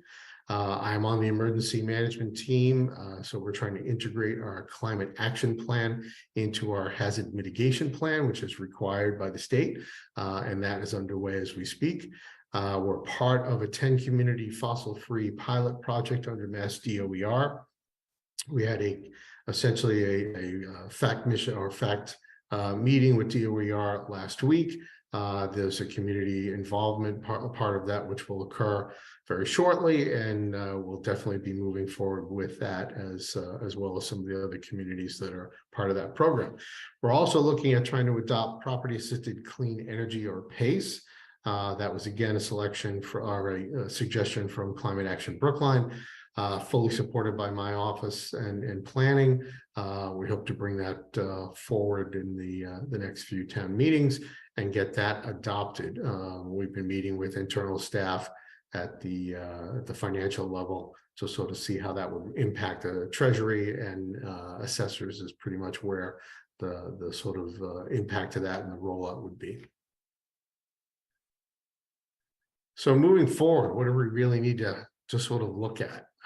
We've really got to work with the town administrator and the budget process, the CIP, to try to figure out how we can integrate our climate action goals, the climate plan goals, the things that we're going to uncover as we move through the update into our regular daily routine, both at the department level. From my desk, I control no assets. So we really need to integrate this into the other departments that do control those assets, primarily DPW, schools, and buildings, in order to make sure that we're going to be able to hit our goals of zero emissions by 2040. With that, we really need to figure out how to get additional support. Whether that's through additional contracting support or through full-time equivalents by hiring more staff. Obviously, the contractor support would definitely be the least heavy lift involved, but we do need some substantial dollars in order to make sure that we are able to sort of address the issues that we've got and plan for, just like you saw with the MBTA plan, try to figure out how we're going to implement these things, which cross-cut a lot of other areas, which includes infrastructure, includes how we're retrofitting homes. And part of that is trying to expand what I'm trying to do with our municipal assets into the public sector, into the private homes, into the residential, into the multifamily, and into condo associations, BHA. We've had conversations with them as well. So getting that message out is super critical. We've got ZIAB working on a number of different guidance documents that hopefully will help homeowners. We've also got a new newsletter that's coming through ZIAB that I'm participating in as well, that hopefully will get additional messaging and resources out there. So with that, I will hopefully not keep you from cake too much longer. If you do have questions, I will help to answer those, or hope to answer those. Thank you so much, Tom. John. And I am going to keep it short, although I would really love to have a longer discussion at some point in the future. Thank you so much, Tom. I, for one, am very excited by what I see happening, and you're in a very important part of that. And the way that you, ZIAB, the select board, and town meeting too, are coming together on shared goals and shared policies, and also shared implementation of changes. Great. One question, just a thought I thought I would put on the table tonight. In past years, there was a period during which it would be routine in the budget for there to be a discussion of what happened to utility costs in the past year, and the town's total utility expenses broken down, oil, gas, electricity, and also a breakdown in terms of how are we doing with this building, this building, this building, this building. I would love to have that again. I think it's probably somewhere in there in the budget, but it's like requires a lot of kind of pulling it from here and pulling it from there and then putting all the numbers together. If we could routinely report, a dashboard, even, something that's not even only annual, but actually kind of up to date. How are we doing with our sourcing of sourcing of power and heat and electricity and so on, but also with how we're doing in terms of efficiencies and costs, that'd be great. We actually do have a dashboard. We have Yeah. we have access to the Massachusetts Energy Insight System as a green community. And Yeah. that there is a data dump that occurs straight from the utilities that goes into that. So, and that's part of the data mining effort that I was talking about, trying to look at that. One of the first things Yeah. I wanted to look at was where are we in that sort of spectrum of hitting that 20%. Yeah. Don't think we're there yet. But again, that remains to be seen. So there's still some data mining that needs to be there. Yeah. And that's again, access to sort of time and materials to sort of get that together and get that report together is something that we could address. Yeah. Thank you so much. Any other questions? I know there's a hand raised. So if Wendy Stahl wants to make a comment.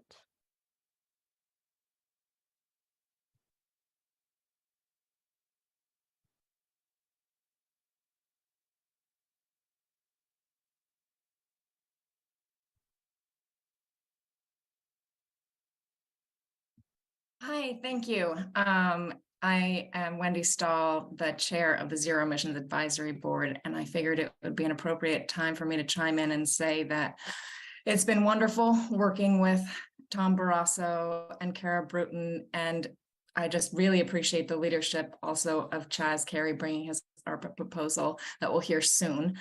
Like you heard from Director Barrasso, it is there's a lot of work ahead of us for getting to net zero in this town. And as a first step, the Zero Emissions Advisory Board is really looking forward to working with the planning department on bringing the official entry into this fossil fuel free pilot program forward this spring.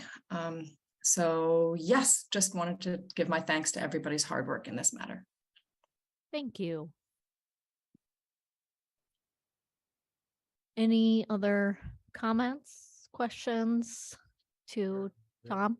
Very good report, and Yeah, I hope it's great. online so I can sort of read it at my leisure. Yeah. Mhm. And some very good information that we really need to think about. Yes, this update was probably long overdue. So thanks to Tom, and I do apologize. It's probably the hour why we're not more talkative. But thank you as always, Tom. Thank you for the work. Thank you. Take care. Appreciate it. Okay, and our last agenda item, Chaz.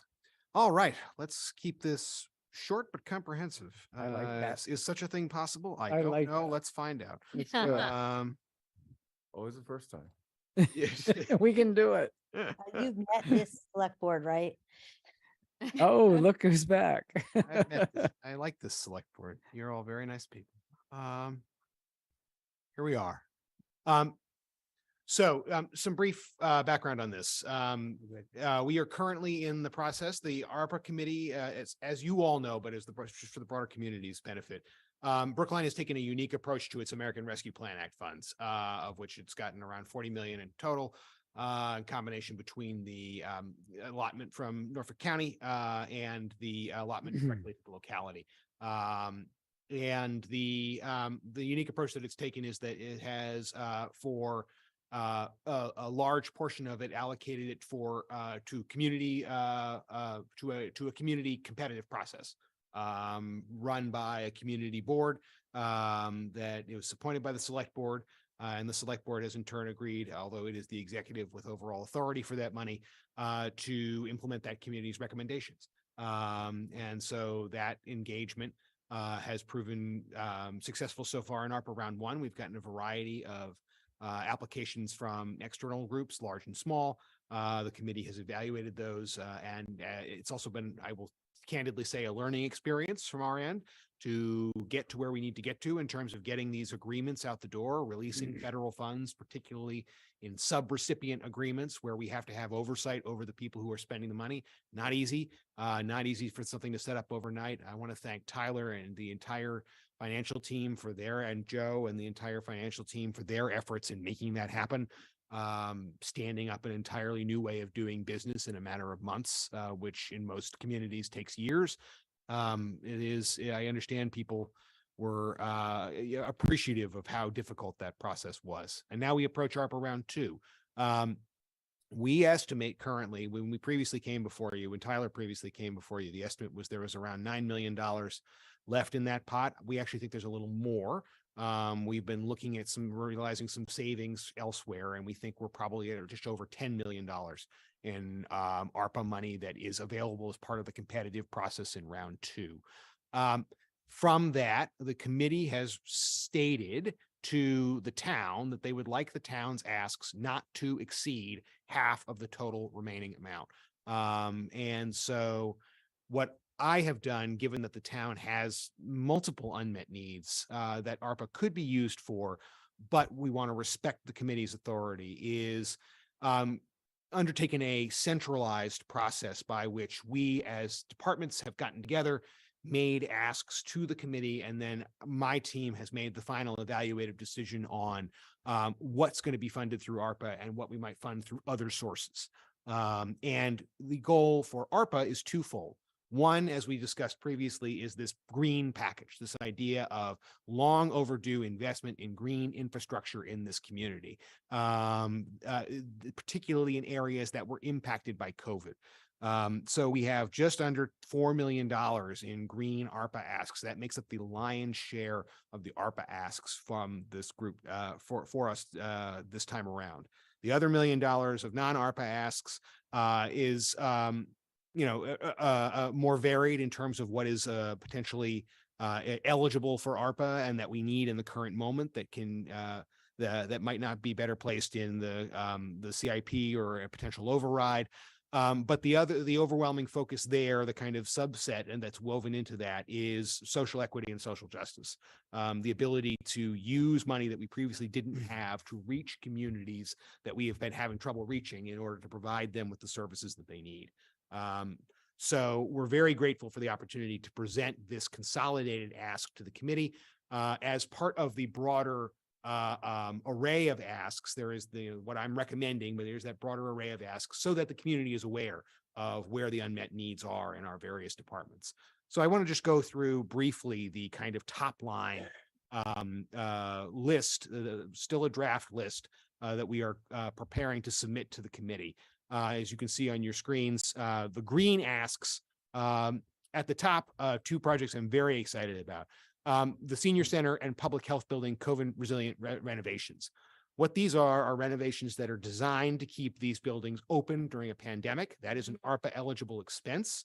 And the side benefit of this is that we are electrifying them. We are taking them off of fossil fuel and they will be fully electric. I believe in the Public Health Building, we're also renovating the HVAC to ensure that it is effective in the event of pandemic related issues there too. This is an ARPA eligible expense and it has that knock-on benefit of being extremely green friendly. So we're very excited about the ability to make these buildings electric as part of a broader COVID and pandemic response to keep them open in the event of future pandemic events. There are 15 different electric vehicles and chargers put into this plan. And what excites me about them is that they're large and small. They run the gamut from an electric van for the Senior Center to an electric mobile library for the library, which we're very excited about and grateful to the 2 library foundations, which we understand are making a generous match to our donation here in order to have an electric mobile library in town. We are looking at, an electric packer. This will be the first piece of heavy equipment, fully electric equipment purchased in town. DPW has done excellent research on this. We're very excited to buy that, as well as replace a lot of the town's desperately needed. It's desperately needed that we replace a lot of the town's current cars because and other vehicles because we simply didn't during the pandemic. So for ARPA eligibility purposes, this falls under public sector capacity, right?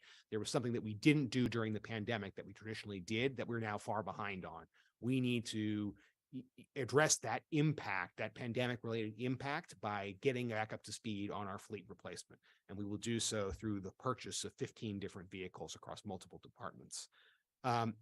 overarching green energy plans and to ensure that the town is prepared and moving towards that fossil fuel free environment that Tom just mentioned to you about.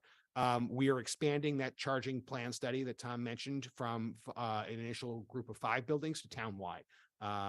That's, we're talking, according to Charlie Simmons, between 30 and 40 town buildings that will then be overarching charging network. We're thinking about the degree to which there are public and private chargers. That is, we're looking primarily at our fleet, but we are open to the concept of ensuring that the town can provide potentially charging stations for the public as well as part of this.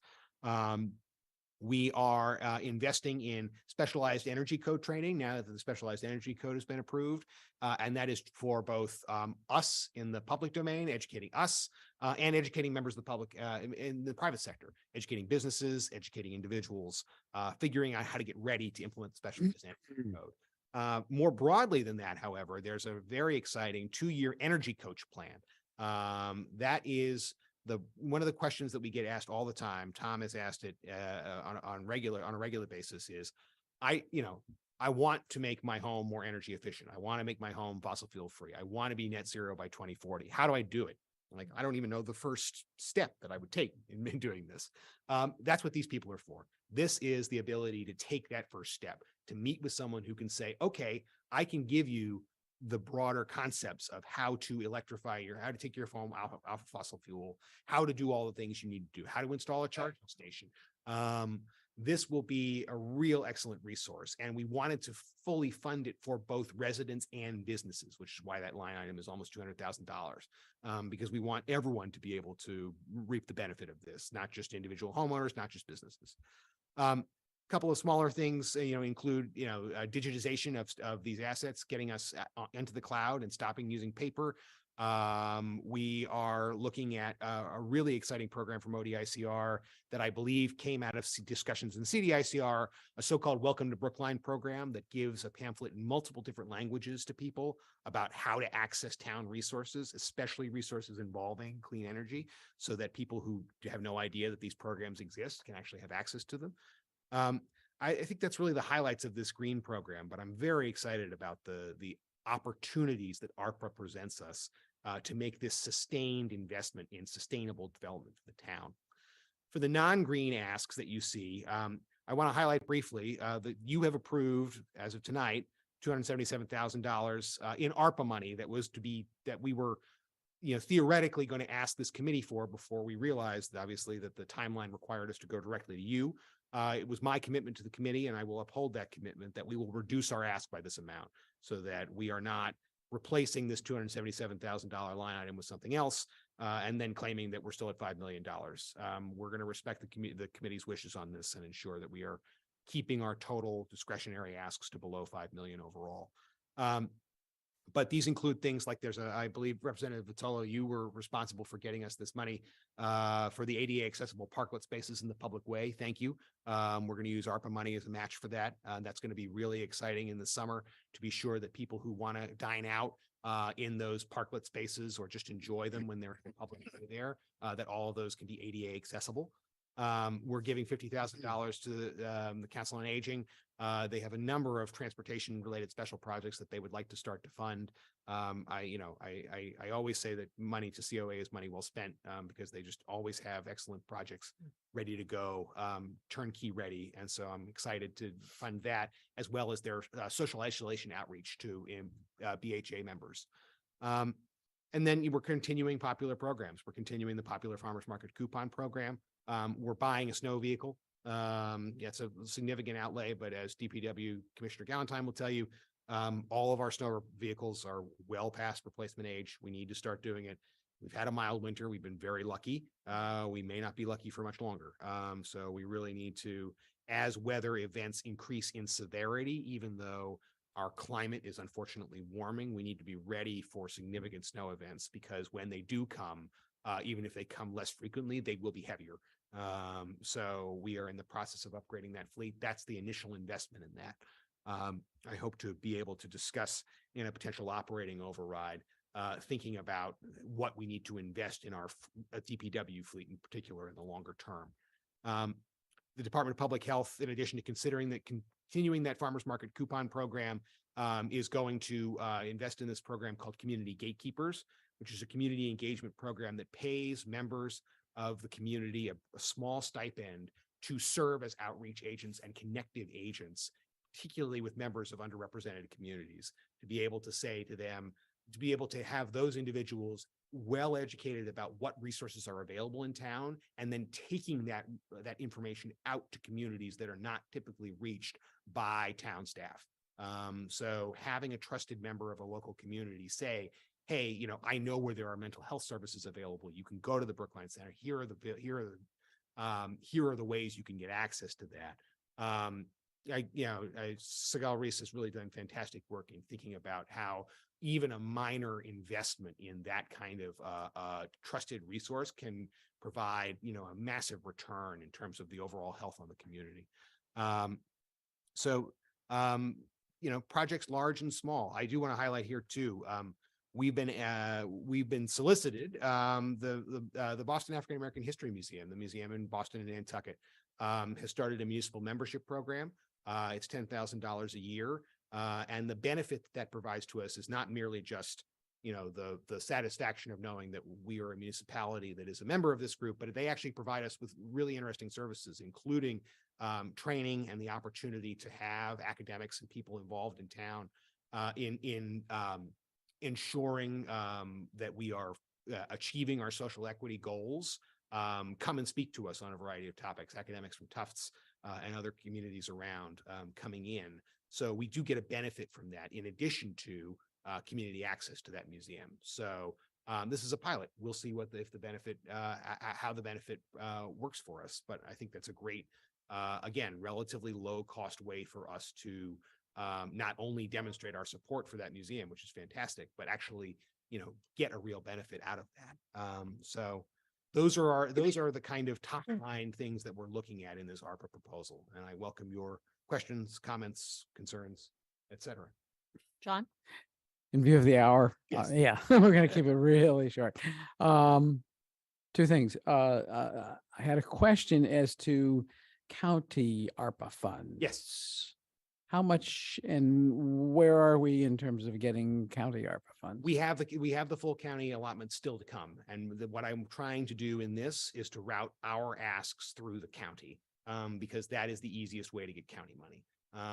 So Tyler and I are meeting with the county commissioners to ensure that we are on track to maximize the amount of county money that the town directly is spending, so that, you know, the county understandably is leery of getting into sub recipient agreements, right? Where we as Brookline say we're gonna give this to, I don't know, you know, BCF, not that BCF is a suspect, but just because we would be overseeing them and then the county would be overseeing us. Mhm. They don't want to get into those types of relationships usually, unless they're really confident that can happen. They were even reluctant to have the Brookline Housing Authority Right. Get funding from them, which blew my mind. It would be an interesting experience to meet with them. Right. Well, Mike, Representative Vitolo and I met with them last summer, I think. Yeah. And yeah, that's basically what they're treating ARPA very differently than like our process. They really only want to deal with the town directly on like municipal projects. I like that. Yeah. Okay. And what they've said is, you know, we want shovel-ready projects, like come prepared. Yeah. So we're doing our homework now. But at some point, will there be a similar presentation up to the select board of what we're going to ask the county for in terms of ARPA money use? So we've been treating this as kind of one pool, right? We've been treating the county's money as a subset of the broader ARPA pool. And our thought is we will approve projects and then think of which projects will be the best fit for the county money. And so our prerogative, our priority now is to use these town projects. Okay, so there's some unfunded projects on that list, which might turn out to be county funded. All right, I'll finish up with just this quick comment, if I may. I just wanted to be known with the greatest of respect for the ARPA committee that the select board formed. I mean, let's keep that in mind. I do regard the select board as the final decision maker on the ARPA monies. And so I wouldn't necessarily, at this point, assume that whatever the committee recommends is where we're going to go with this. If we think we have a more urgent need that we want to substitute for one of the things that they bring back to us as a recommendation. So it's not the end of the discussion, of the balance between the municipal needs and the community needs, as far as I'm concerned, that's all.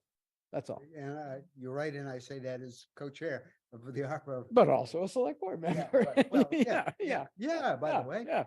Yeah. And I'd like to chime in. Miriam? Thank you. Well, yes, I think that's a given, just like last time. The select board does get final say and the committee makes recommendations to the select board. The select board in the end takes the final decision. Again, just like we did last time. And we have built into this schedule another robust we have a session for interviewing the grantees. We have a session for public input. So all of that is in there again. I want to say that one of the reasons we decided to go this way was because we had so many, really an abundance of proposals from the town with very little guidance in terms of priority setting.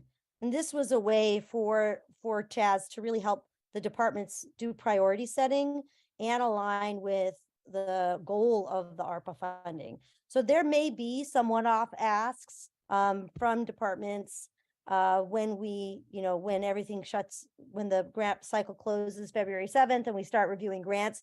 Those will be much, I think, less likely to be approved because we have this vetted list of town priorities, which we hope to use as a guide. So I hope that's helpful. Thank you. Yeah, one of the things I wanted to say was I don't envy the position that Chaz is in. This is a very big and very complicated organization. And you have done a very good job of coming in and analyzing where the town needs are and then proposing where to invest and how to invest. And as a board member, I really, really appreciate that because it's been very difficult as a part-time volunteer to try to get enough information where you feel like you are prioritizing the things that need to be prioritized. I appreciate that. Thank you. Any? Second that. Oh, okay. Cake. Cake. That's my Okay. comment. By the way, can we have an opportunity to sort of wish you well as you We're about to. We're about to do that. in the Cake. public, in the public, as part of the public record. Well, We just, proclamation at the very beginning, how soon as Yeah, it started. okay. yeah, you've forgotten I already? just want to say that It's right here. Heather has the type of exuberance that some of Yes. us don't have, right? Very extroverted. I'm, kind of introverted. And there's nothing wrong with the difference between those two things, but I think that some of the comments that we heard from the audience about they're appreciating the fact that you talk to them, you listen, that you're open or whatever, the other things they said. Available. Yeah. Reflect is important. the real value of someone who is that outgoing, exuberant. Even though sometimes like that damn movie. You're gonna miss it. I really appreciate that, Bernard. And I know that sometimes I can come across very strong in my opinions. I love the fact that we can disagree in a meeting and then 10 minutes later you were saying Have something cake. incredibly very kind about serving with me. So I really, really Wait a minute. appreciate that. Me next. Well, okay, go ahead. If you don't mind. I'm older. If you don't mind. If you don't mind. No, I just want to add to what Bernard said. For those who don't know, this person is fearless. Fearless. And if you don't believe it, you should have seen her do stand-up comedy. Where was that? Can you name the place where you did stand-up comedy? I can't even Fox remember. and Hound? in Fox and Quincy? Hounds or something in Yeah. Quincy.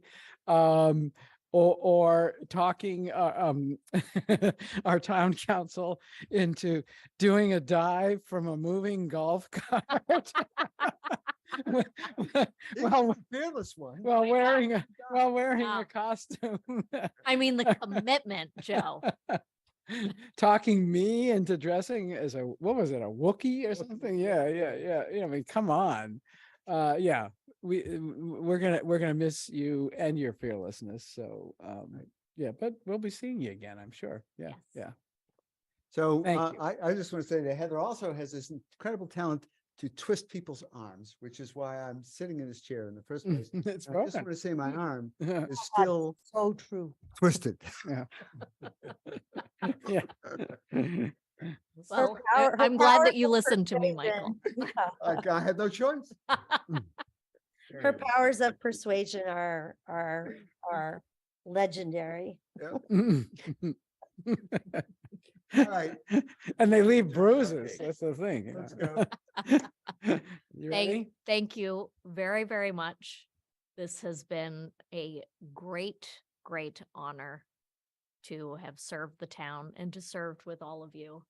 And I cannot believe how much of my life is now on YouTube for everyone Isn't it wonderful? to see. Like teachers used to say, it's part of your permanent record. Yeah. Yep. So thank you to town staff.